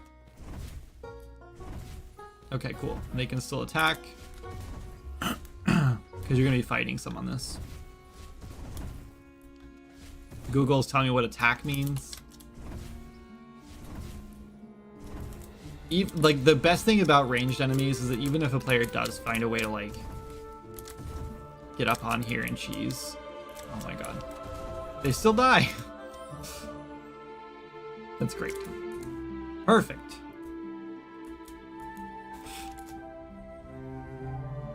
And you're gonna make us suffer? Yes, that is the plan.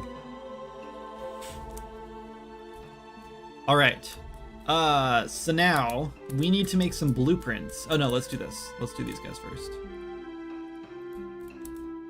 Okay, so well, first I guess we would do.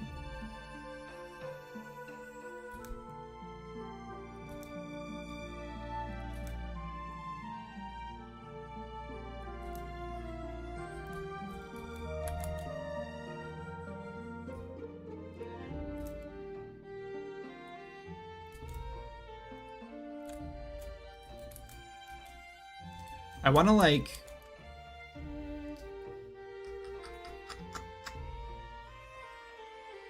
I wanted this to like run up onto the ceiling and then come back down, but maybe it would just be better to kind of like run along the wall and go back down, and we can put like some blocks or something on the wall that like it runs through.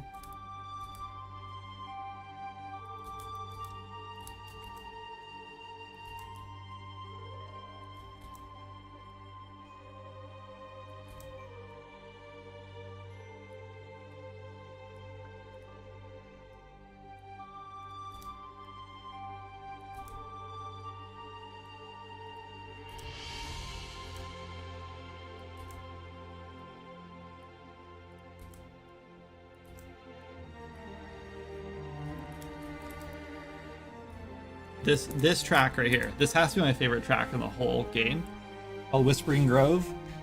There's just something about it when this track comes on where I'm just like, oh my god, what game is this from? It's just so good. It's so good. I didn't make it, so I can say that. I'm allowed to get hyped about it.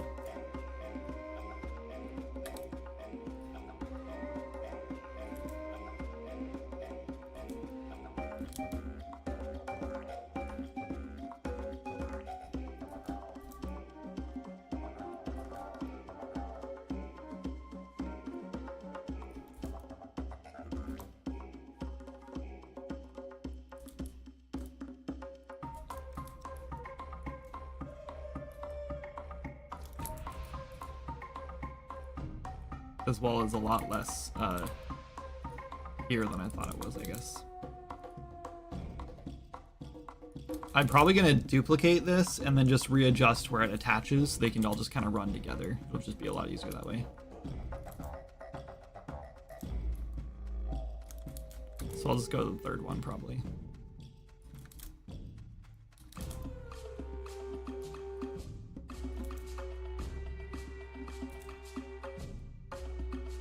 Oops, wrong one. Wrong direction.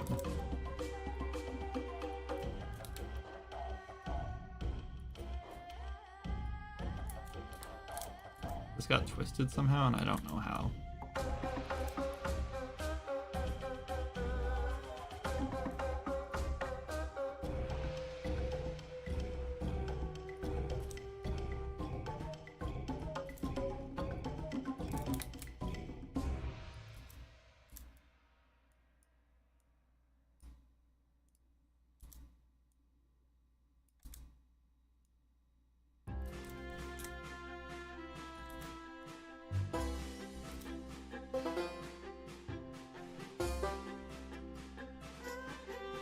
Yeah, I don't know why this is like all twisted.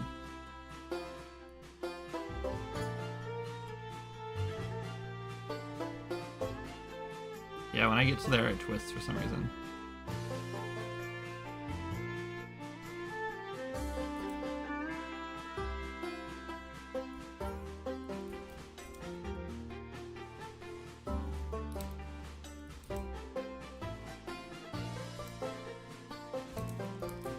I mean, does it matter?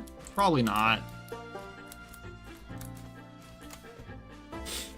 What quest is this? It's amazing.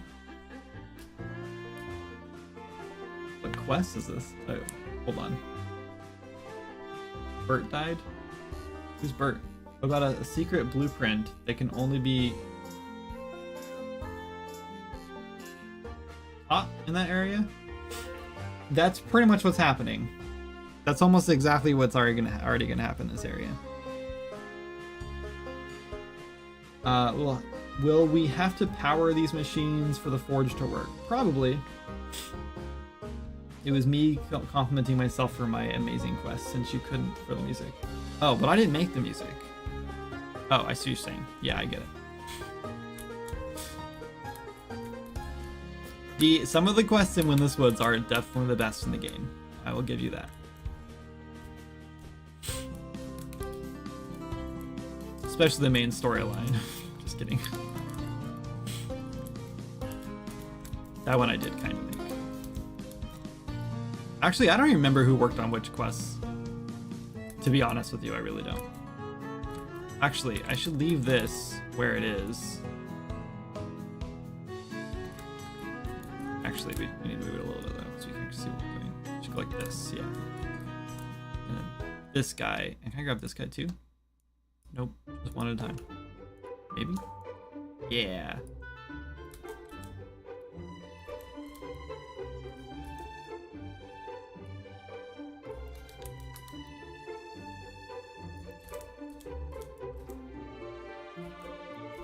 I feel like we should have a second one up here that kind of like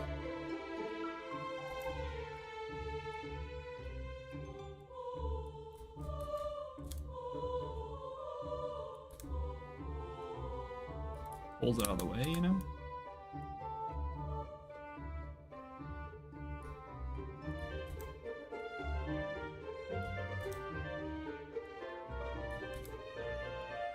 We're really messing up with these tubes, aren't we? I don't know why though.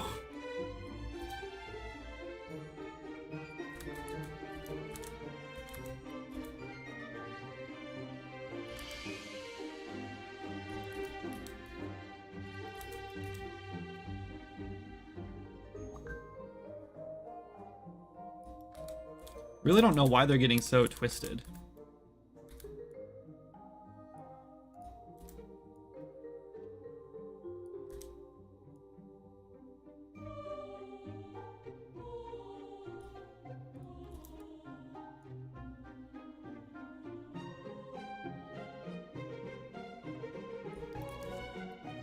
The thing is, like, it doesn't matter how you turn them in the x-axis. It's all just the other axes. Oh, that fix it? It fixed it enough that I'm willing to let it slide now. That looks fine. It's not perfect, but it is fine. And fine is exactly the quality of work that I am okay with and I'm aiming for in this project at this point as a solo dev. Fine is actually fine is like one of the best qualities for the weapons in the game. So fine is really like fine is good. Fine is like really good. You know what I mean?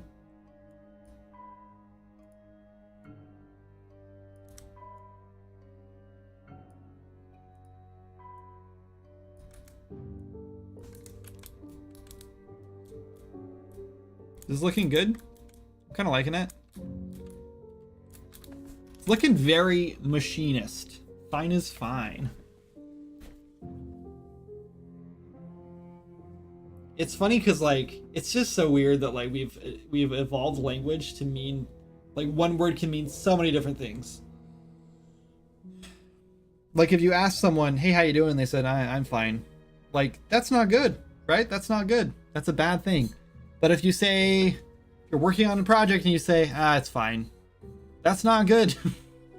But if you're complimenting the looks of someone, you say, hey, that person's fine. That's good. Yeah, thank you. I didn't want to say it, but yeah.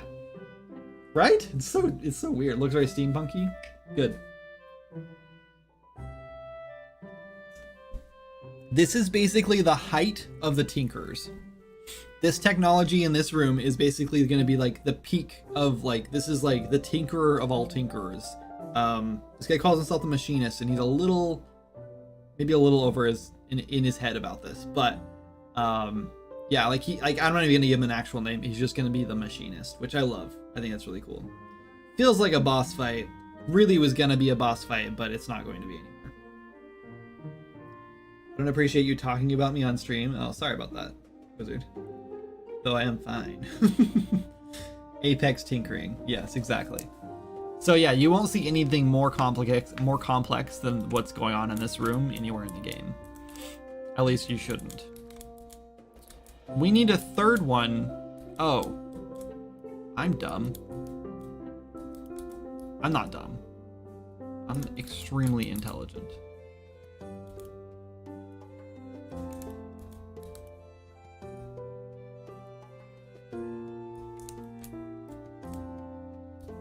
Love it. Okay, now we gotta grab this guy.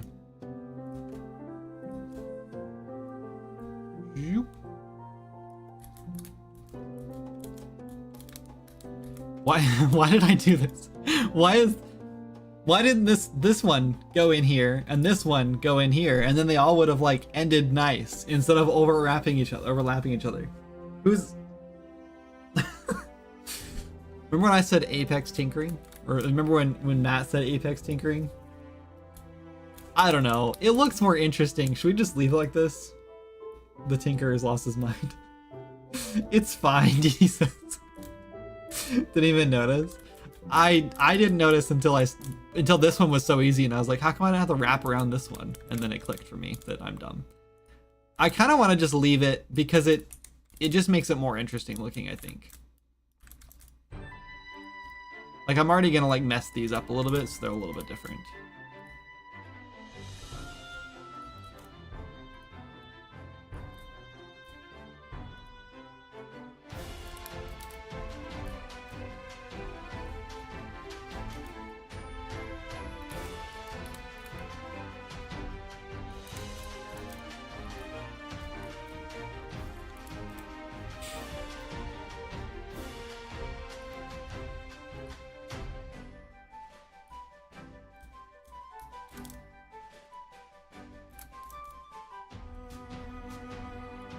Uh-oh.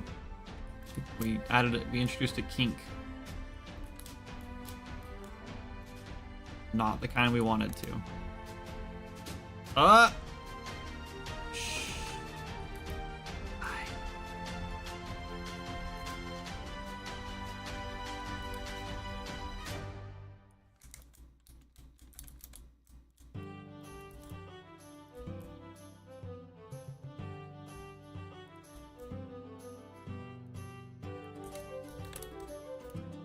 God.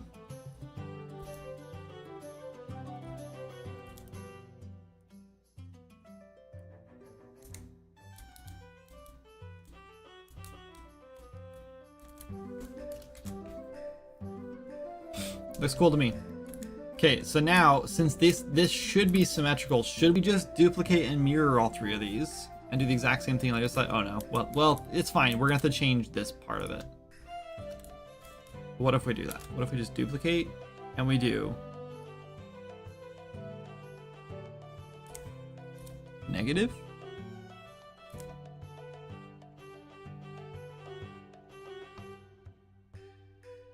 That didn't work. This should be positive. This one should be positive.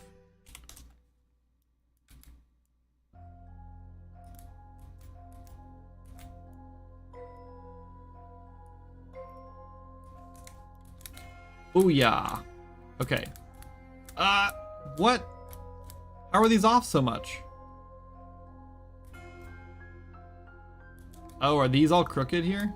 They're crooked over there. They're not that crooked though, are they? Are they that crooked?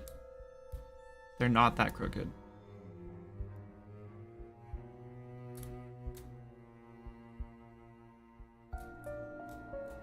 It's fine. It's not a big deal. Let's just put these back where they were and then we'll just... It's fine. It's fine. We have to change these a lot anyway.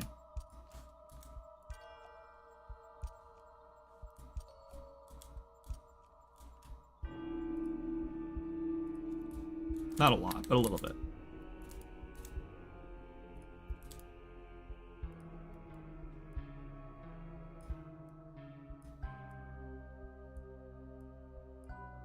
You guys excited for Witch's Eve? I got a little excited because so CM Simpson posted a thing on her I follow her. I'm subscribed to her on YouTube, so I see her notification, her like announcements sometimes. And she posted this thing saying that she was going to be kind of taking a break from her regular scheduled programming for the month of October because a lot of the games she likes to play have Halloween updates. And so she listed the games that she was looking forward, or she was planning on doing for the Halloween updates, or for her Halloween playthroughs. And one of them was Swords and Magic, and she put on there fingers crossed because she wasn't sure if Witch's Eve was coming back this year. And that got me a little hyped, knowing that people are like excited about it. And that they don't know if it's coming or not. Like maybe there won't be a Witch's Eve this year. Who knows? There's gonna be one. Pearl is so excited. Yeah, see? I'm excited about it. I'm excited that people are excited. You know, when I gave you guys the access to the update early, Jana was like, actually it wasn't Jana. Someone asked me like something about like, are you sure you want to spend this much time or whatever watching, or maybe you're not excited about watching people play the game or something, or play the update or whatever yet or something. And it's funny that people would think that, because honestly, the entire reason I make games is because I want to watch people play them. I don't get any enjoyment out of playing my own games, really. Like a little bit, I guess. It's fun. Like I like going and doing all the things, and I don't know, it's still fun to play, and I like the challenge that I've set up for myself or whatever. But honestly, the entire reason I make games is because I want to see someone else play them, because I want to see their reactions and see the joy that it brings them. And if I didn't have that, I probably wouldn't be making games at all. And so yeah, so I don't know, I just get so excited when people like are excited about the content that we put in, or I put in, whatever, whoever's putting it in, wherever it's coming from. I don't know, I get excited about it. So I'm really excited about Witch's Eve just because you guys are excited about it. But that said, we're not gonna have any new content, just a heads up. We're not, because every year I want to add more stuff to the seasonal events, because it's like, you know, like it's like the same thing it was the year before, so I want to add something new to it. But at the same time, I also understand that like I need to be focusing on new content, and so I don't really have the time to be making new stuff for old things that don't matter as much as like new zones and stuff. So just be prepared, there's not going to be any new stuff this year. That said, who knows, I might change my mind. We're not planning on it, so.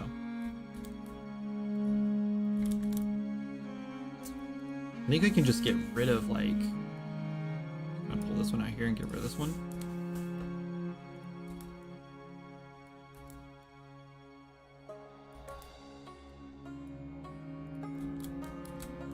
What is this guy doing? Who told him to do that? No wonder the stuff gets all twisted around. Like, what is it doing? I can't even tell which way it's supposed to go.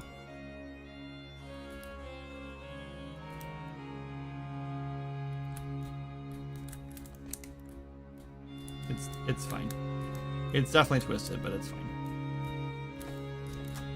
We're so close. I have one more to do after this, but I don't know where it's gonna go. I was kind of thinking it could go up here and then like drop down to the center of this thing, but I don't know. Do you guys like the idea that you have to power it? Like, okay, so this is gonna be a forge, right? Like, it's not a blueprint right now, but it could be. And the idea is there's like an output. So what if we made each one of these a stash? If you don't know what that is, it's like the tree stump in Windless Woods. We have to open it and find the right item to put in. What if these are stashes that take like certain items, whatever? That doesn't make sense because like you're already in. It's powered by heat that it already has, so it doesn't make sense.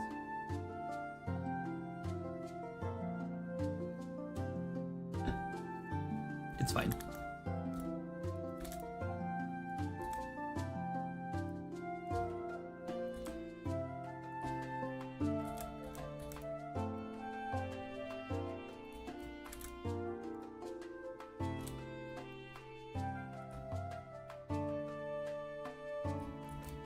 I do like the idea that it's powered by something different, but I don't think we need it.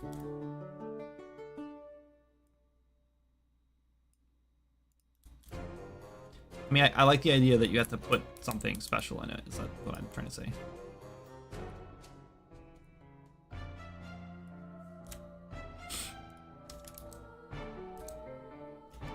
What if we delete this one?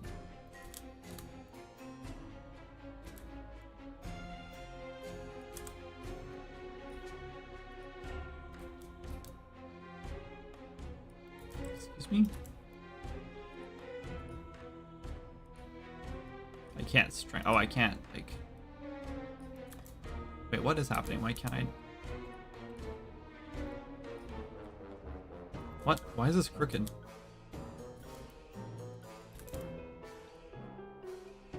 Why is this, like, not lining up with the... Is it because we have, like, this on or something? It's because it's because I mirrored it. That's why it's acting all weird.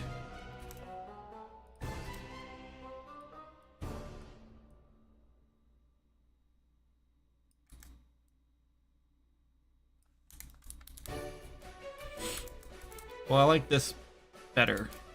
So maybe we do actually need this.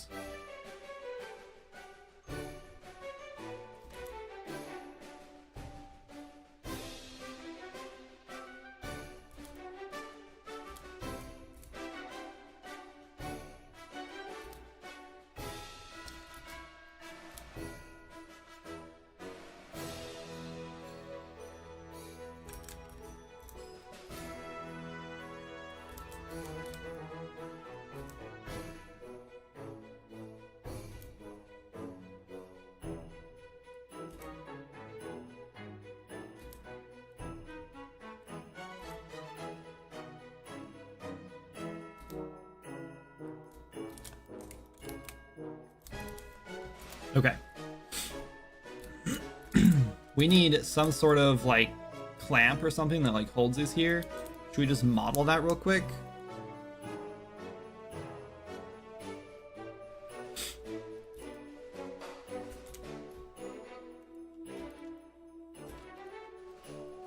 Okay, what I'm thinking is we'll just do something like this. Maybe we'll do like...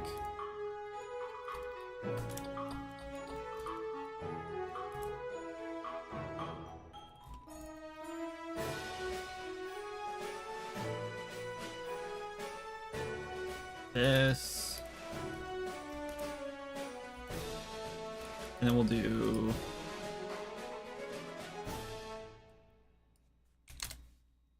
this.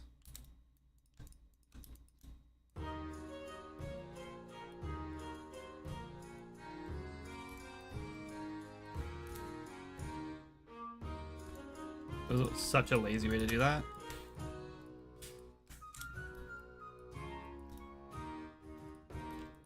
Or should we put an edge loop through this?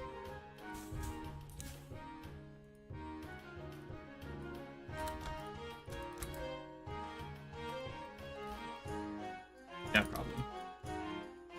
And then we add some thickness to this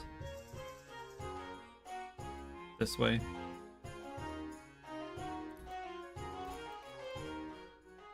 Invert.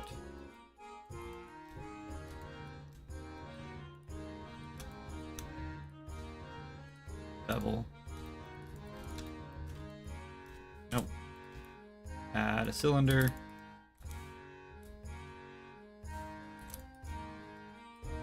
We want this to be 6. Oops.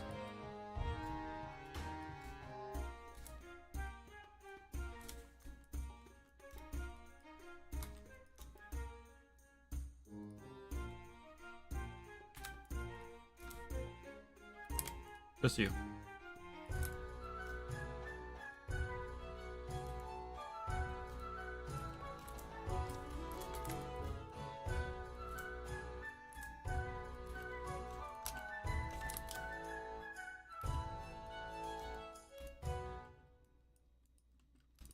And now, because I don't know how much wall we're gonna have to attach this to, I'll make it really thick. And then we'll delete these. We probably don't need these. These faces either. You're not gonna really see inside those. And even if you do get to see in there, you won't really tell if it's missing faces. It'll be fine. I think that'll be fine. Let's just add a new material to this one.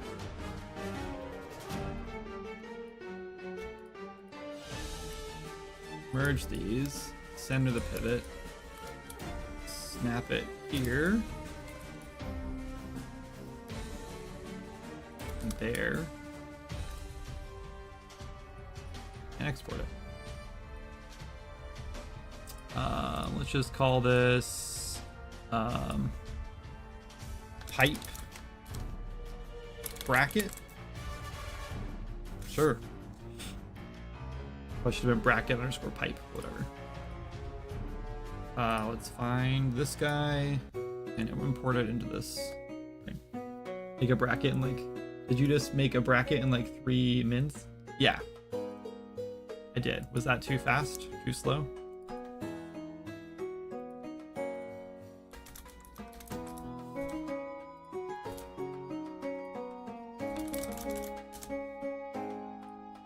Actually, let's make this iron because we want it to kind of contrast. Oh, hold on. I don't know how I made the size correct, but I did somehow. Wait.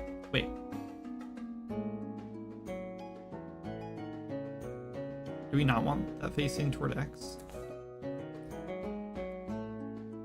Yeah, we do.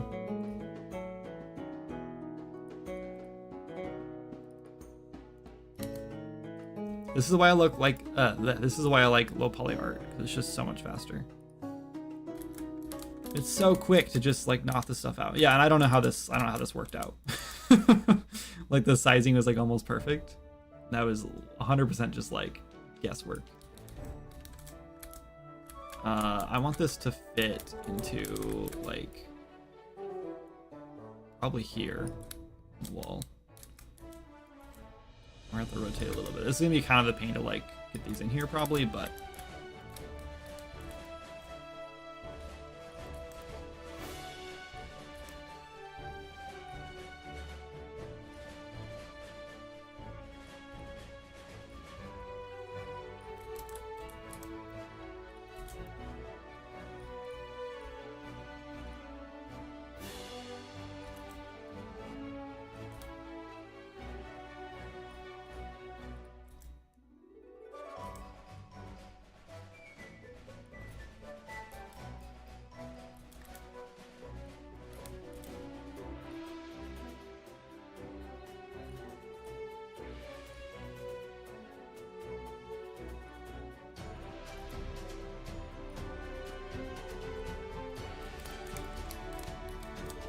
How's that? I just realized we probably didn't need to make the whole bracket shape. We could have just made it like flat on the edges. You know what I mean? Like this could have just gone straight down. Because now we have this big gap, which is kind of weird. We should have just made that one piece.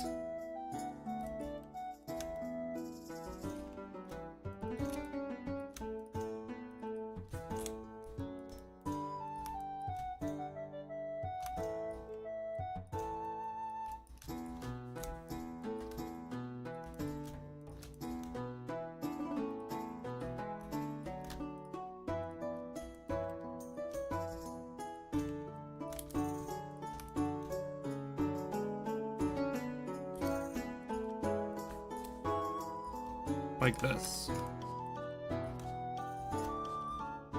And then oh, I guess we need annoying. We need to slice this up.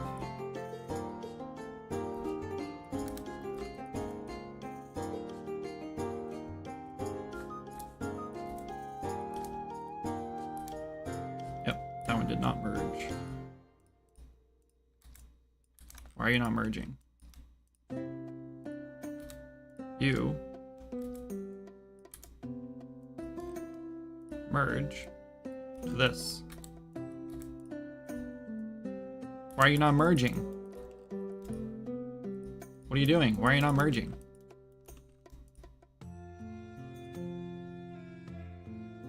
Okay. Merge. Thank you. Don't ask me. I don't know why that wasn't working. And then we fill. No! What are you doing? Why can't you fill?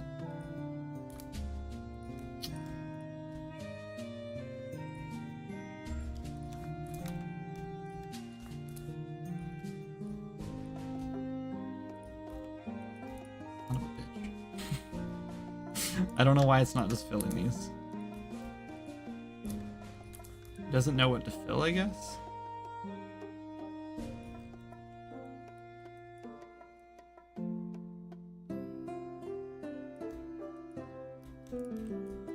Is it because we're mirroring it? Because I hate working when we're mirroring things. Alright, let's try this. Okay, other than that one piece being the wrong material. Oh, it for some reason merged or filled on the other side.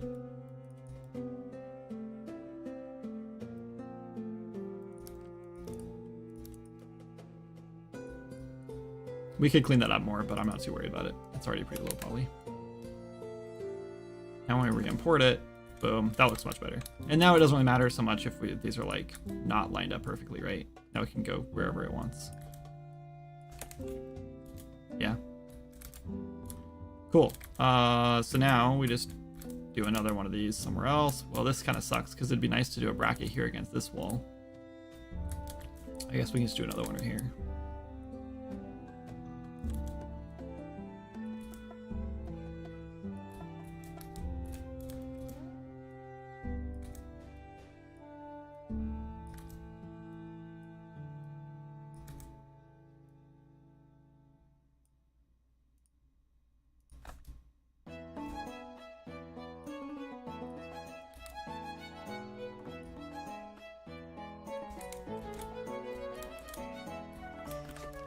Looks great to me.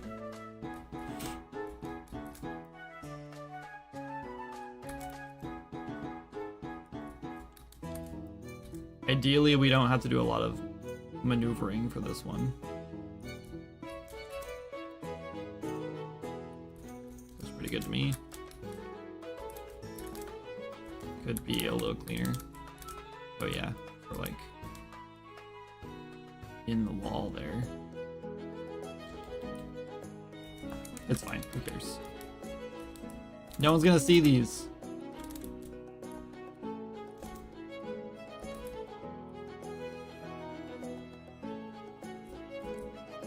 There's no wall there.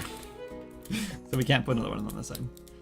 It looks like there is. Like, it looks like there should be a wall there and a bracket could go there, but there isn't. I guess we could make it happen. We could grab one of these.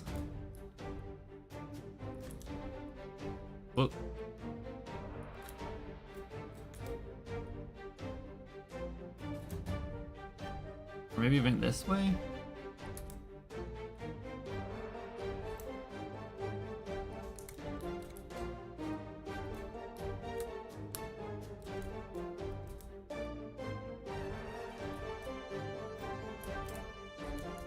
Even that's not quite what I want.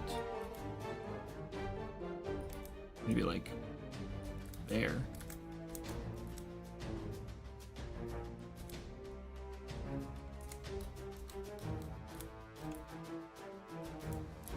Looks fine. Let's do that. Honestly, I really don't like this though.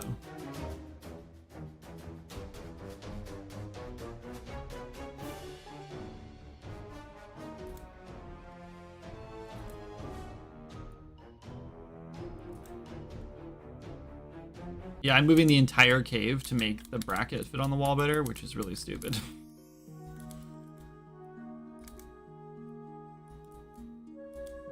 It's fine.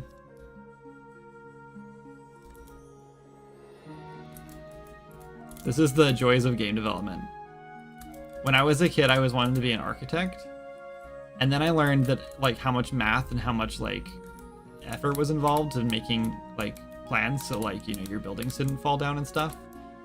And so when I got older and I learned how to make video games, I was like, I still get to be an architect. I just don't have to worry about buildings falling down because physics don't have to exist if I don't want them to. It's great. Boom, bang, pow, done and dusted. Chow, he is speed. Sure.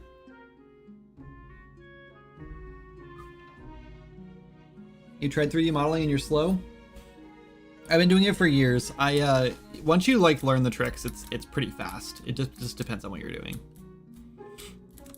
I'm really tempted to do another one right here, but I don't know if I want to. Oh, we also should probably we should probably like suspend these, right? They're just like floating there magically. So we need more chains for these. Question is, should we just hang some chains? Let's do. We just do them like. I think chain. That's all that really, we don't have like a chain like.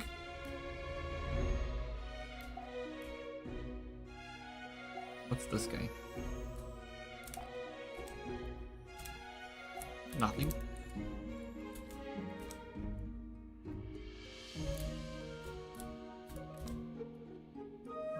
What's the scale at?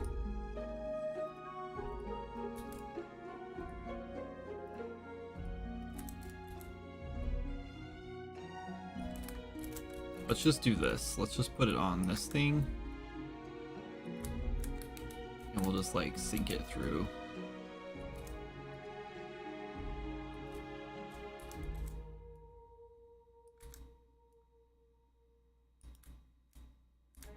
That looks fine, right?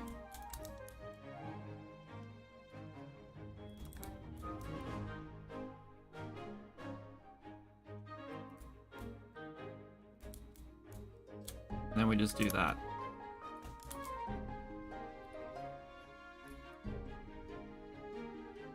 Over here, and hopefully it lined up perfectly, and it didn't, but it was close.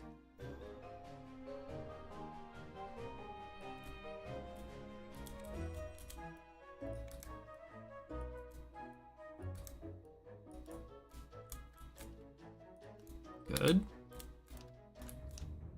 Now you grab these. Oh wait, should we do two more right here? Probably.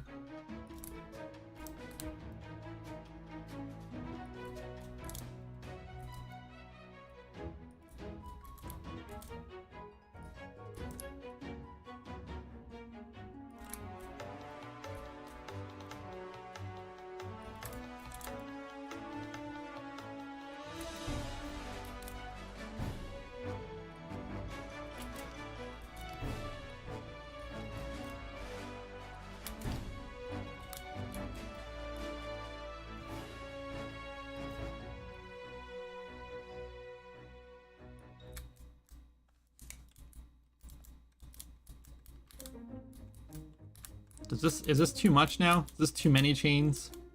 I think it's too many. Should we get rid of these ones?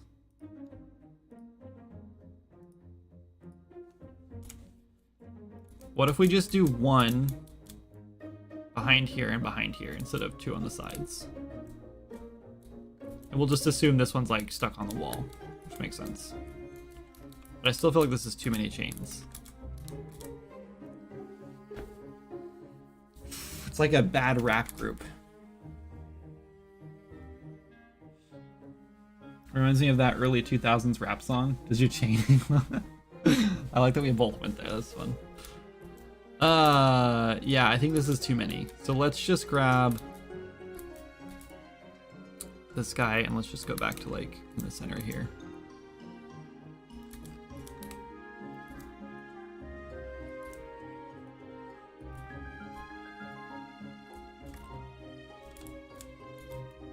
And we just scale this one up to there. We can get rid of these ones.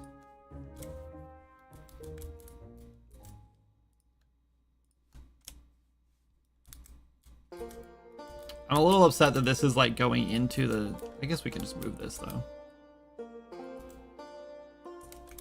There's no rules. No rules here in game development.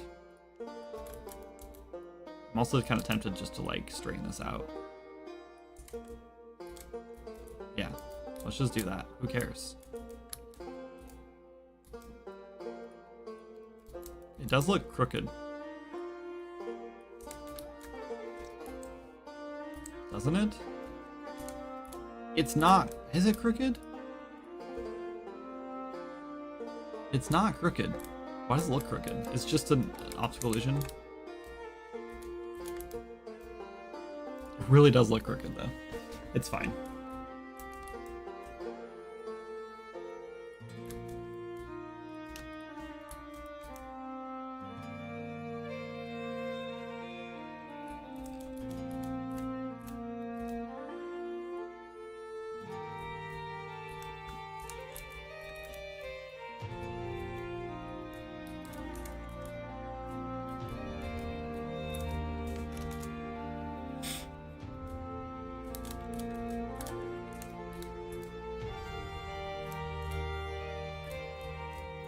Let's put our materials on these. Let's do... Oh yeah.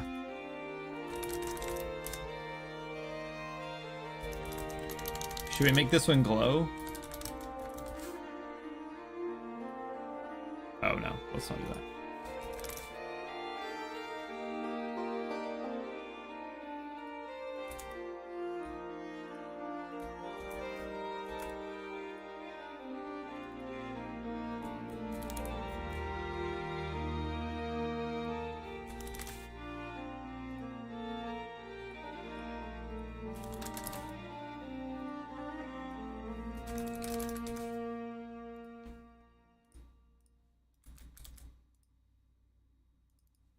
I kind of want to swap these. I think this one should be dark.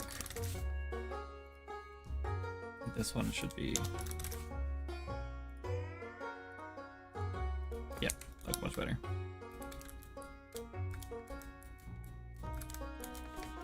Cool. Is that a vault? Kind of, yes. Yeah. Now, we have a valve. We don't have a valve. What happened to the valve?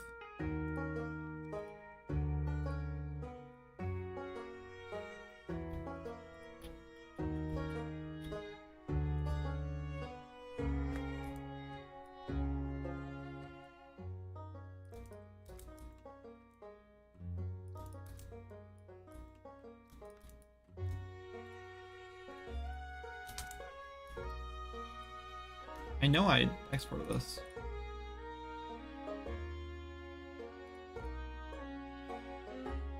Oh, I probably just put it into like a props folder, so it probably didn't get exported. So let's go find wherever this is.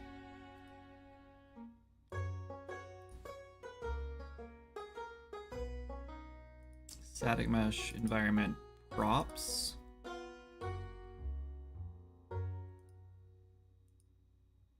Date. Oh, not in here. Okay, let's go put it in there.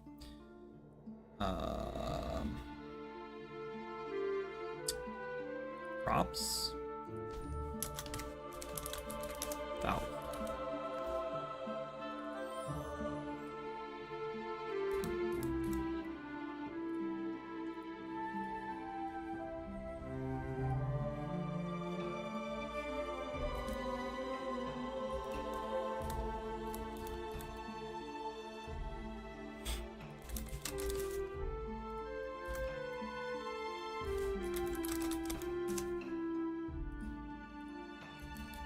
Now, should we put another one over here?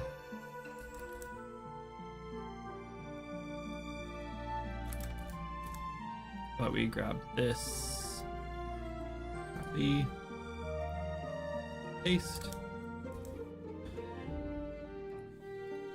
We need the rotation. Should have done the rotation first.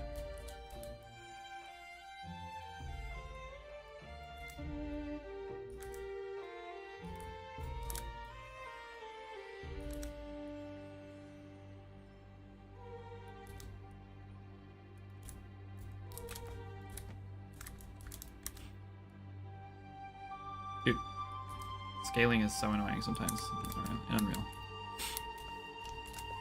Maybe, maybe not. Maybe we get rid of that. I think we get rid of that. Because it's like, it's supposed to be mechanical. But I don't know how it's like... Honestly, it doesn't make any damn sense how it's like being controlled, but it's being controlled. Maybe we do like 2 chains or something, like into the wall or something right there.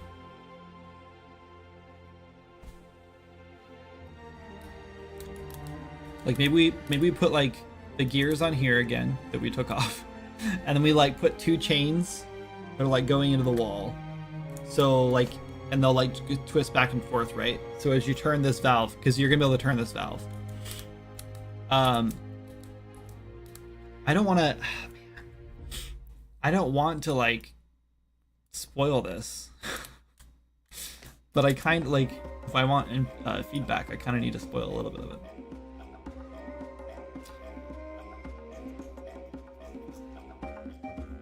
It's where Lulu keeps her belts, keeps all her belts. Who's Lulu? Hey, what? Honestly, it's like belts in Final Fantasy. A few can make a design cool, but too many is a disaster. Except Lulu, obviously, she's a queen. Who is Lulu?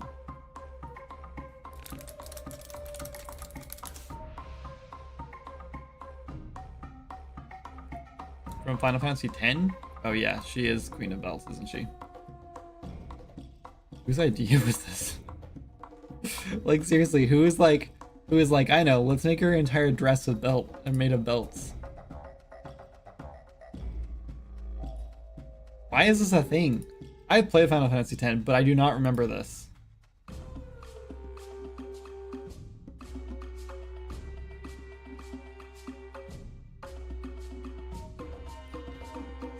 Kind of dumb.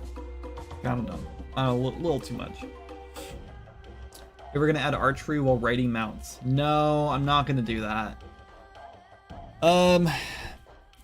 The reason is just because I think it'd become way too overpowered if you could just run like back and forth.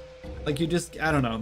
Like maybe we could do it if you took any damage at all, then like you would get knocked off the mount. But the real problem here is that like you don't actually have a character that can do those things when you're riding a mount. Because if I remember correctly, how it works is it basically like, it like disables you from controlling your character, and instead you are like controlling the mount character, and you as an uncontrollable character just get snapped to the mount, and then you just play a riding animation. So if we actually wanted to do that where you could like still attack, yeah, I'd have to like take all the inputs, which would just be a mouse click, I guess, right, left mouse click, from the mount and pass them to the player, and it would just be a huge headache to do.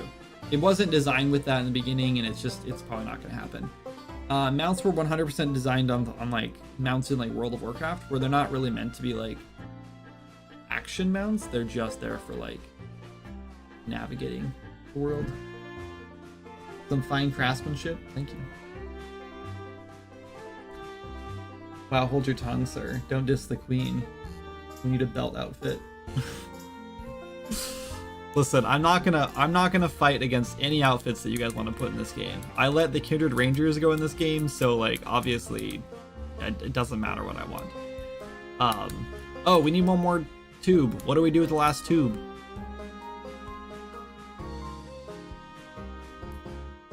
Should we just take it off? We can just remove it from the model.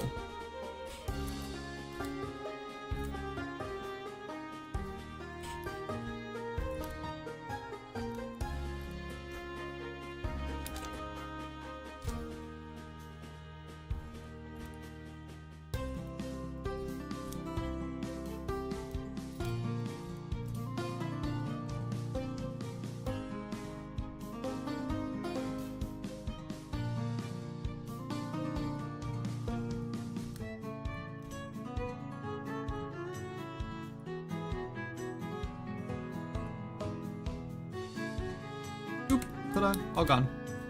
Problem solved.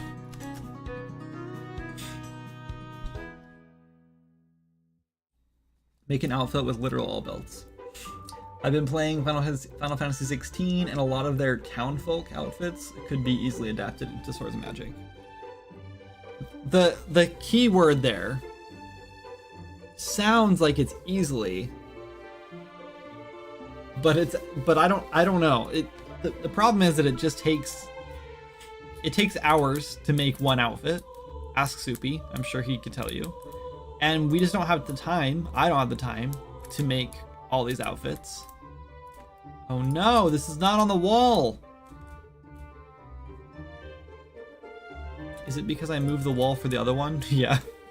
Damn it.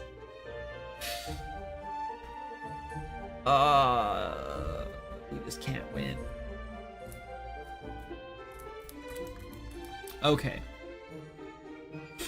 The solution here is we cheat.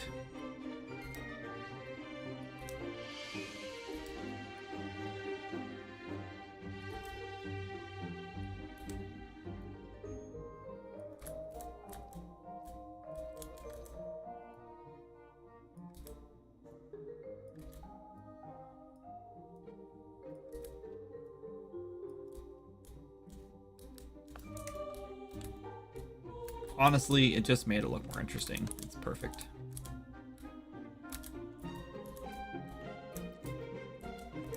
It's fine. Who cares? Looks good to me. We should open up a new costume contest. Yeah, I'm 100%. We should. That's what we should do for Halloween. We should start that like the 1st of October and have a Halloween costume contest, like texture contest. And then the winner will be, have their outfits like featured for Witch's Eve. Winners. And I'll say like, I'll pick up to 3 winners to feature them as costumes you can buy in the Witch's Eve. Let's do it. Should we do it? There's a, in the Discord, actually, is it in the Discord?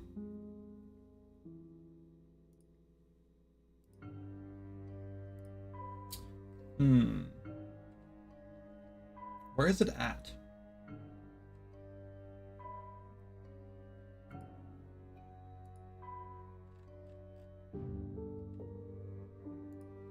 Is it under like fan art? Is there a fan? I don't remember what it's called. Showcase. I thought we had like a fan art, fan content, pins.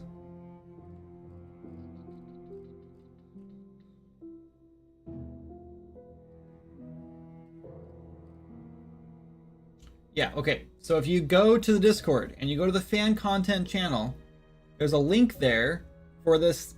For a zip file that you can download. It's called the Swords and Magic Outfitter.zip. I don't know if I have it or not already. I probably do. Here, I'll just download it again anyway. Yeah, I already had it. Cancel then in that case.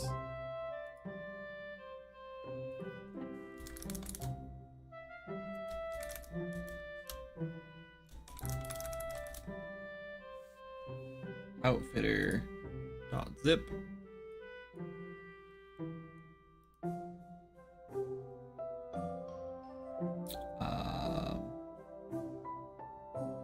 am I trying to do? Extract to this.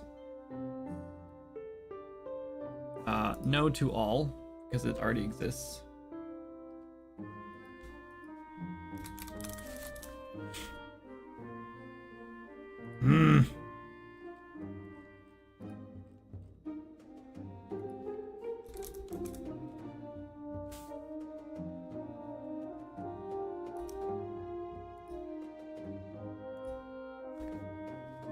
Why does Windows search like their folder search sucks so bad?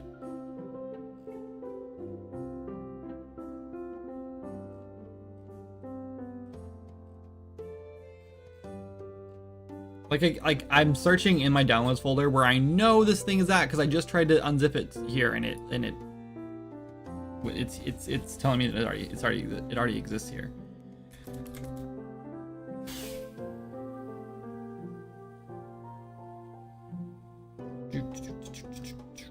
It's probably so old. It's probably way back here. Oh man. Swords of Magic. I don't know what I have that in there for. I just need to delete all this. I have so many old Swords and Magic things in my downloads folder. Why? Oh my gosh.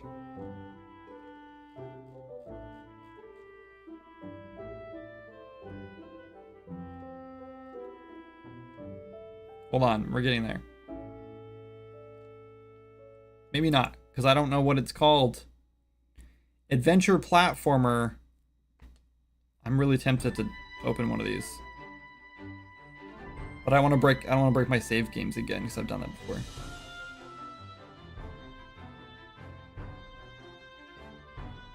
Is it this one? Hey, it's this one. Okay. So you get this program, right? Then you open it. Is there fan art of Kindred? Yeah, there's some fan art in there, I think, of me. It's like Photoshop stuff, not like drawn stuff, though. No one knows how to draw me. I'm too beautiful. Anyway, so here's a character. Woo, cool. And then you take... Wait, how do you do this? Oh. Nope, that's not it. It's this one.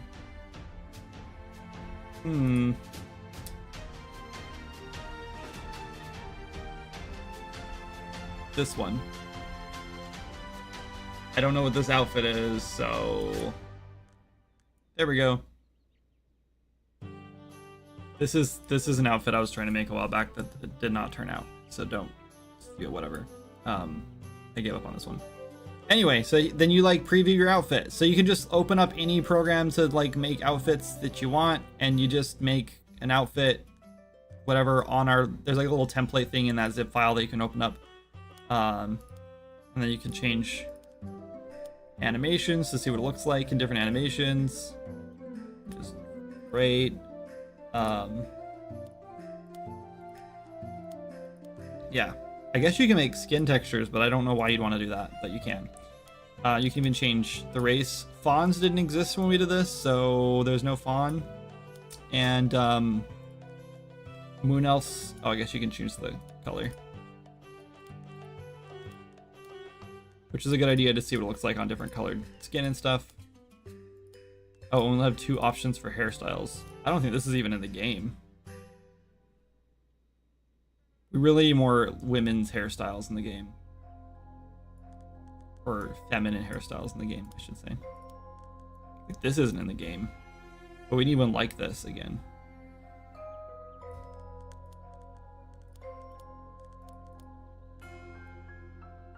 Oh yeah, you can do this. I forgot you can do that. And you can change the time of day. I don't know, it's cool. So you can like preview that. I imagine having more dances than just breakdancing. Shh.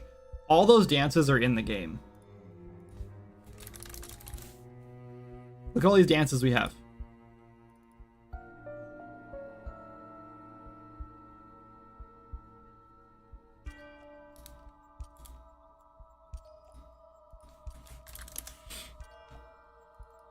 Here's a breakdance. We have this one. This one.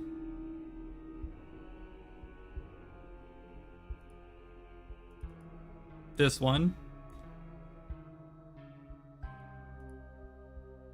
I think this one's a problem because when you stop dancing, you snap back to where you were, which looks really bad. So I think that one won't work. We have this one. This guy. I don't even know where we got these dances from. They might just be like mixed mode dances. Oh, this might be the shuffle where it keeps you in place so you don't get... Or we just have multiple shuffle dances. And then the worm dance. Yeah, we got a bunch of dances. Why do we not have them in the game? I don't know. We just don't. Don't ask me. Go ask your mother.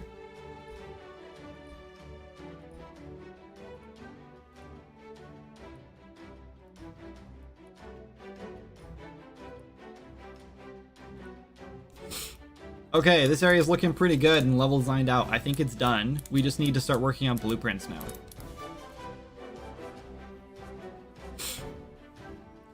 Dances should hide equipped weapons. Should they? You think so? It's not too hard to do, but it's not exactly easy. Okay, we're gonna dive into blueprint stuff, but it's 2 o'clock. I should probably do lunch.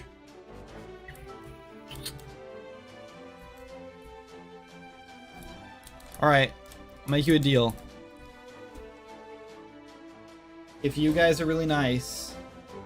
Sorry, I'm off camera. If you guys are really nice, I will take a 5 to 10 minute break and make a quick sandwich and use the bathroom and stretch my legs. And then I'll come back here and we will work on blueprinting this out together. If you guys want. Otherwise, otherwise we don't have to do that. It's not a big deal. We can just work on... I can just end the stream and I can work on this off stream. So that way I don't spoil anything. Because there's probably going to be some spoilers. I mean, I guess not really. You won't know why any of this is happening, but you are going to know what's going to happen. Chat is not going to be nice. Yeah, that's what I thought. Is there a possibility to add a trinket that allows you to cast spells even if you're holding a two-handed sword? Maybe it costs all of your mana. I think it would be nice. So, honestly, I just... So maybe this was actually broken, but it was working. I know it was working. Hang on a second. It might have been something you have to opt into, but pretty sure.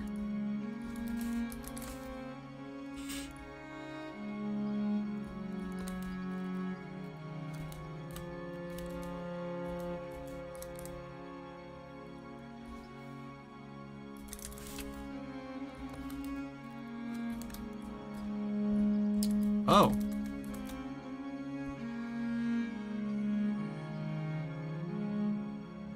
Oh, was it a new scythe that we did it with?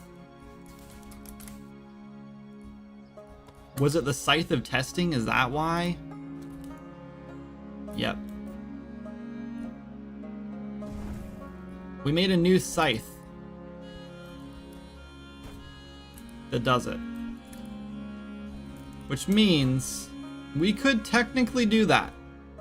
But it would mean I have to move all of the weapons to a new...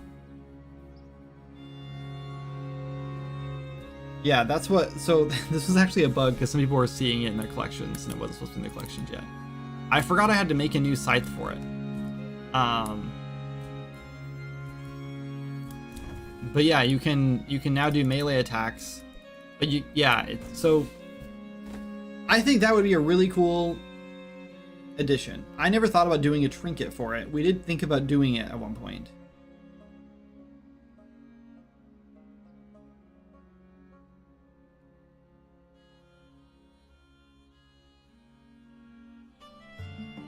Maybe. Just bribe the dev with cookies and beer. Honestly, that would probably help a lot. Just saying, there is a donation goal over there. For sandwiches. But the more sandwiches I have, the happier I am, and the happier I am, the more I want to add new features that you guys request. That's all I'm saying. So, what's up, Crimson? Yeah, I'm gonna take a 5-minute break, and I'm gonna go get some food, and we'll come back and we'll work on some blueprint stuff because we need to make this turnable. This is gonna be fun. I'm excited about this event. This is gonna be a lot of coding, so we're gonna be maybe not a lot of coding, but we're gonna have to build a whole new system for this. So, yeah, we're gonna make a widget. We're gonna have a blueprint for turning this valve, which will probably just be like a lever. We might make a new thing. I don't know. We'll see. We'll need a blueprint for this vault opening and closing, and then we'll obviously need to turn this into a processor or something. I haven't decided how we're gonna do this yet. I'm tempted to just make it so players have to... Oh wait, I thought I had this. Oh, it's because I re-imported it. I broke the collisions on it. I guess it's fine. It's okay. We'll talk about it in a minute. Okay, I'm gonna grab lunch. If I come back and there's only like 10... Okay, no, I'll keep streaming. I was gonna say if there's only like 10 viewers in here, I might just end the stream, but I won't. I won't do that because if 10 people want to stick around, then I'll stream for you. Okay. I desperately want to cast spells with melee weapons. I know you do. We'll be here. Trust us. Okay. All right. I'll be right back. Break time.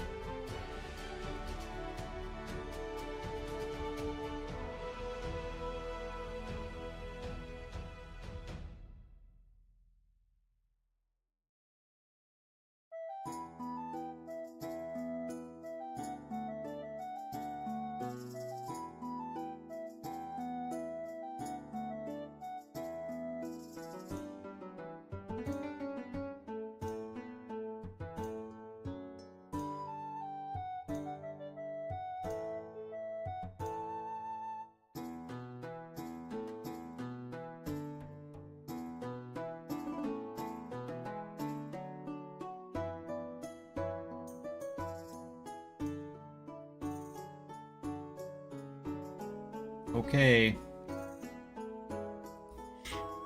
I returned.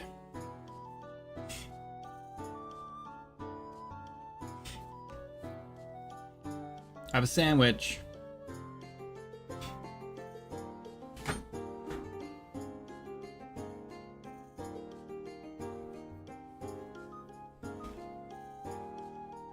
There are dozens of you. There's droves of you. Or at least one drover of you.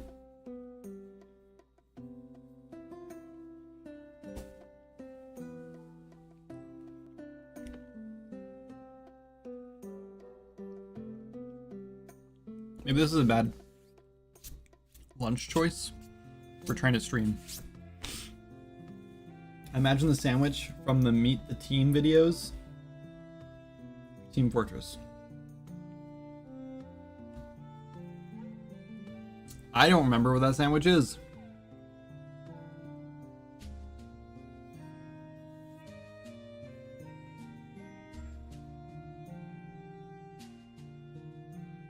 It's a peanut butter and honey sandwich because it's quick and easy. I bought this new clover honey that's like super delicious, and there's just not a lot of places to use honey, so any chance I have to use it, I'm using it.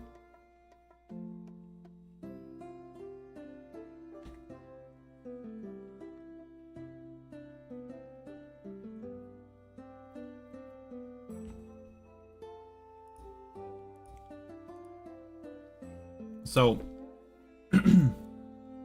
yeah, I usually cook like hot sandwiches, but it's definitely a process. It's like a 30-minute process just to like make one sandwich, so I don't do it a lot. But yeah, I'm a big fan of sandwiches, like really good sandwiches, not just like whatever sandwiches. Anyway, all right.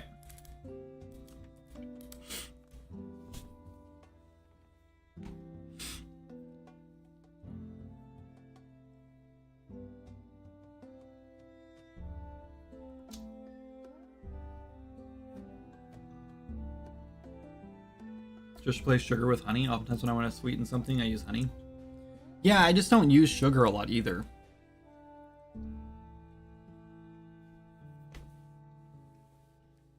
Like, I don't do a lot of baking. I don't know.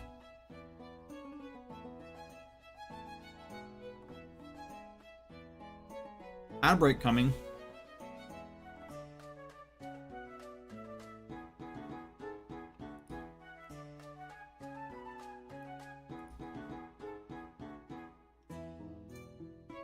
A lot of sauces, dressings that are, yeah, okay. You know what? I make a coleslaw where I use sugar. I wonder if I should try honey with that. I'll make it a little sticky. But maybe that's not a bad thing. Maybe that'd be good. I'll test that next time. That'd be good.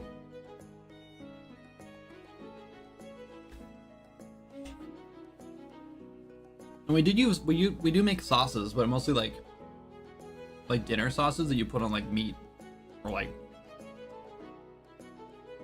pasta and stuff. And I don't normally add sugar into those. Jan uses a lot of sugar because she does a lot of baking. But I don't think cookies are like mostly cookies what she makes, but like anything else she made, I don't know. I don't know if cookies would come out the same if you used honey instead of sugar, because just the consistency is different. But who knows? Yeah, I wouldn't add sugar to pasta. And sometimes meat sauces. Yeah, I think if you were doing like a pasta, like a tomato sauce or something for your meat, for like a spaghetti or something, or just any pasta, I guess, then you add a little bit of sugar to that. I know you do there, and that would be good with honey. Yeah, that'd be good. Yeah, honestly, I've never tried making my own like spaghetti sauce. We made a bunch of like Alfredo sauces and all kinds of like white sauces and stuff, and like cheese sauces and stuff. Like that stuff's delicious. It's so much better homemade. All that stuff is so much better homemade. I never thought it'd be easy, and it's actually really easy to make all that. But yeah, I've never tried making my own like pasta sauce. Also, welcome to ads. If you guys are stuck behind the ads, sorry about that. If you're not, congratulations.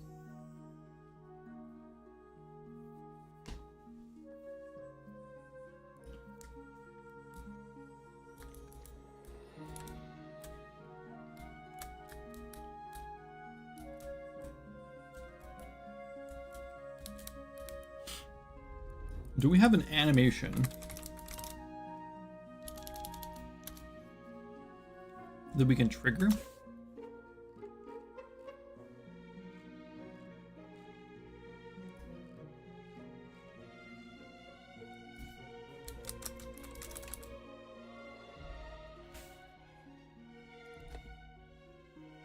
A triggerable skeletal mesh.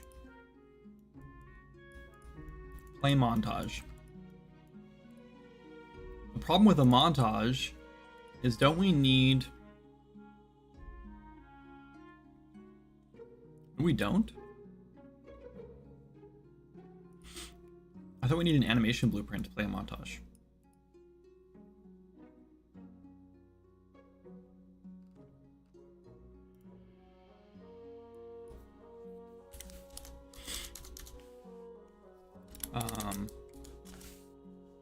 Oh, well, no, because this is a skeletal mesh. I don't want to do a skeletal mesh. I just want, like, an animated...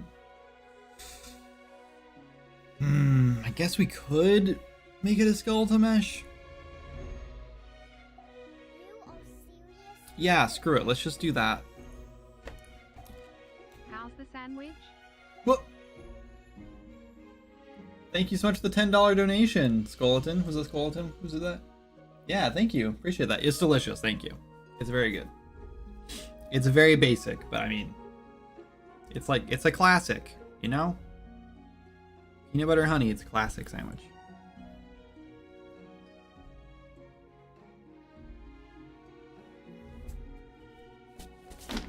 And now it's all over me.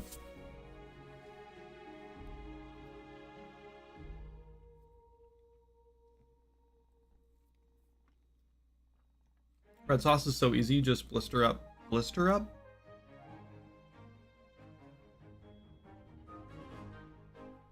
I don't even know what blister up means.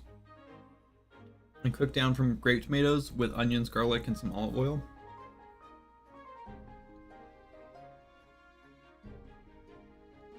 An immersion blender? That's a good idea.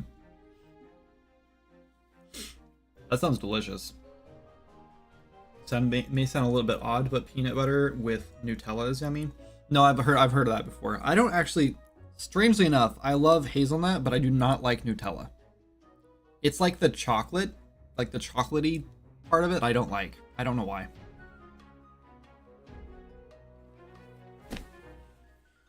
I'd probably like I can probably eat it, but it's not like my favorite thing.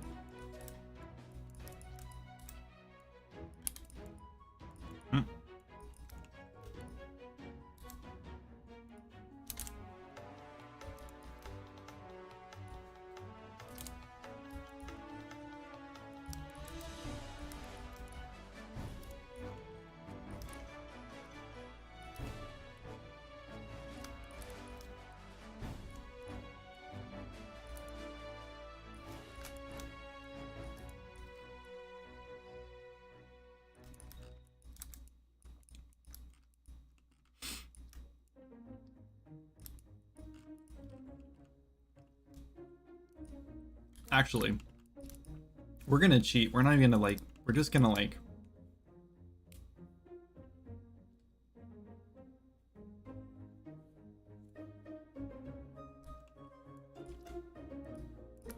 Yeah, it's fine. Actually, no, this is gonna be really annoying to do this because there's a hole in the center of these.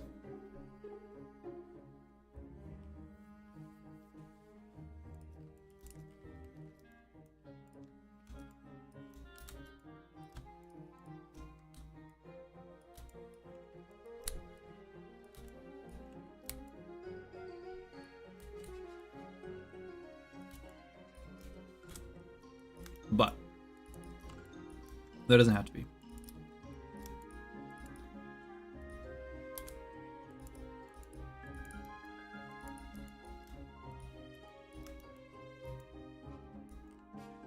That was weird.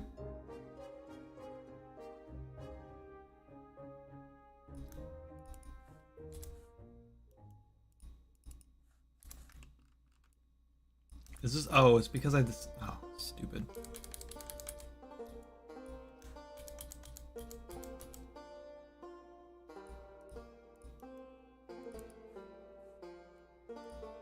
There we go.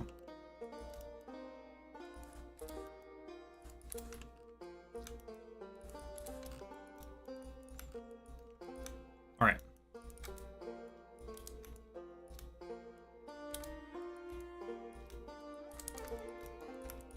Now we can add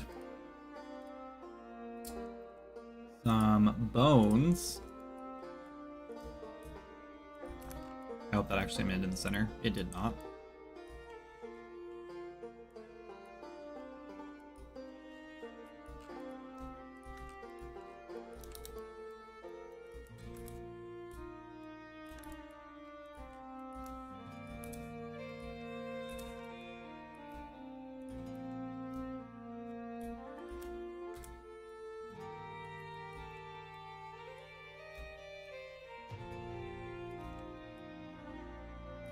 And then we'll just duplicate that, put another one down here, I guess. We need to go Windows, settings, preferences. No, that's not it. Windows, UI elements? No. What's it under?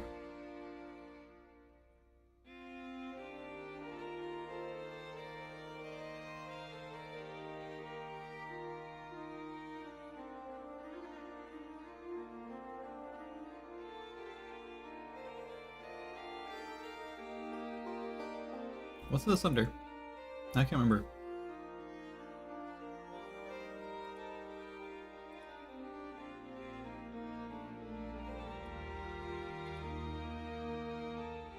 Help, search.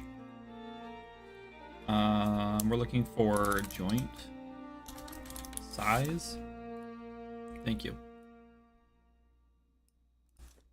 Okay. Wrong way. Wrong way again. You'd think I would have learned the first time. That was the wrong way.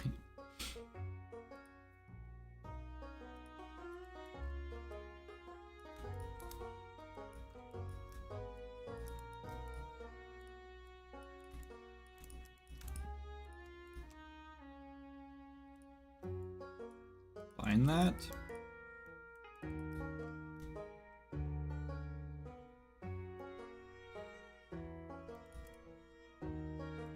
Weight painting. 0.6.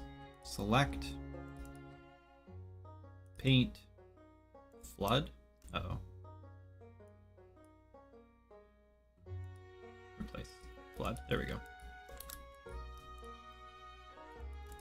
Grab it again. Weight painting. Select. 0.7. Select. Paint. Flood. Now we can go like this, and we can go like this. Perfect. Let's save this, I guess. Eat some sandwich.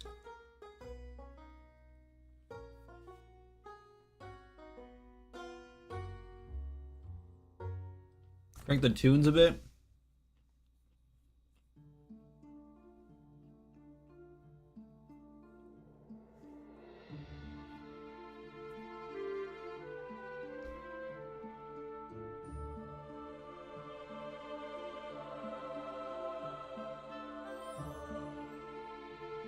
A midnight snack, yeah. You know, my go-to thing when I was younger, my whole life I've been like trying to gain weight. So I built up these really terrible habits of like eating late at night, because I heard that if you eat like a bowl of like ice cream before you go to bed or whatever, like it helps you like gain weight. And I've always been like, in high school I weighed like 110, 115 pounds. I was just like skin and bone. And now I'm in my 30s, and I definitely don't want to be gaining weight anymore. I've gained all the weight I want to gain. I'm very happy with where I'm at. And I'd actually like to lose maybe a little bit like in the stomach area. Would be nice. because that's where it's all sitting now, which is fun. And so I have these really terrible tendencies now, these terrible habits where I'm just like, oh, it's midnight. This is the perfect time to eat like a bowl of ice cream. So I have to try so hard to remember like 8 o'clock, my cutoff time. I don't eat anything else after 8 o'clock. I'm done eating for the night. And now that I'm older, I have acid reflux too. It's really fun getting old. I'll just warn everyone right now, it's super fun. Like the best thing ever. 10 out of 10 would recommend. So yeah, but that was like my go-to when I was a kid, is like, just eat a bunch of sugar right before bed. Terrible for you. Like, I probably slept so bad because of that. But I didn't know any better, and I just thought, I know that my metabolism won't be working as hard while I'm asleep, so I can actually retain some of this, like, this fat or whatever. I don't know if that actually worked or not, but gotta love acid reflux. Yeah, it's really fun. It's really fun.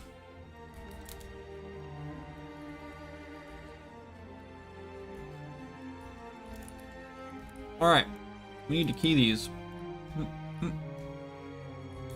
Key.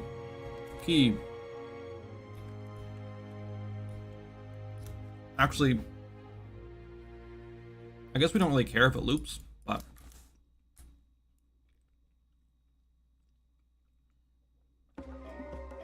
And it doesn't even matter if it actually, like, gets the correct rotation.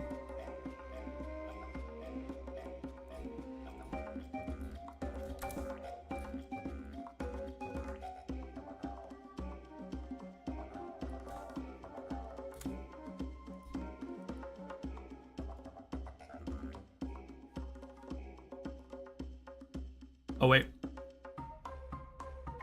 I guess it does. Other than the curve, the bottom one's wrong.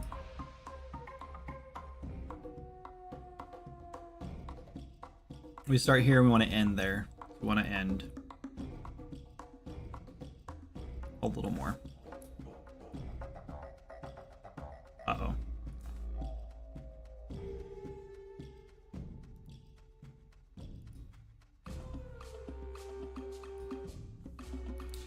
Oh no, this isn't... Oh, what? Damn it.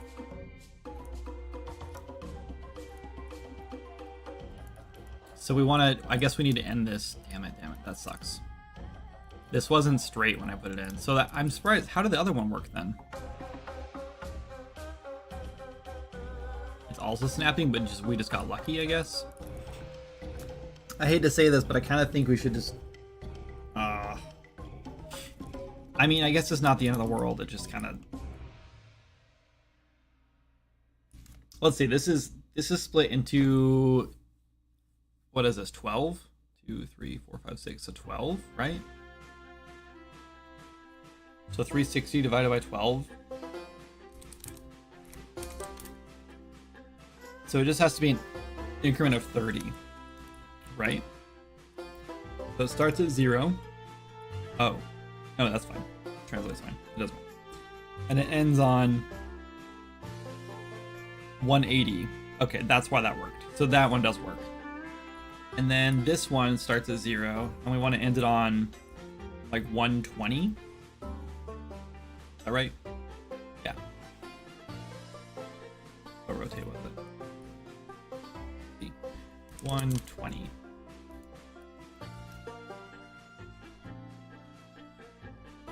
Hello?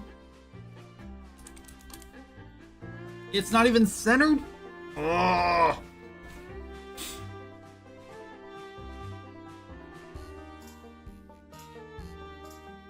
Okay, never mind. We want to end this on 360. And then we forgot to key it.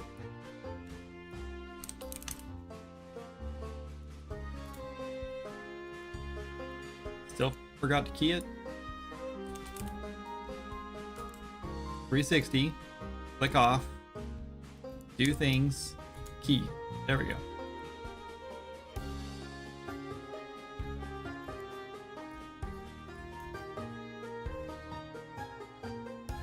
It still jumps just because it's on the same frame for 1 extra second, so we actually want this to be like 359 or whatever, or we just make this longer.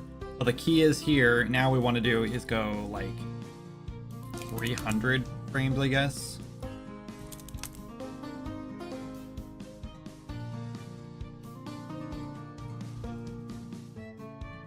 Drag this all the way out to here. We actually want to put this on 301. Let's go 301. Yoink. This guy goes to 301. Now it moves nice and slow. Seamless, perfect. Now this one, we want to make this turn to like 720 out here. Actually, I guess we could probably try like 540 or something. So it goes actually quite a bit slower. Key. And delete that. Let's see what that looks like. Oh, we want to go faster. My bad. So we want this to be... Wait, what? Didn't we do the other one at 360? That one's 360, so the other one should be 540. It should be a lot faster. I did 540. What happened?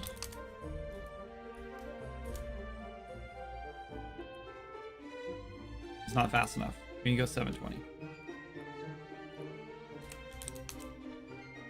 Still probably not fast enough. Key? That's not 7. Why does it keep doing this? You have to like click off, but then I don't want to click back on every single time I want to key it. It's so stupid. That's the fun thing about Maya. Like, see what I mean? Like, I type this in, 720. Now, I have to key this somehow. How you key things is you press S. Did it work? No. It did work. What? Why is this not working how I want it to? It should be going twice as fast as the other one. It's the first one is 360. The second one should be 720. Oh, because I did this one at 540. Wait, what? Whoops. I'm an idiot. I keyed the wrong one. Ah. 360. Enter. Click off. Hit S. That keys it. Yes. This one. No, go to the end. 720. Enter. Click off. S. There we go. That's what I want to see. Sorry. No, I don't want to go the other way because I want it to look like it's like when you're shifting gears like on a bike or whatever, like, right, like the smaller one goes faster, the bigger one goes slower, so it feels like the smaller gear is like moving quicker, which then turns the bigger gear slower, and then that one will like push the chain, which will have like, we're gonna put like a thing underneath this now that has like a chain, like 2 holes for the chain to go through, and that'll go into the wall, and then the chain will like rotate, and ideally the chain will move enough. I don't even know how, honestly I don't know how we're gonna do the chain. We might make like each chain link a separate mesh, and we'll just have them all move over one.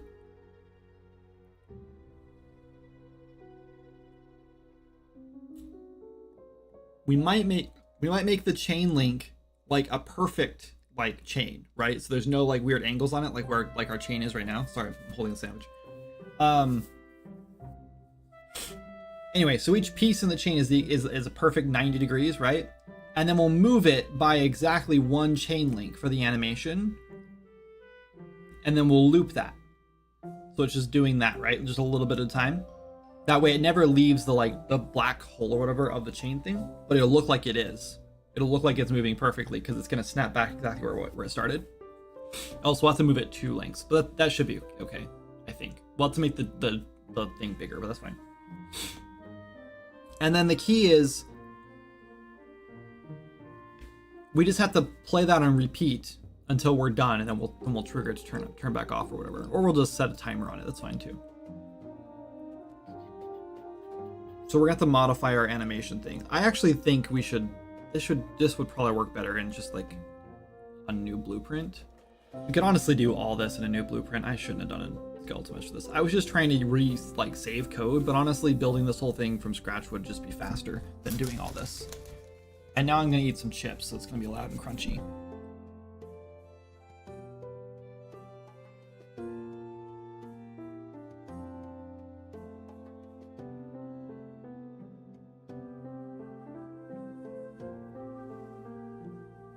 So I muted for you. Okay, so let's stop this.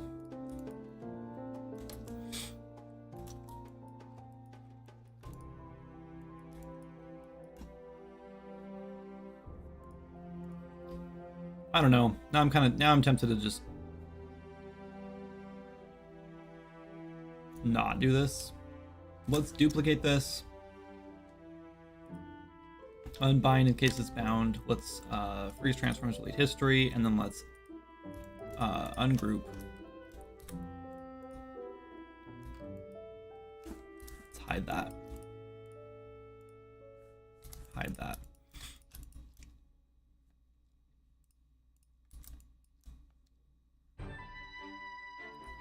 Center pivot. Center pivot. Snap to the center.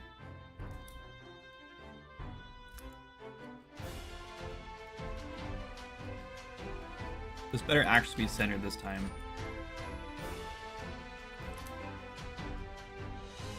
It's not. Wait, maybe it is. Yeah, it is.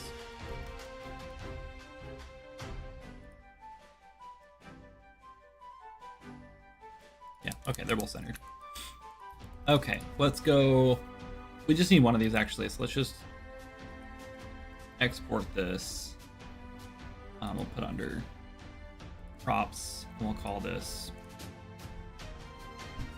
gear underscore large, or we'll call it X large, I guess, because we already have a large gear that's not. Actually, I think it's called a cog, but that's okay. Okay, we're not going to use this. We'll delete this. Hold on, cancel. Because I don't need a timeline to run anyway, so we're just gonna have this run. We'll just handle all of it in one timeline, and that'll be easier.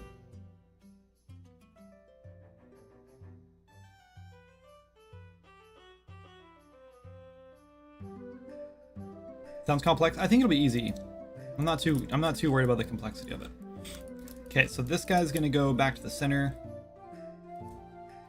Just zero that out.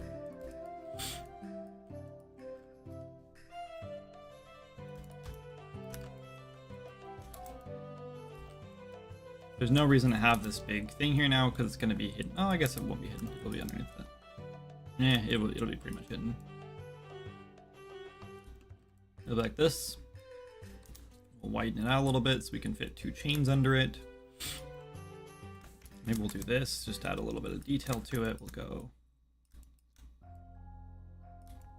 Then I guess I have to drag it all down more.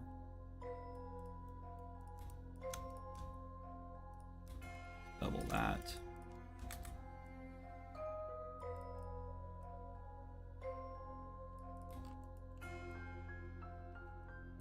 Actually, let's do this.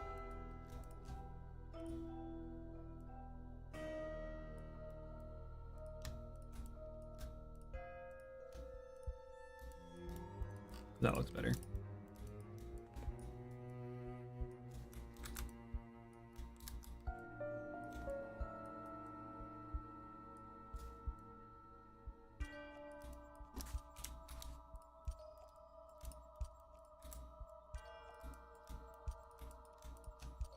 Double these ones. We need this to be round. Roundish. Let's add another segment, maybe.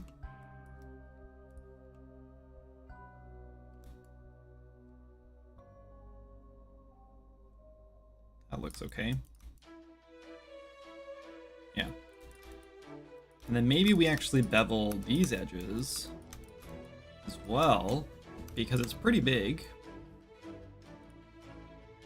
Too much bevel. Like that. And then here, we're gonna split this. Nope, just once. And yeah, I know that's not perfect, that's okay. It's not. We have a big end gone, that's okay. We're gonna do extrude. Keep faces together, no. We're gonna do an offset here.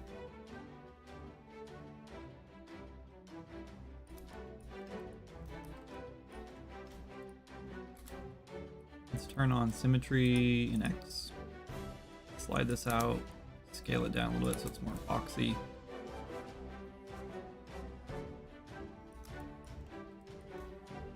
And off symmetry. Actually, let's leave it on.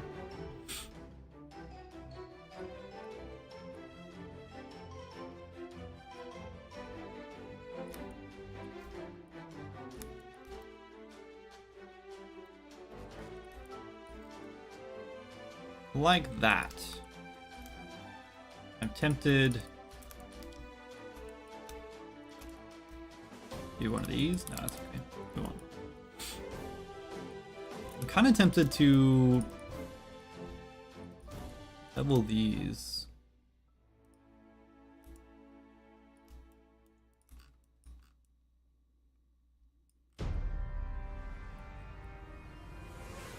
Now, instead, let's edge loop it. This and like this.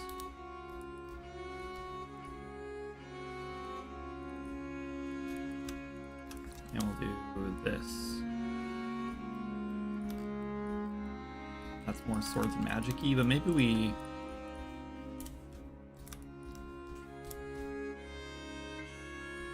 we'll keep it a little more centered. Okay. And our chain will come out of that hole.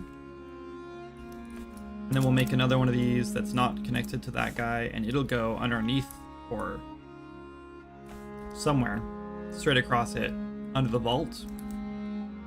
Maybe like down here or something, like under the vault, hopefully.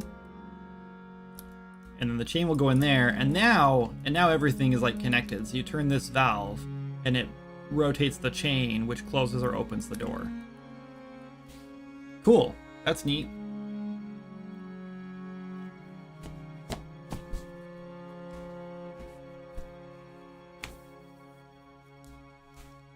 You like to bet a little more than swear? A lot of things in Swords of Magic have this like this guy kind of has it. This like bubbly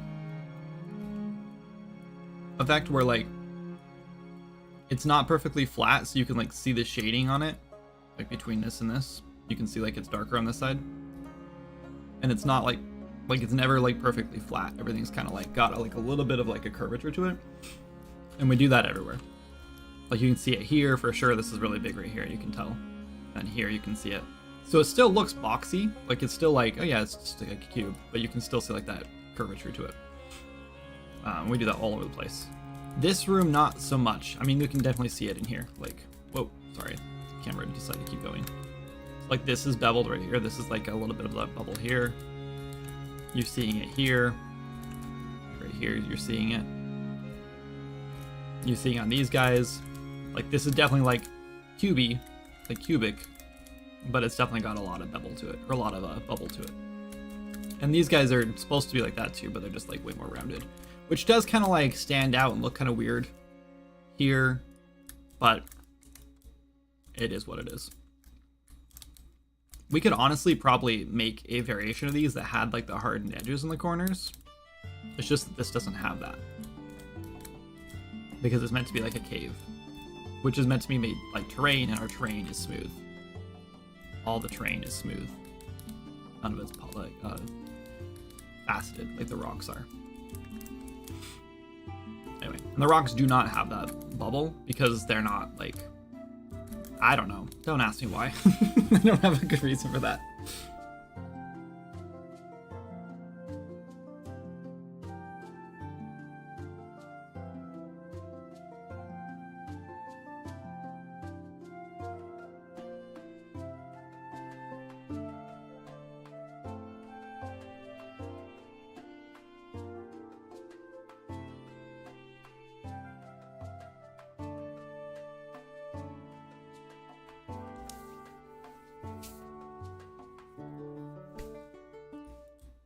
Okay.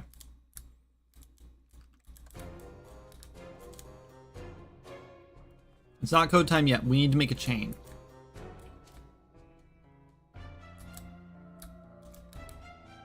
These guys are just hexagons. Elongated hexagons.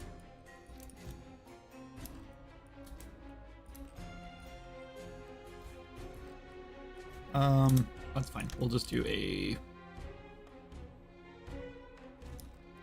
cylinder?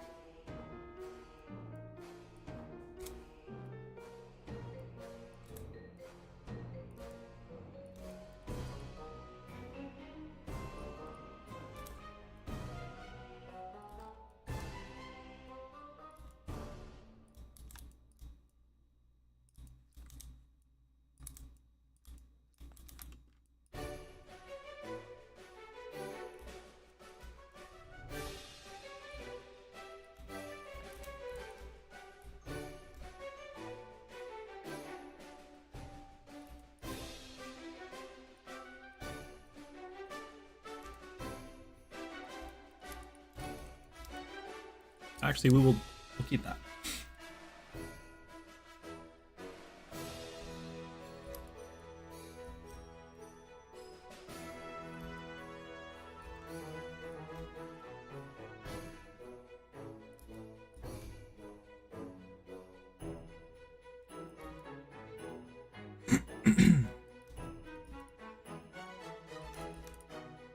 And then we'll add our edge loop through it. We're changing this chain a little bit. It's not going to look like the other one.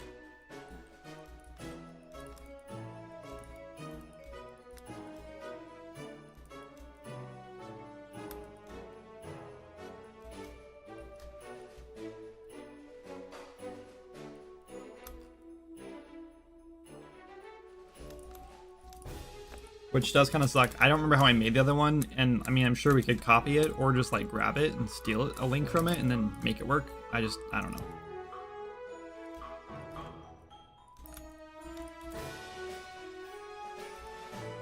Maybe we make... Maybe it doesn't matter. Maybe this is fine. This looks fine, right?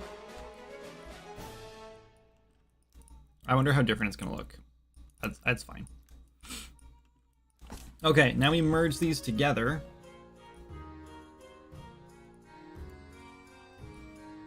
And then this is where we're gonna make a duplicate of all these. And we'll just move them all exactly one width over. So when it moves, and it gets to the end, it can snap back and you won't even notice it moved. So it'll just come out of one of these holes, and it'll look like it's like moving, but it's actually just moving and snapping back and moving and snapping back like this. Like, that's so hard to explain what I'm doing. It just looks like I think I'm a DJ. I don't think I'm a DJ. I think I know what I'm doing though.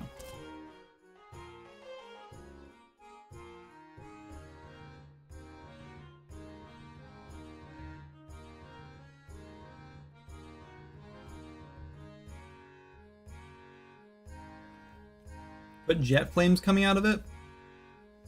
But jet flames coming out of what? I think you and I have different ideas of what we're doing here.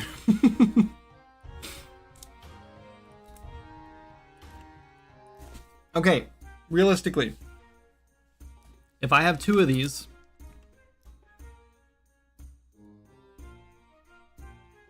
and I move one of these to exactly its own length,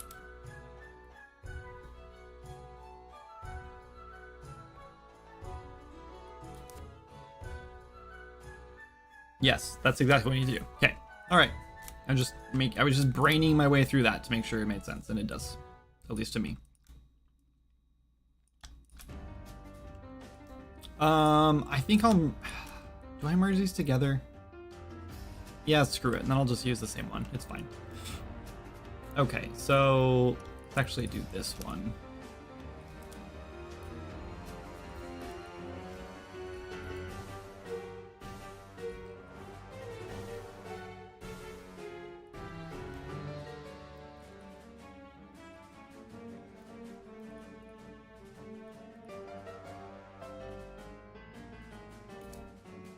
Move to center. There we go.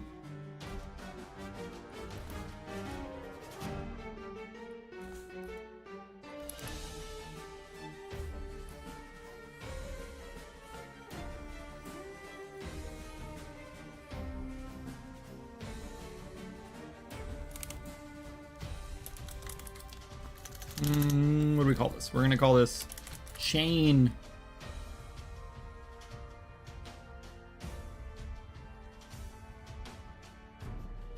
Casing.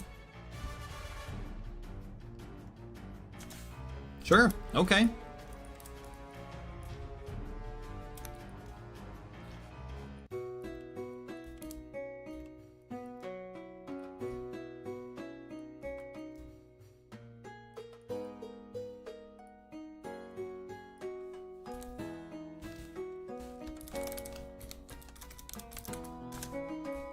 Okay, I think we have all the pieces we need. Let's go put them in Unreal Engine. Yeah, I think I like the new chains better, but it's not worth like replacing the old chains at this moment. It'll be fine. Okay, Unreal is just done now.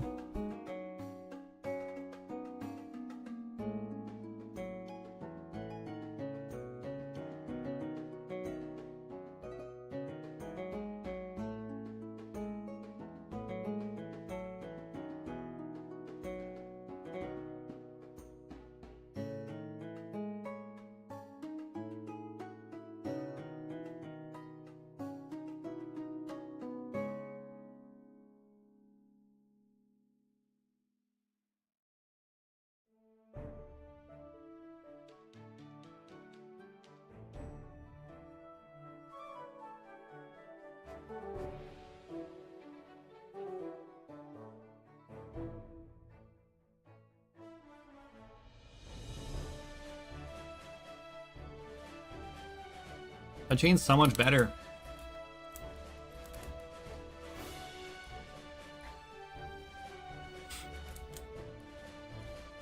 See, you just get so much better at like whatever you're doing. This is why game development is so hard. Especially for like longer projects like this, because what happens is in the beginning, you're okay at making this game and everything works. And then like halfway through, you're like, oh, my style's changing a little bit. And I've kind of like found the groove of how I want the like art style to be. So maybe I should change some of the older assets when you're like, it's not really worth it. It's not that much of a difference. And then another year later, you're like, wow, the style's completely changed. I love the new style. It's so much better. I've gotten better at everything. Everything looks so much better now. And now I'm going to go back through and like change some of the early stuff. And it's like such a huge contrast now between the two assets because you just learned so much. Oh, that's annoying. All right, here we go. Okay, guess what?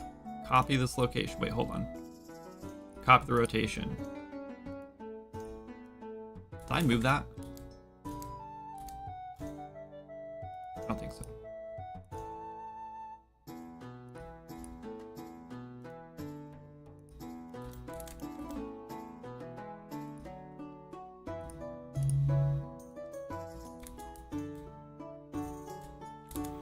So this will not be able to rotate to 45, or on a 45, and it's gonna have to be higher up than that. Or actually, I guess this goes down lower, never mind. This goes way down here. It'll go underneath the cogs. But even so, this guy's gonna have to go up. That's fine though.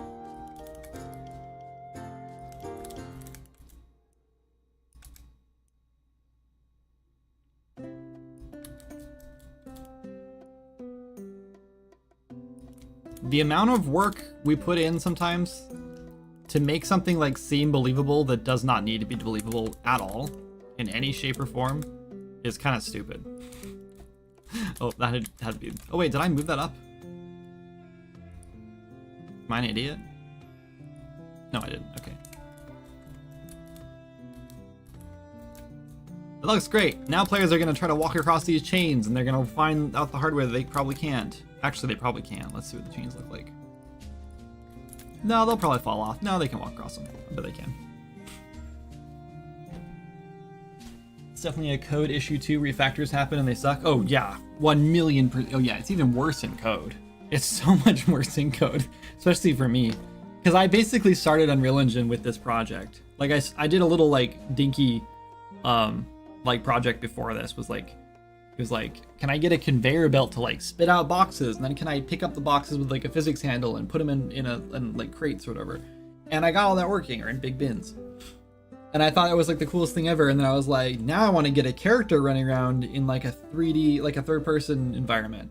And then that turned into Swords and Magic. So I literally had one project before this to like learn. And then I started Swords and Magic. That said, this project did get started over twice after that, but it's still the same project. Regardless, I learned from basically nothing to where I'm at now with this game.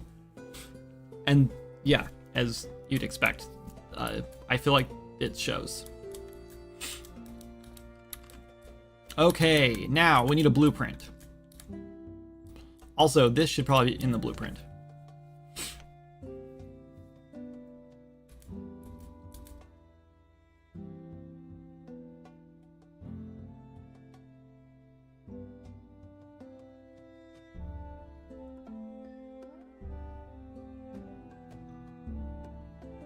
You know,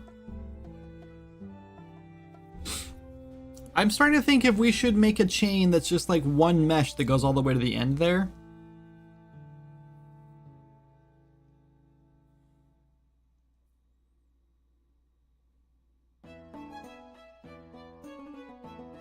You know what would be really cool, but like so unnecessary?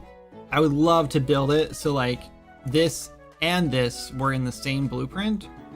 And as I moved this dynamically, it added more links to the chain and just worked. That would be like really fun, but also like so very unnecessary. But it would be a really fun challenge to build that. But no, I think we should probably like, let's just put our chain links in here. Let's grab this rotation. This is why you build everything on like a grid facing the right direction. So you can just like copy and paste rotations in your world however you want. Okay. We just need to measure how many this is going to be. So we're at 2, 4, 8, 12, 13. We might have to do 14.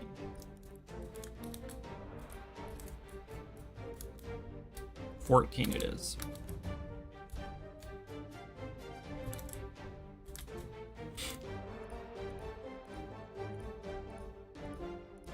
So we'll keep this one in here in case we want to like use it for something else because it's a good model. But now we're going to go back into Maya and make a version of it with 14 lengths or links.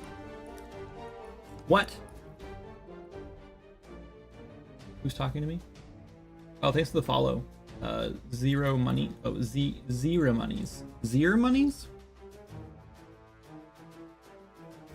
You've done super well with Swords of Magic, even with a lack of experience. Thanks, appreciate that. Okay, so let's duplicate this. Move it over.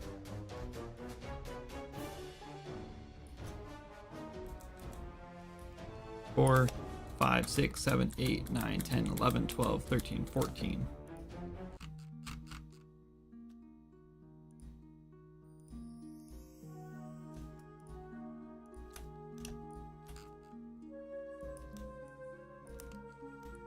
Merge.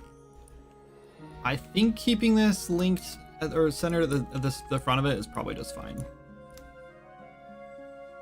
We just want to center, freeze, export, chain link, underscore long, looping. We probably could have just called the other one chain link. Whatever. Import.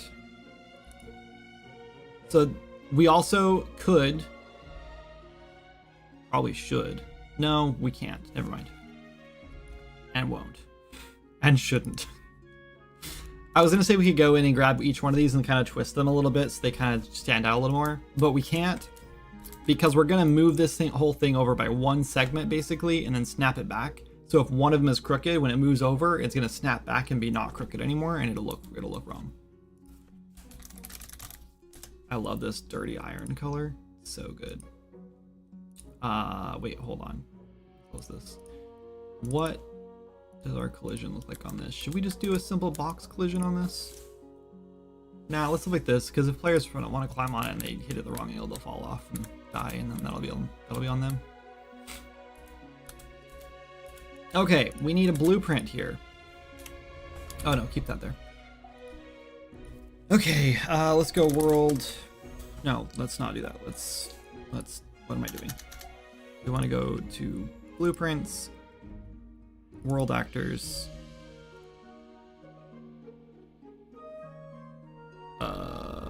Blueprint actor EP underscore animated chain.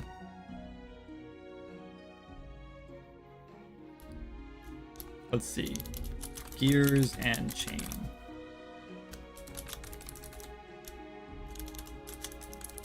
Triggerable, I guess. I don't know what to call it, but we're gonna replace this with it. Then we open this up. And honestly, I think we're gonna put both those pieces in there. Okay, we need static mesh. We need a bunch of these. So we're gonna go static mesh. This is gonna be gear 01. Duplicate gear 02. Duplicate. This is gonna be chain 01. Duplicate. Nope. Duplicate. This is gonna be chain housing, casing, whatever. 01. Duplicate. Chain housing 02. Okay. None of these are going to be parents of your linked together, I don't think. Now we go to class settings and we do trigger switch actor. We go class defaults and we set replicates true. Trigger state event. That's not it. Trigger event trigger switch. That's the one. This needs to be called from a server. This whole thing is going to be running on the server. Set timer. No, not timer. We want add timeline. This is going to be movement timeline. If this is true, we're going to play.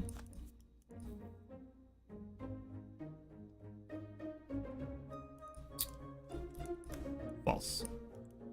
Custom event. Play animation. And we're going to do play.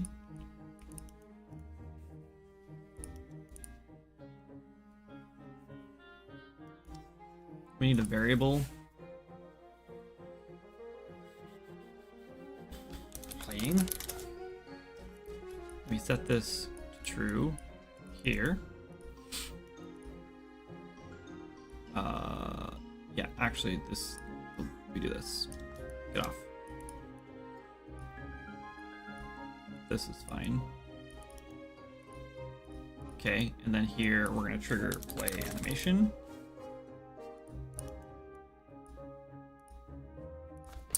Okay. If this gets turned off, well, okay, so what we'll do is this. We'll do get playing.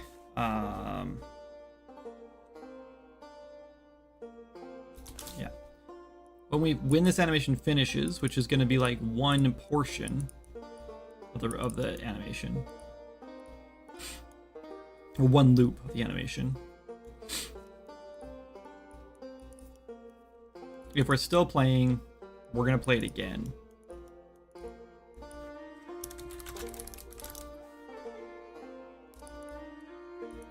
Okay. If not, we're not going to play it again, and it just ends there, which means we'll be able to decide exactly when the animation ends, rather than having the trigger switch turn it back off. The trigger switch will turn it back off, but if it turns it back off in the middle of an animation, it'll keep finishing that animation, so we never like stop in the middle and then have it snap back to where it started. Good, glad you guys are following. Wonderful. Water.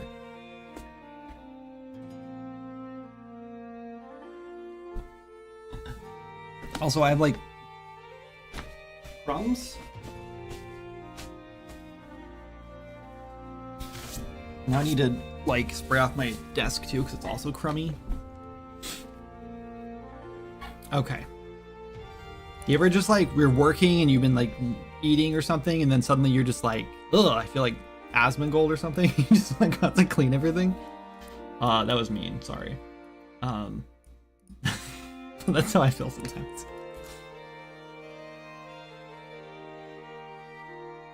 All right, now let's open this. This is gonna be a 1 second animation. Nope. 1 second animation. Not gonna loop. Add a float. This is gonna be alpha. We're just gonna go 0 to 1. So 0, 0, enter. This is gonna be 1, 1, enter. And no warm up, build up, nothing like that. Okay. Let's start simple with the gears, and we're gonna do... Oh, let's do one more thing. I guess it doesn't matter, we can do it just on begin play, I guess. We're gonna grab our components, movement, do set play rate. Promote this to a variable.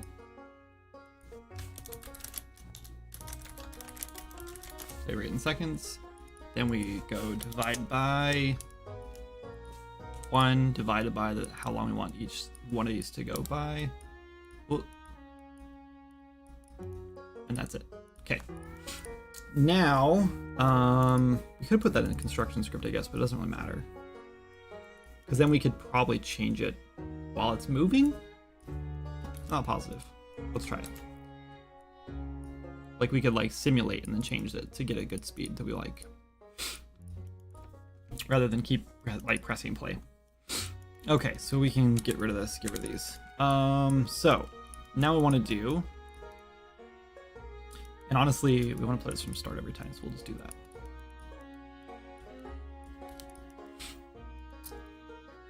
Now what we want to do is grab our gear, set relative rotation.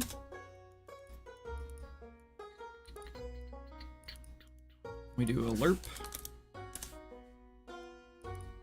And this is the alpha.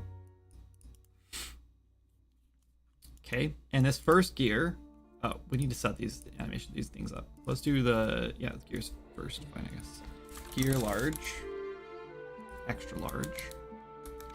And this one we're gonna put up here, and we're gonna scale down a little bit, actually, go like there.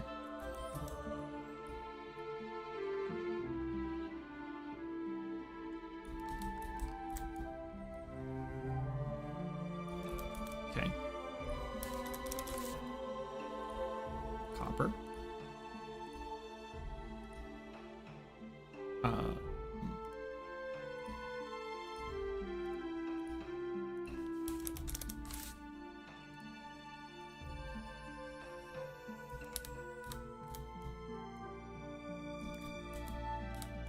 Should this one actually be bigger? That's fine. Okay, and then the chain housing 1. We call that casing in here. Oh, wait, this needs to be much bigger then. Oh, so maybe I exported the small one?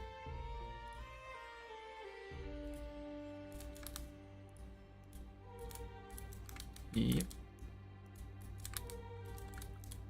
This should be exact though, I just can't move this one. So these ones need to go up.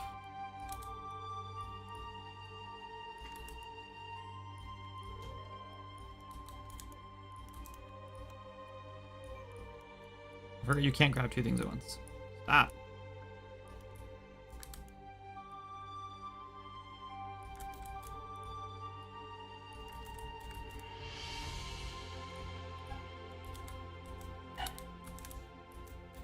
Pretty much exactly where we want it, right? You'll see those turning through there, which will look nice. You can't really see that piece at the bottom. I guess you can a little bit. But it's mostly just like if you're gliding underneath or whatever, you can see it. It feels flimsy. It seems flimsy having everything stuck on that one point that could like break off. But you know what? Who cares? It's a video game. Okay. Now we go in here and we grab this housing. And we slide it out to here and rotate it. This is where it's going to take a little bit. Actually, we don't need to do trial and error here. We're just going to go. Interesting. That was different. Not sure why it's different.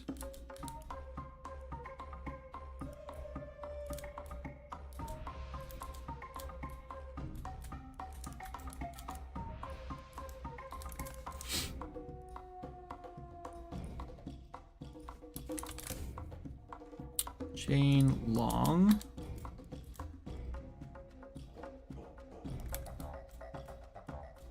So why does this look so much longer? Oh, because I had to move it. That's right. Duh.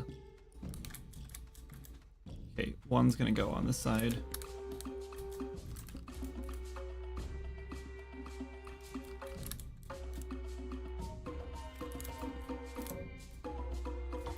Sticking out the back a little bit. That should be fine. We just want to make sure it can like move like a whole section. We want to move it as far back as we can, probably. There.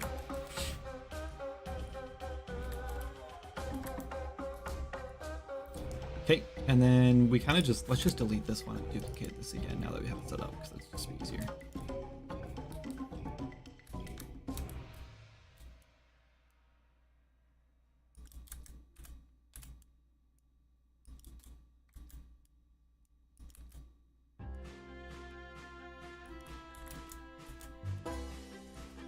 Save. And this one we actually might want to move back to like here, because it's going the opposite way.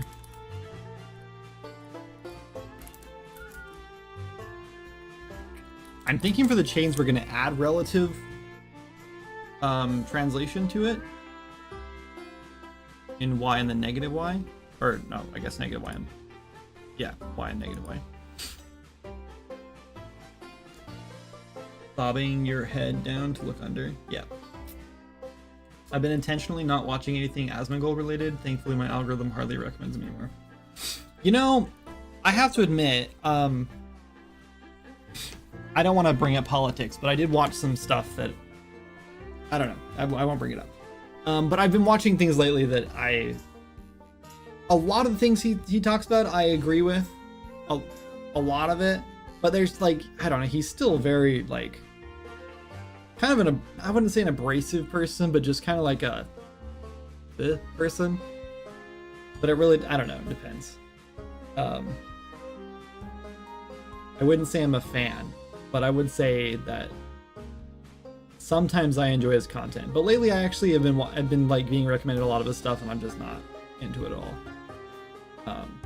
But yeah, he had some pretty hot takes on like the presidential debate that I just thought I was not a fan of. Not a big fan of.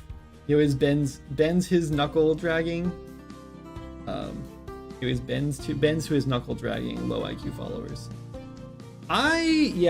He does seem like someone who has a higher IQ. Like he claims he does.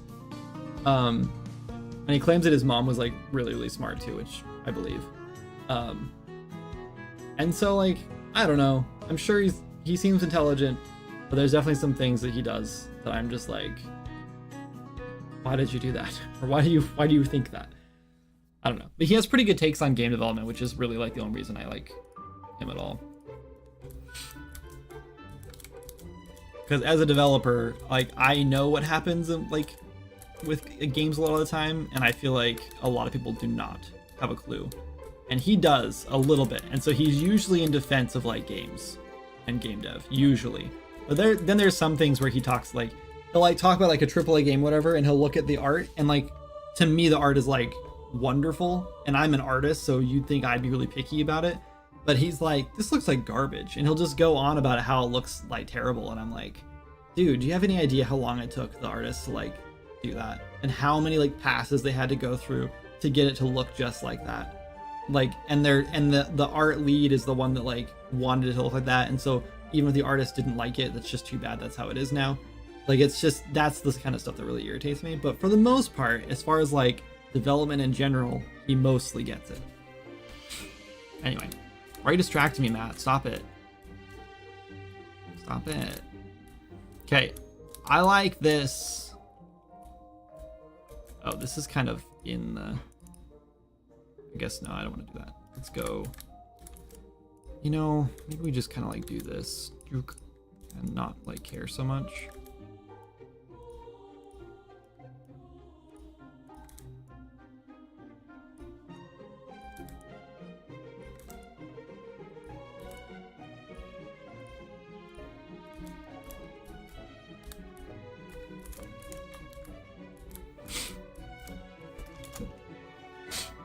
Save. All right, back into here. Now we have our gear 1.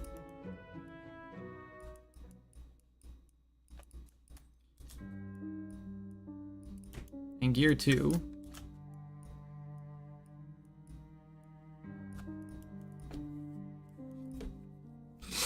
Okay, gear 1 is 0 rotation, and we want to get it to what was it, 360? And the other one was 720. Let's test this by just triggering begin play animation. Hello? Play animation. And then let's just go in here and do this. We might get some errors because we're going to simulate. We don't have the character. The character won't exist, so we're going to get errors saying like there's no character, things are dying or whatever. Okay, so it's not working at all.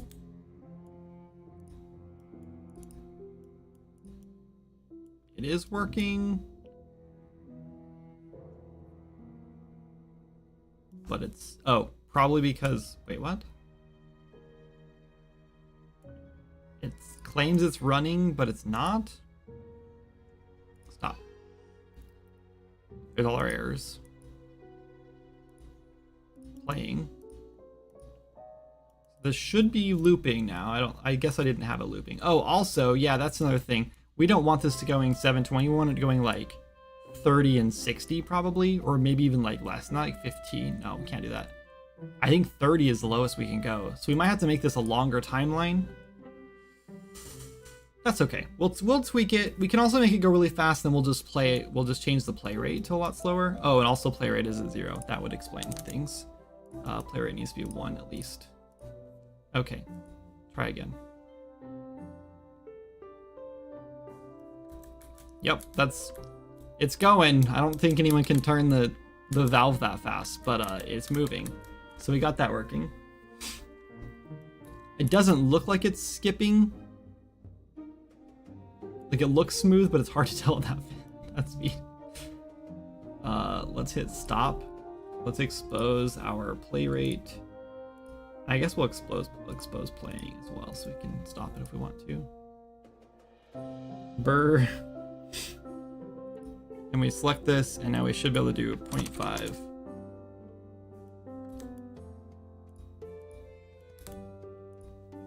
Two.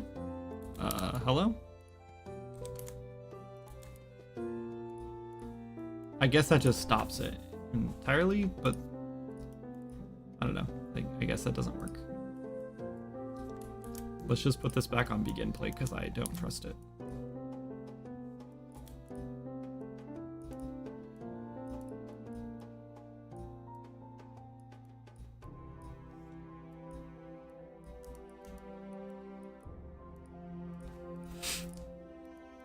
Play rate. Let's do 0.2.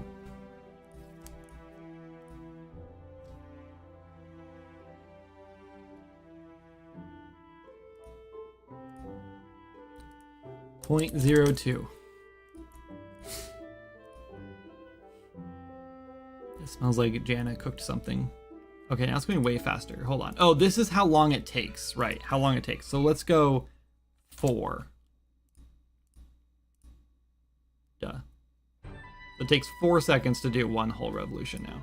That's closer. We probably want closer to 6 though. Oop, I didn't mean to select something.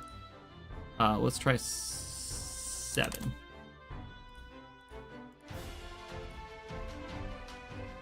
Also, the other one's not turning. Oh, well, this would explain why things are acting stupid. We did gear 1 for both those. We want gear 2. So yeah, that was probably... So now it's probably going way faster than we wanted to, because it was probably getting the 720, or way slower than we wanted to. Oh, that looks great.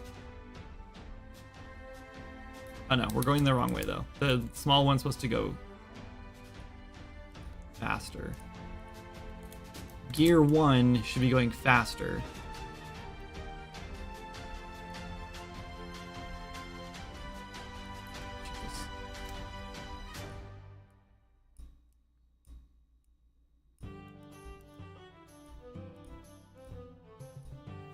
It shouldn't have been this hard to get this part set up. It's just trial and error. It's not like there's anything broken, but it's annoying. Okay, that's better. We're much closer. So now we just gotta get the chains moving.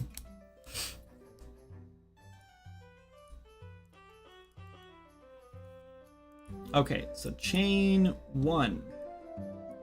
We'll worry about which direction they're going first. So we're gonna do add relative location. We'll try this first. I don't know if this is gonna work. Delta location will be... this won't work. It's not gonna work. So we're gonna do set relative location.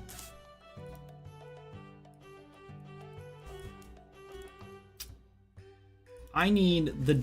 Ah, man.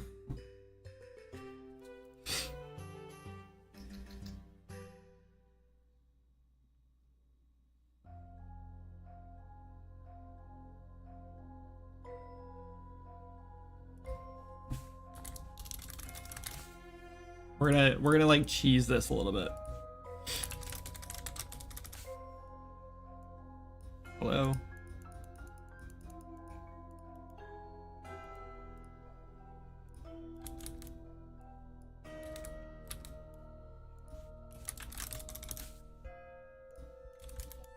All right, this is just gonna sit here and float here for a second. We're gonna use it to get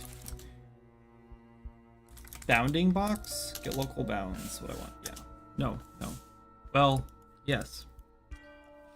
No, that's not what I want. I want to get component bounds. The sphere radius. Actually, just split this, I guess.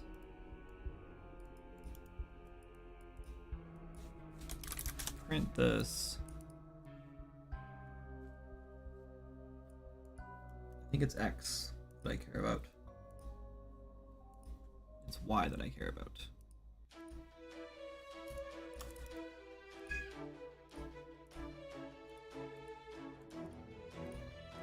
Okay, if I hit play, it should just be printing it a whole bunch of times.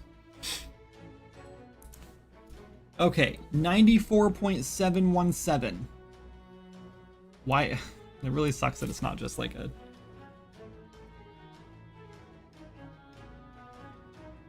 Wait for it. It's gonna pop up down here in the bottom. There it goes. Okay, this one that's saved. Stop. Delete this, delete this, delete this. Okay, so we're gonna move this over by, so we're gonna do a lerp. Vector lerp. It's gonna start it, I don't know what it's at. Should we do just like chain get local, no, get relative location? And then do like plus vector, nope. Plus vector. And in Y we add 94.717407, just to be exact. And then we start here and we go here. This won't work. We have to, no, this won't work. Hold on. We need to store these first.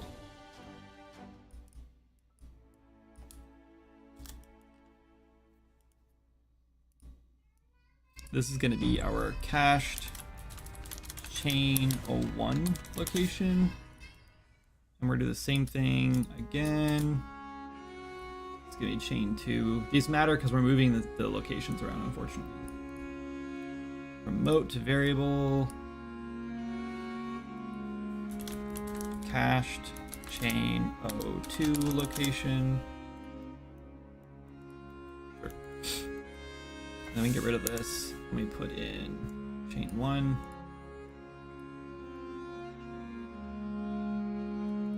So we lerp between the original location, wherever that gets cached at, when this starts playing, which should be the same location. We could actually do this at begin play. In fact, let's do it at begin play, just so we don't actually break something, because we want this to stay consistent. I'm putting this in the end, so I remember to turn it to unplug it.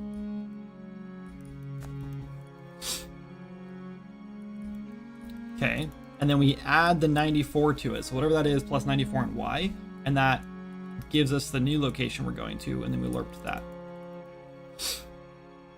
over this amount of time. And we might have to change this to be like, no, we can't do that. I guess it has to stay the same loop. It's fine. Let's see what happens. I'm expecting this to just go fly. Oh my god.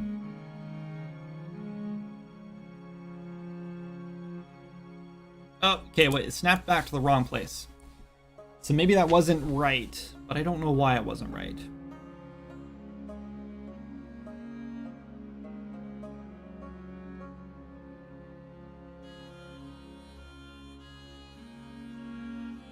It should be maybe the component bounds, or we're wrong in that. Maybe the component bounds are not what we're actually looking for, or maybe the component bounds have maybe it's like their collision, and the collision's beyond the bounds of this. I can't see that happening though. I guess it's possible though.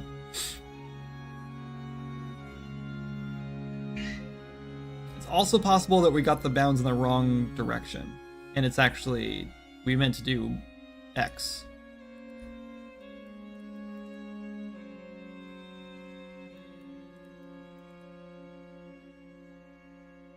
It's so close though.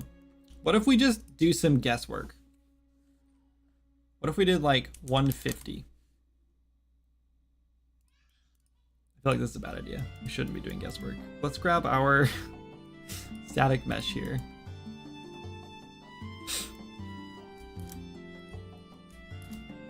Actually, hold on. Let's just do this. Let's go custom event. Display bounds. Sure.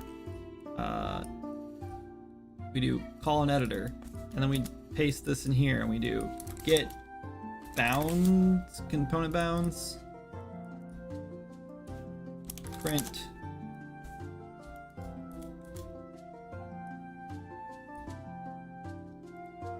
split. Let's print X, print Y, print Z.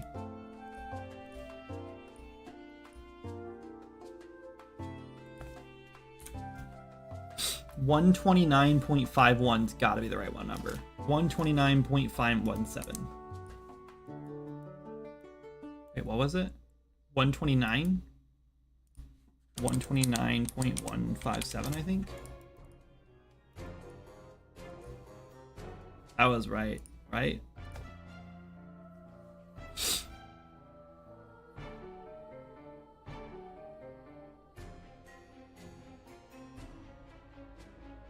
Ah, damn it. It's closer. What's wrong now?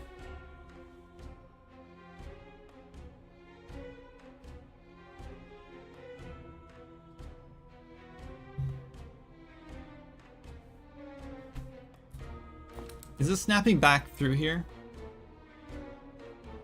No? It's looking great. Like, come on, that looks so good.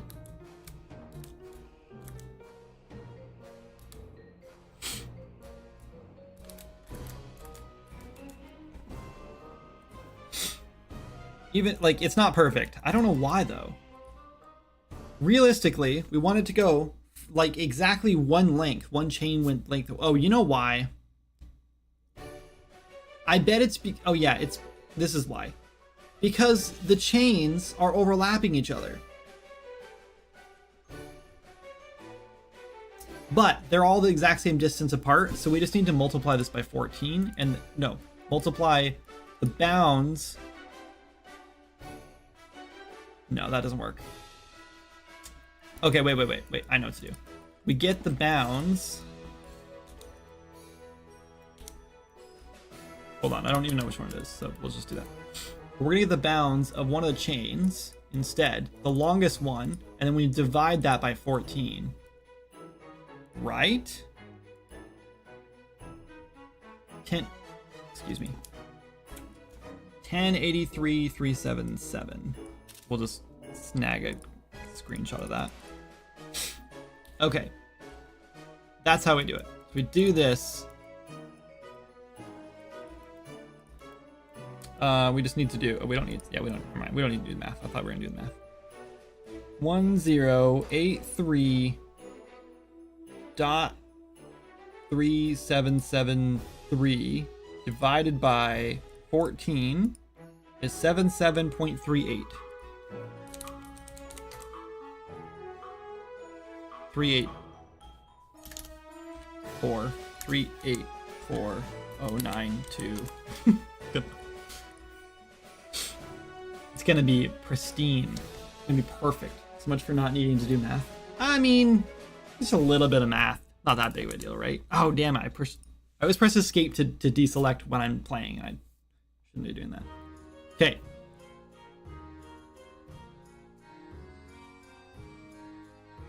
Damn it. It's still not working.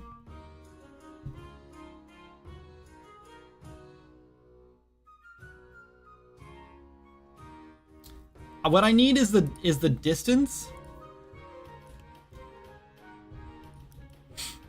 There's probably a way to measure in here and I just don't know how to do it. But what I need is the distance between this mesh.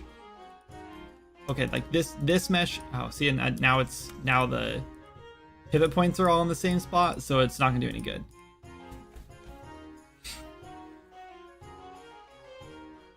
You see what I mean, though? Do you guys know what I'm trying to do here?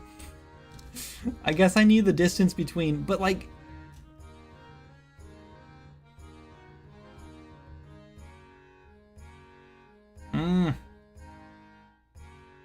I think we're just gonna have to wing it.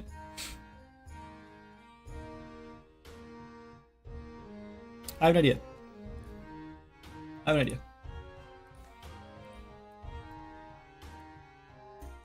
Duplicate. Oh, these are wrong controls. Okay. This is at 0 in X and Y. We need it to move basically exactly that far. Or very close to that far. I mean, we don't know exactly. That's kind of the problem. Maybe we can duplicate this one again and swap it out for the other chain.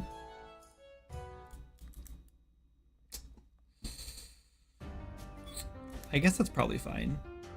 We actually want it to move.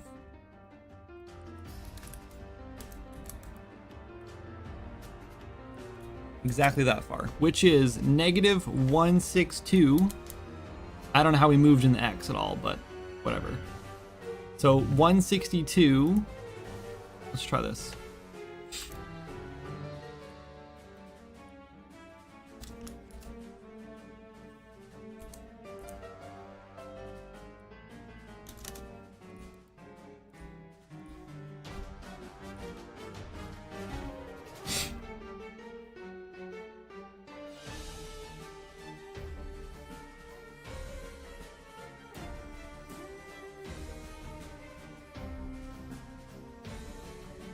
It's so clean. Oh, come on. It's okay, you see a little bit of a snap here, but like only if you're looking for it.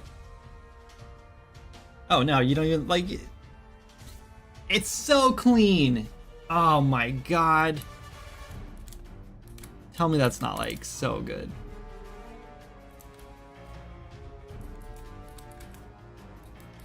I think it snaps right here though.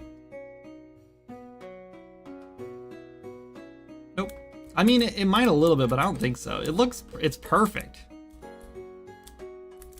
You see what's happening? It's just like getting there in the snap. That's so good. Oh my god. I'm so proud of myself. I'm sorry, I'm proud right now. You don't need 1.5 times the length. Chef's kiss.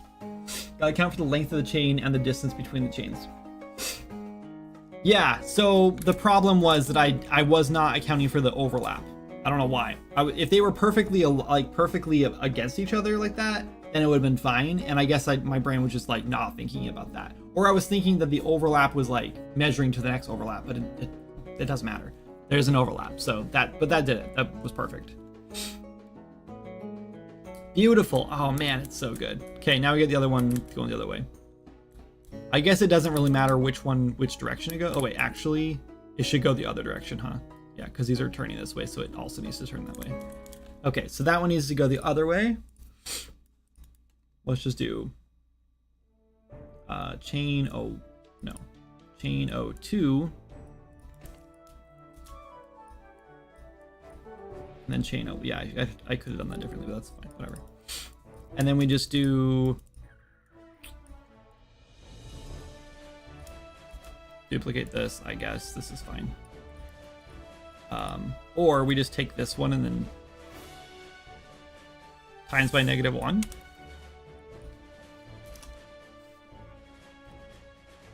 Hello? Is it? It is Y, right? Yeah, -1.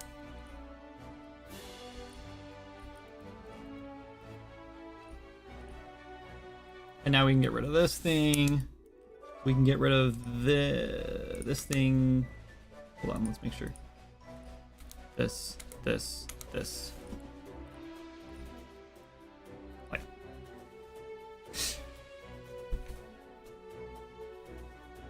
Wait, we're still going the wrong way? Oh, what? Pardon me? Oh. Also, wait, how did we go? How are we going the wrong way again?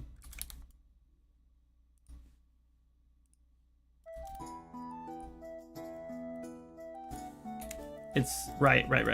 We're dumb.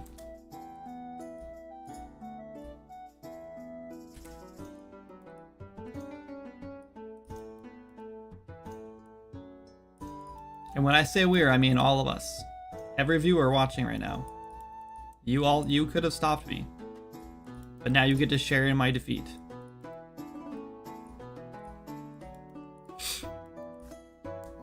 That should work, right?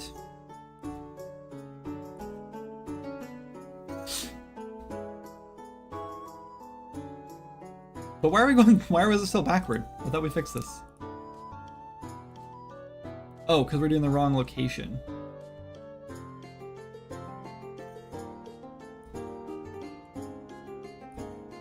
We swapped their locations.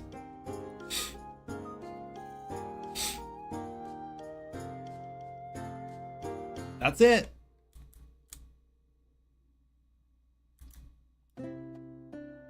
Oh wait, I think I just saw snapping. Oh no. Guys, what did I tell you? I knew this wasn't gonna work like this.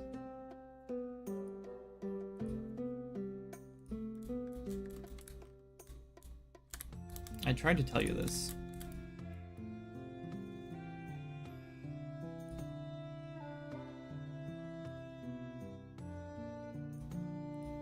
What is this location? 176.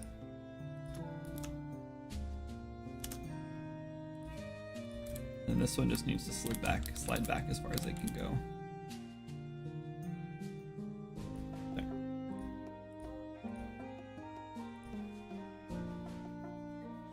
Darren Borderline, what? His Dragon Age stuff just looks like he wants the game to be bad. Oh, I see. You were talking about Asmongold. Got it. Okay, we're all set now. Now it's looking good. Nothing sticking out. Great. Wonderful.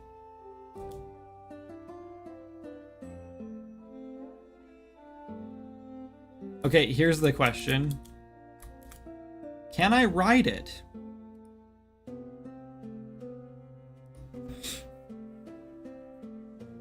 If I can't ride it, then like, what's the point, right? Oh, hang on.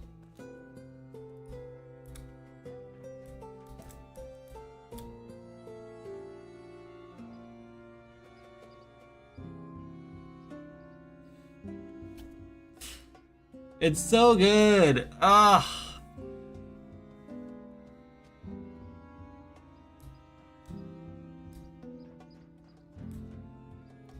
I love it when stuff just works. That's so good. I mean, there's no way to get back up now. And this thing's gonna knock you off. Or push me back.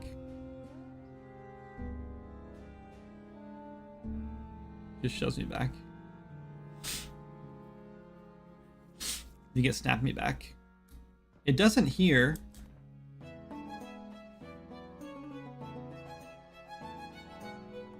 Oh, it did.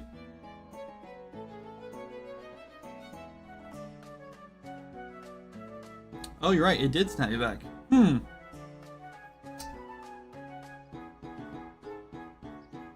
Yeah, that actually makes sense because I'm riding on it, so it should do that.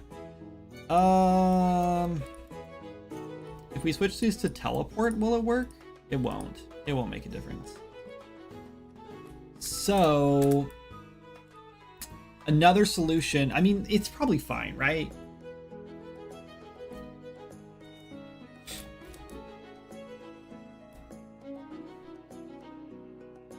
Yeah, it still doesn't work. Okay, so who cares? I'm in the who cares camp. Another alternative is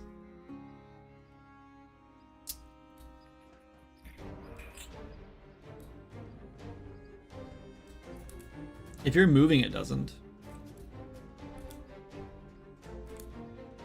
Does it? Oh yeah, it does. Yeah, I'm in the who cares camp.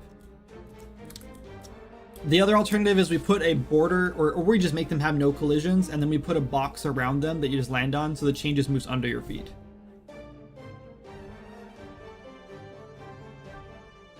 It does kind of break the illusion a little bit if you jump down there and it snaps you back, then you'll be like, oh, that's how they're doing it. But like, who cares? Right?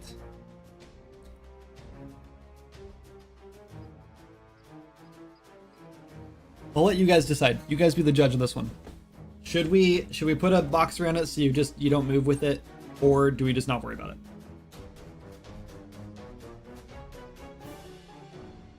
Yep, I'm also in that. Matt and I agree. This is a who cares situation. It doesn't matter. If players want to run down here and jump on it, they're just going to jump on it, and if it snaps them, they're not even going to notice. Because at this point, they're going to go, oh, there's nowhere to go down here. And they might jump back and forth a little bit. Like, I didn't even notice the snap, and now it's done, and now I know, okay, I'm not going to jump back on that again, because now I'm going to die right here. Yep, and now I'm dead, so like, darn it. Oh wait, I can save myself. I can't. Oh man, lava looks so weird in ghost form.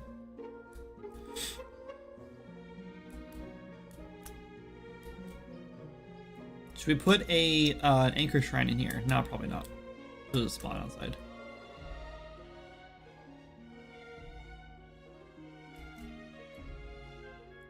Should we put another glider point? Should I put another one of these over here?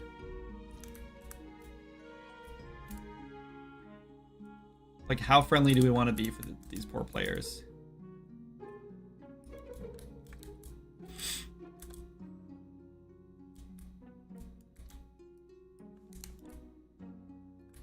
I think that's probably fine, right? I'm gonna put a second one just so you can get to one if you fall in the lava. The thing is, if you lose during this like event, like if you die during this event, it's gonna kind of suck to have to do the whole thing over again. It's not gonna be like huge, but still. Okay, now we need a lever.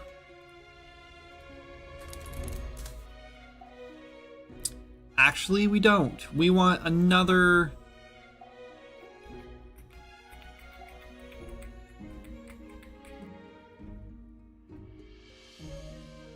I think the lever is still not working how we want it to.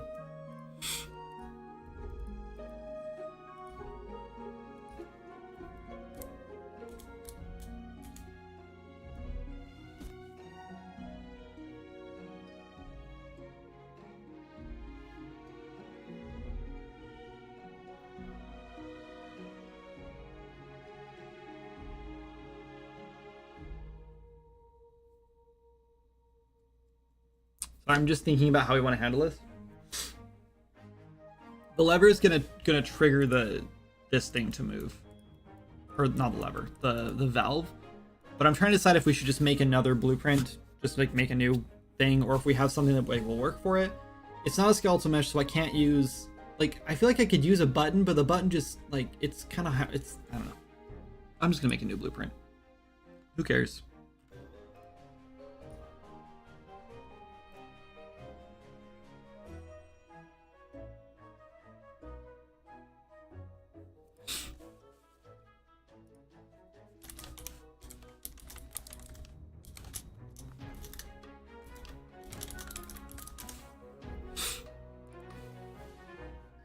Who cares? Okay, we're gonna go, nope, not simulation, stop doing that. Class defaults, this has to be replicated.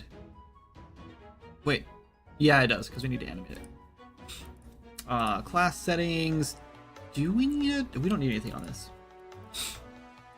Unless we want this to be triggerable, like we can trigger this back. Well, we can add that later if we want. Okay, we just need a static mesh, which is the valve.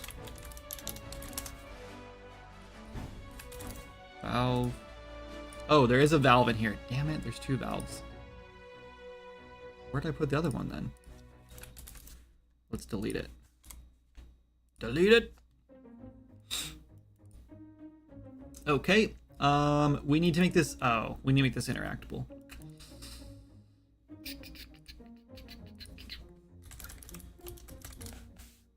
Interactable. SM. Save. Okay, now we have more stuff on it.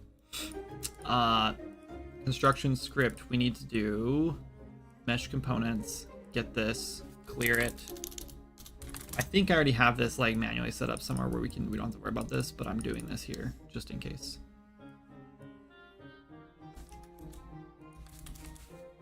Add.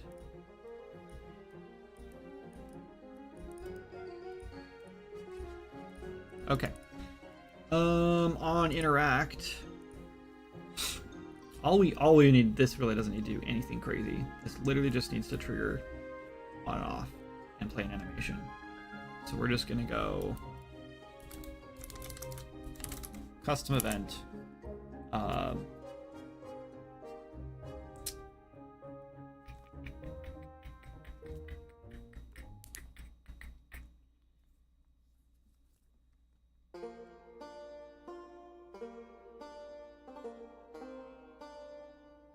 Trying to decide, maybe this, I wonder if this needs to be a multicast. If that's the case, the other one probably does too. Let's assume it doesn't for now. Play animation. Let's just do the exact same thing again. We'll see if it works. I know it worked in single player, but I don't think it's gonna work in multiplayer. We're gonna do the same thing where we do a timeline. This is gonna be Valve wrote timeline. We'll just do a play, it doesn't really matter. Set relative rotation.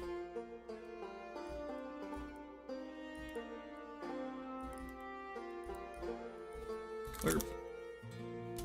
It's gonna lerp between 0 and Z and like, I don't know, like.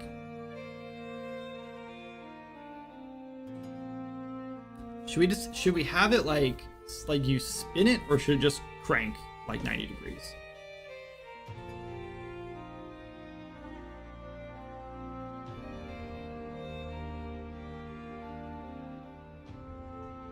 Let's just do 90 degrees, it'll be fine. Components. Okay. Here.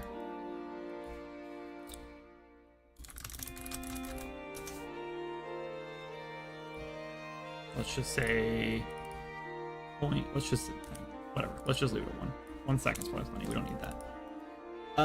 So going here, 1 second, add a float, alpha 0 0. Oh, nope, 0 0. Uh-oh, what did I just do? 1 1. Should we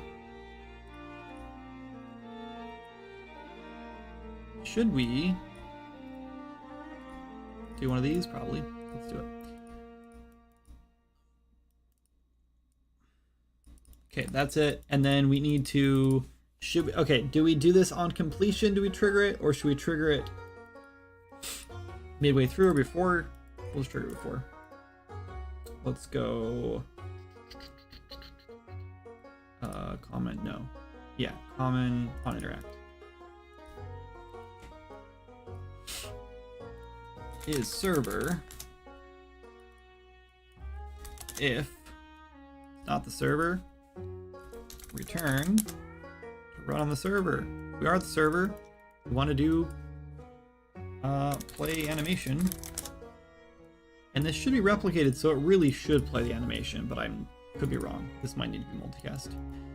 And then once we start playing the animation, we want to add a variable. This is going to be triggerable actors. Actually, I thought we already had this. I guess not. We have a triggerable actor right here, but this is an old one that we don't use anymore. But I thought we like rebuilt this, but I guess not. Okay, it's fine. It's like 3 seconds to work.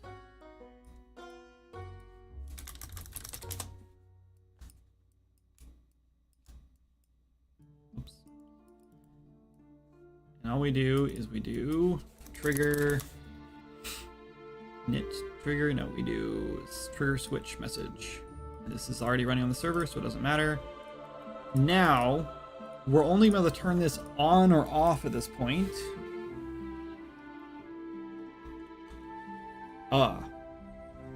Here's another thing. I think, okay, what we should do, hold on.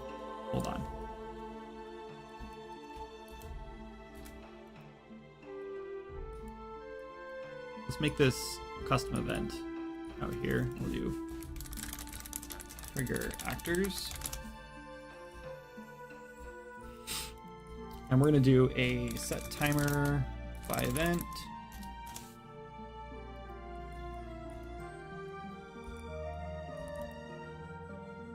Promote this.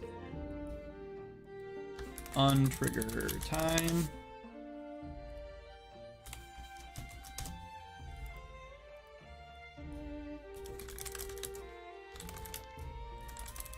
Untrigger is a word, right? Good. Paste this in here.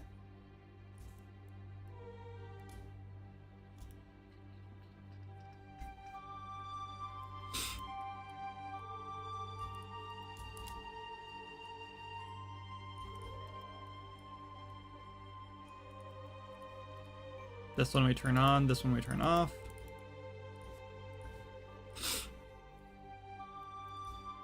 Okay, untriggered time, let's do 3 seconds.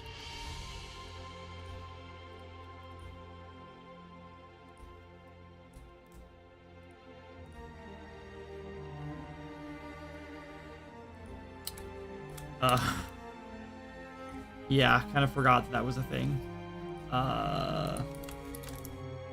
Valve. Static mesh.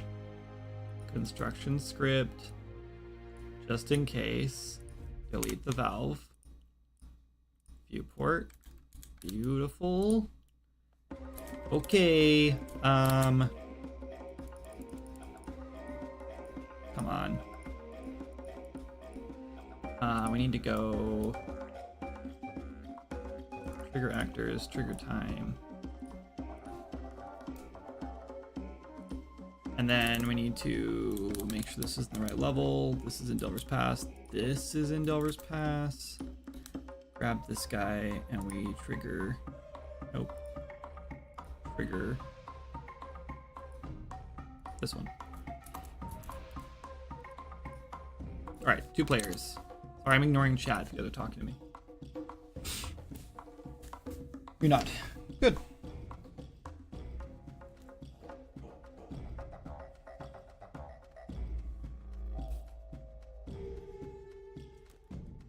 Okay, we're gonna. Oh,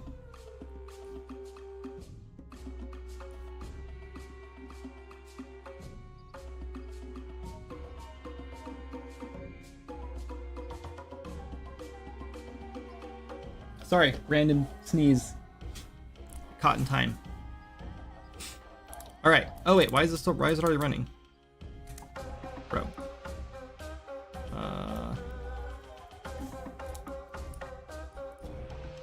Playing off.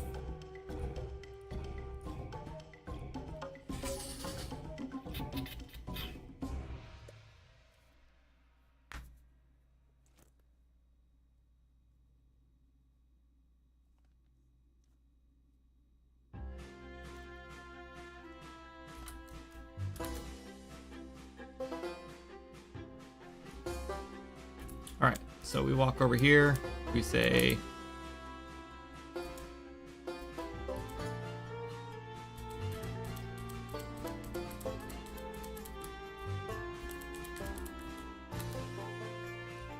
what? Don't you love it when like literally nothing works? We also, I guess we need to do more things here. Well, no, I guess we don't.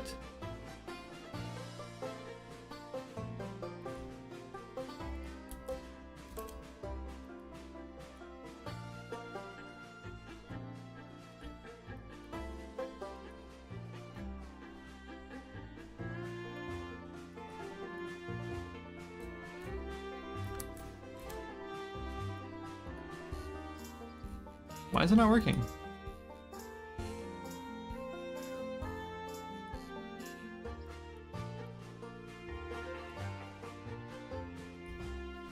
Oh, well, we also did not trigger the thing, which was stupid.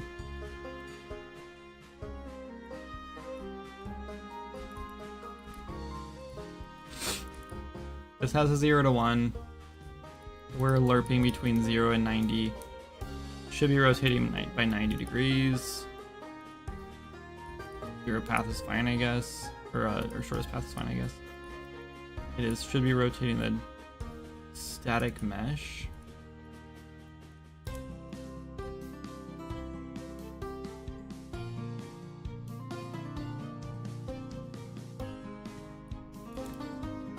I don't get it. It's set to movable.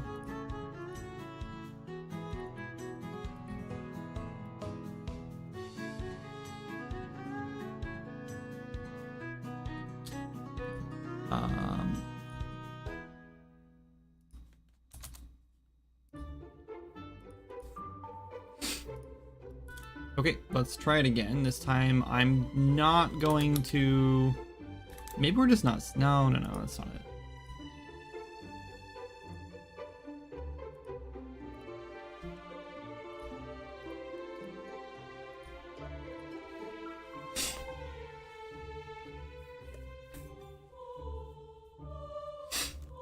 I don't know why that wouldn't be rotating.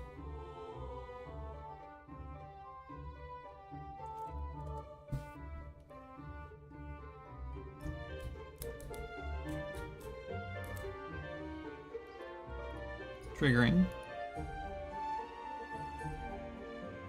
Oh, and that's fine. Triggering on the server. Oh, it worked that time. Where's the thing? Oh. Did it work?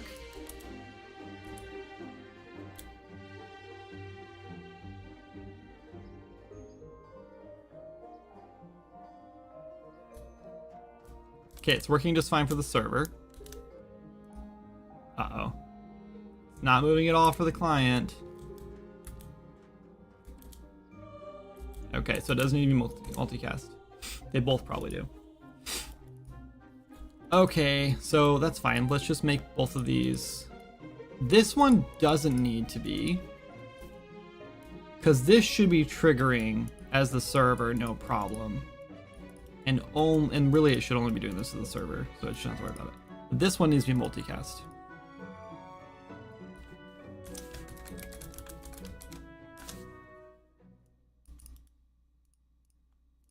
That way it replicates on all of them. And then this one over here also needs...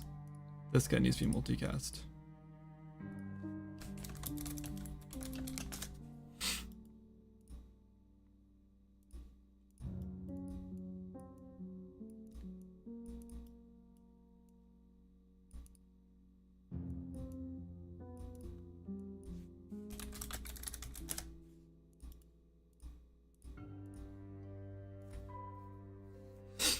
Try it again. We want, if it's multicast, we're triggering it on all clients. So it should work. If this still doesn't work, then I'm concerned.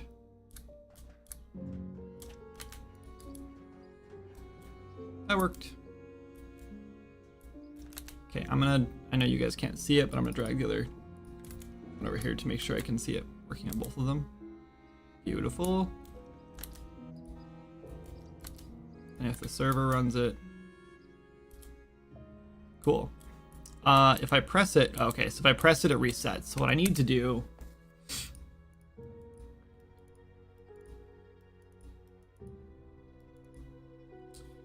I guess we want to do a do once.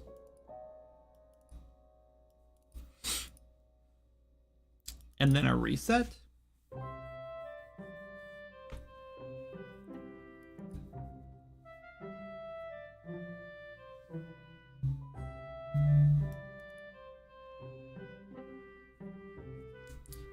This animation, because it's on play and not play from start, shouldn't matter. Honestly, that's what we should just do on this one too, is like this should just be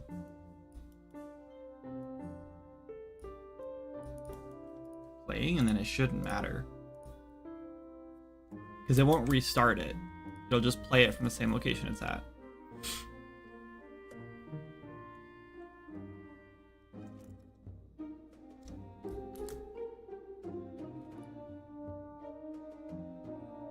Takes long to test play.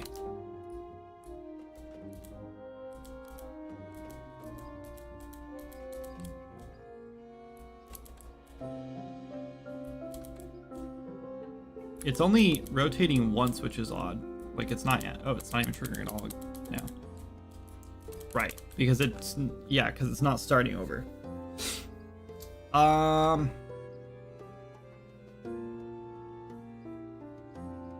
I guess we just do it like an is playing, then don't do it again.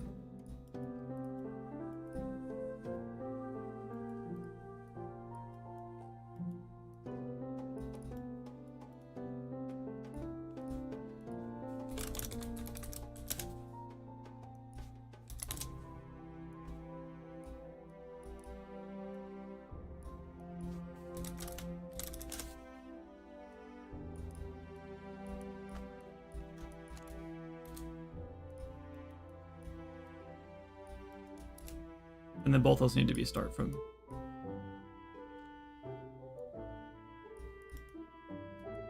Play start. Okay. I think we're there. I think we got it. That's like, okay, that's honestly, okay, maybe not the tricky part, but that was like half the work probably for this whole event. Now we need to build another blueprint that actually like manages this whole thing. Did it rotate?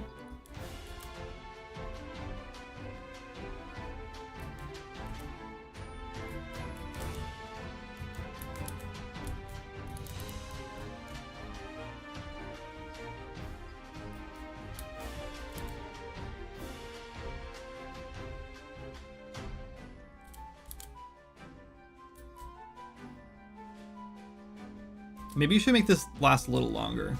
I don't know.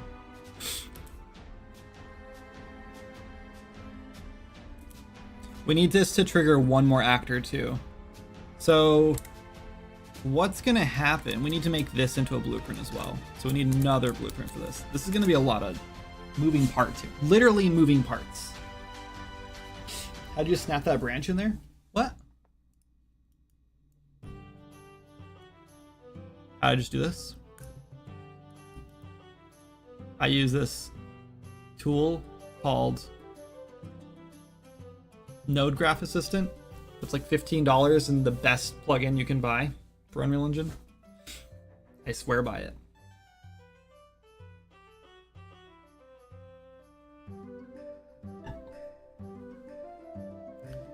Okay, so now we need another blueprint for the door,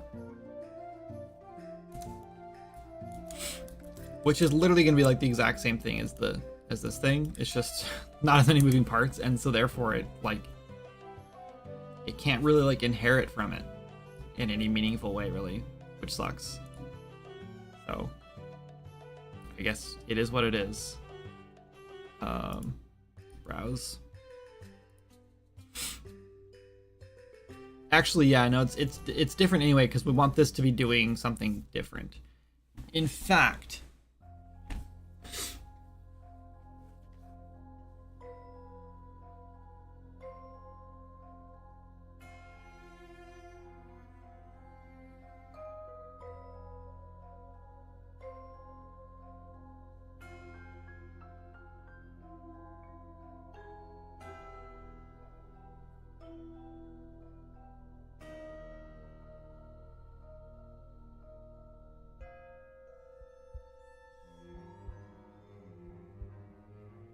sorry, I'm just envisioning how I want this to work, and I think it's gonna be amazing.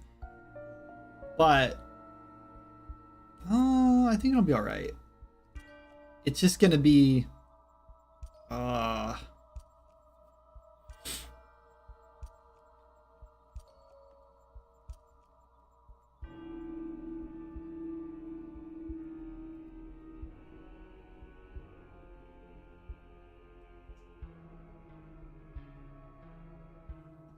this is gonna look so cool. Oh, I'm so excited about it. Okay.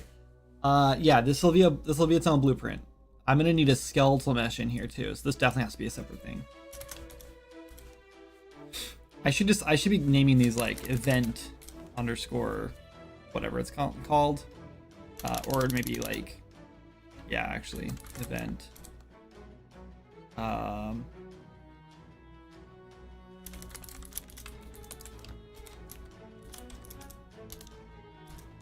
Sure. All right. This is the static mesh. So we're gonna animate one of these things.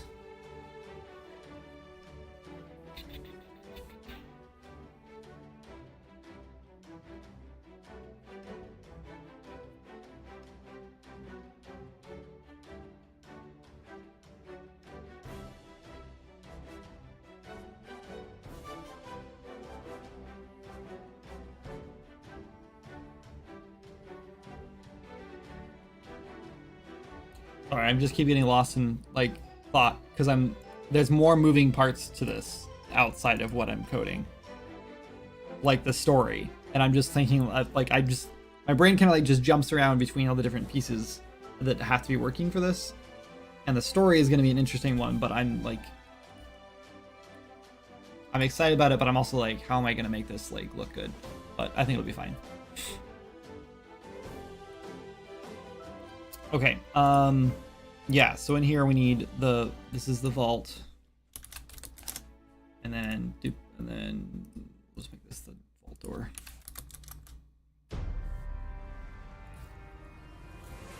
Oof, big boy. And then we duplicate this, and this is the vault door. Now we need a scene component. Oh, actually, yeah, well, I guess we don't need a scene component because I did this kind of dumb and I shouldn't have, but it is what it is now.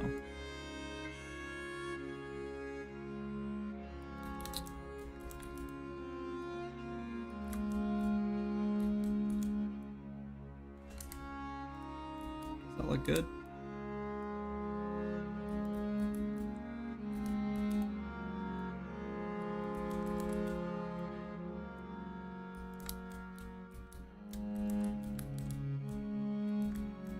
That's pretty good.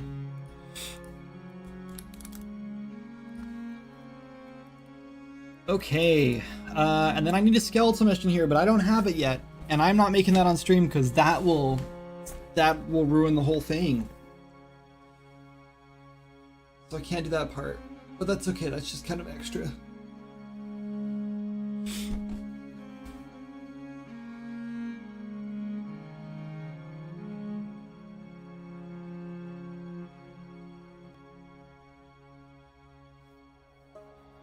Actually, you know what I just thought of? I think I'm gonna make another version of this vault. And this one, well, it doesn't matter.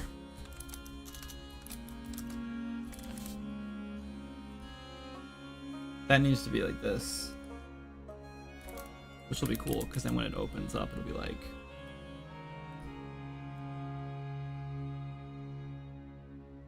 Oh, no! Oh, I didn't think about that. There, it doesn't matter. That's fine. It's all set. This can go away. And this is actually going to be replaced by this guy now. Oh, you can see through there, which is a problem.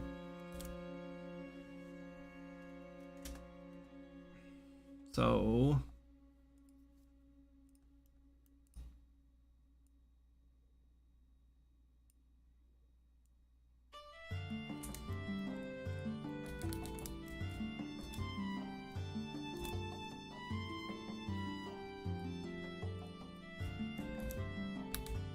You can see it for like a split second. Oh, yeah. It just needs to go in more, probably. Maybe we actually just scale it up by like... Now it covers it fully, no matter where we look. And who cares if it's like a little off. Perfect. Okay. Interesting. Oh, never mind. Yeah, oh, is this two-sided? Did I leave the vault? Oh yeah, duh, of course it's two-sided. Okay.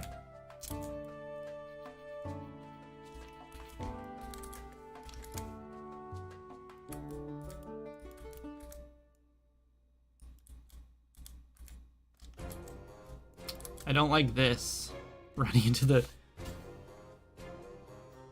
bolt. It's fine though.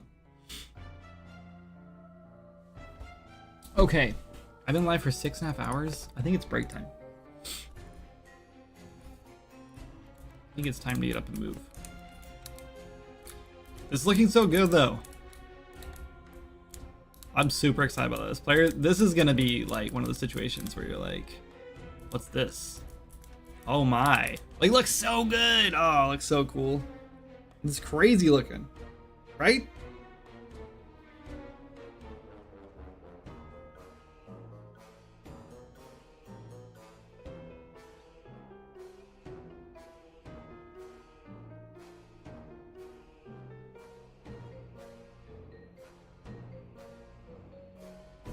I wonder if we should put like some like lights on the vault too.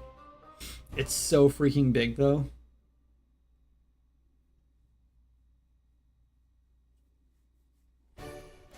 I probably should have like beveled more of the pieces on here.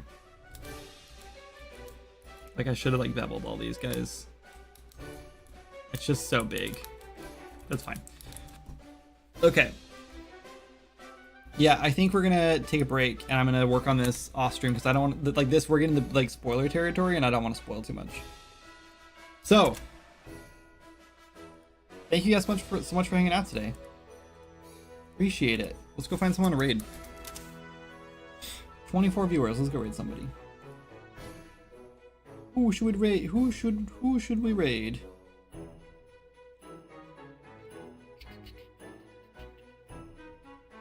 Yeesh. All of the people I follow have like 100 viewers.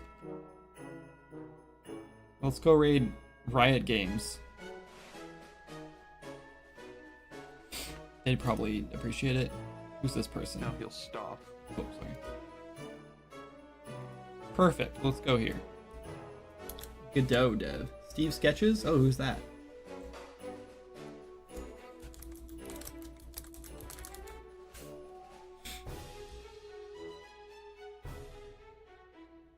Oh, this is cool. Alright, we'll do it. Do you know this guy? Oh, the artist you follow? Okay, cool. Whoops. I just tried to paste his name in the chat. I need to do the raid thing. Alright, let's go raid him. Oh, I thought it said canceled. I was like, why did it get canceled? Alright, stream ending. Credits. Thank you guys so much for your assistance today and your your patronage. I don't know. Thanks for hanging out and watching and commenting and assisting. And anything else you may have done today and I just am not giving you credit for, I appreciate it. I will be back next week, very likely. One of these days I'm probably gonna, I don't know. Jana and I talked about maybe in October after this update comes out and we get the Witch's Eve stuff ready to go, that we might do a game jam. So I guess be on the lookout for that. And we'll see if that actually happens. I would love to do a game jam. I've been itching to do one, so that'll probably be a thing. So anyway, so we'll talk about that later, I guess. Okay, bye.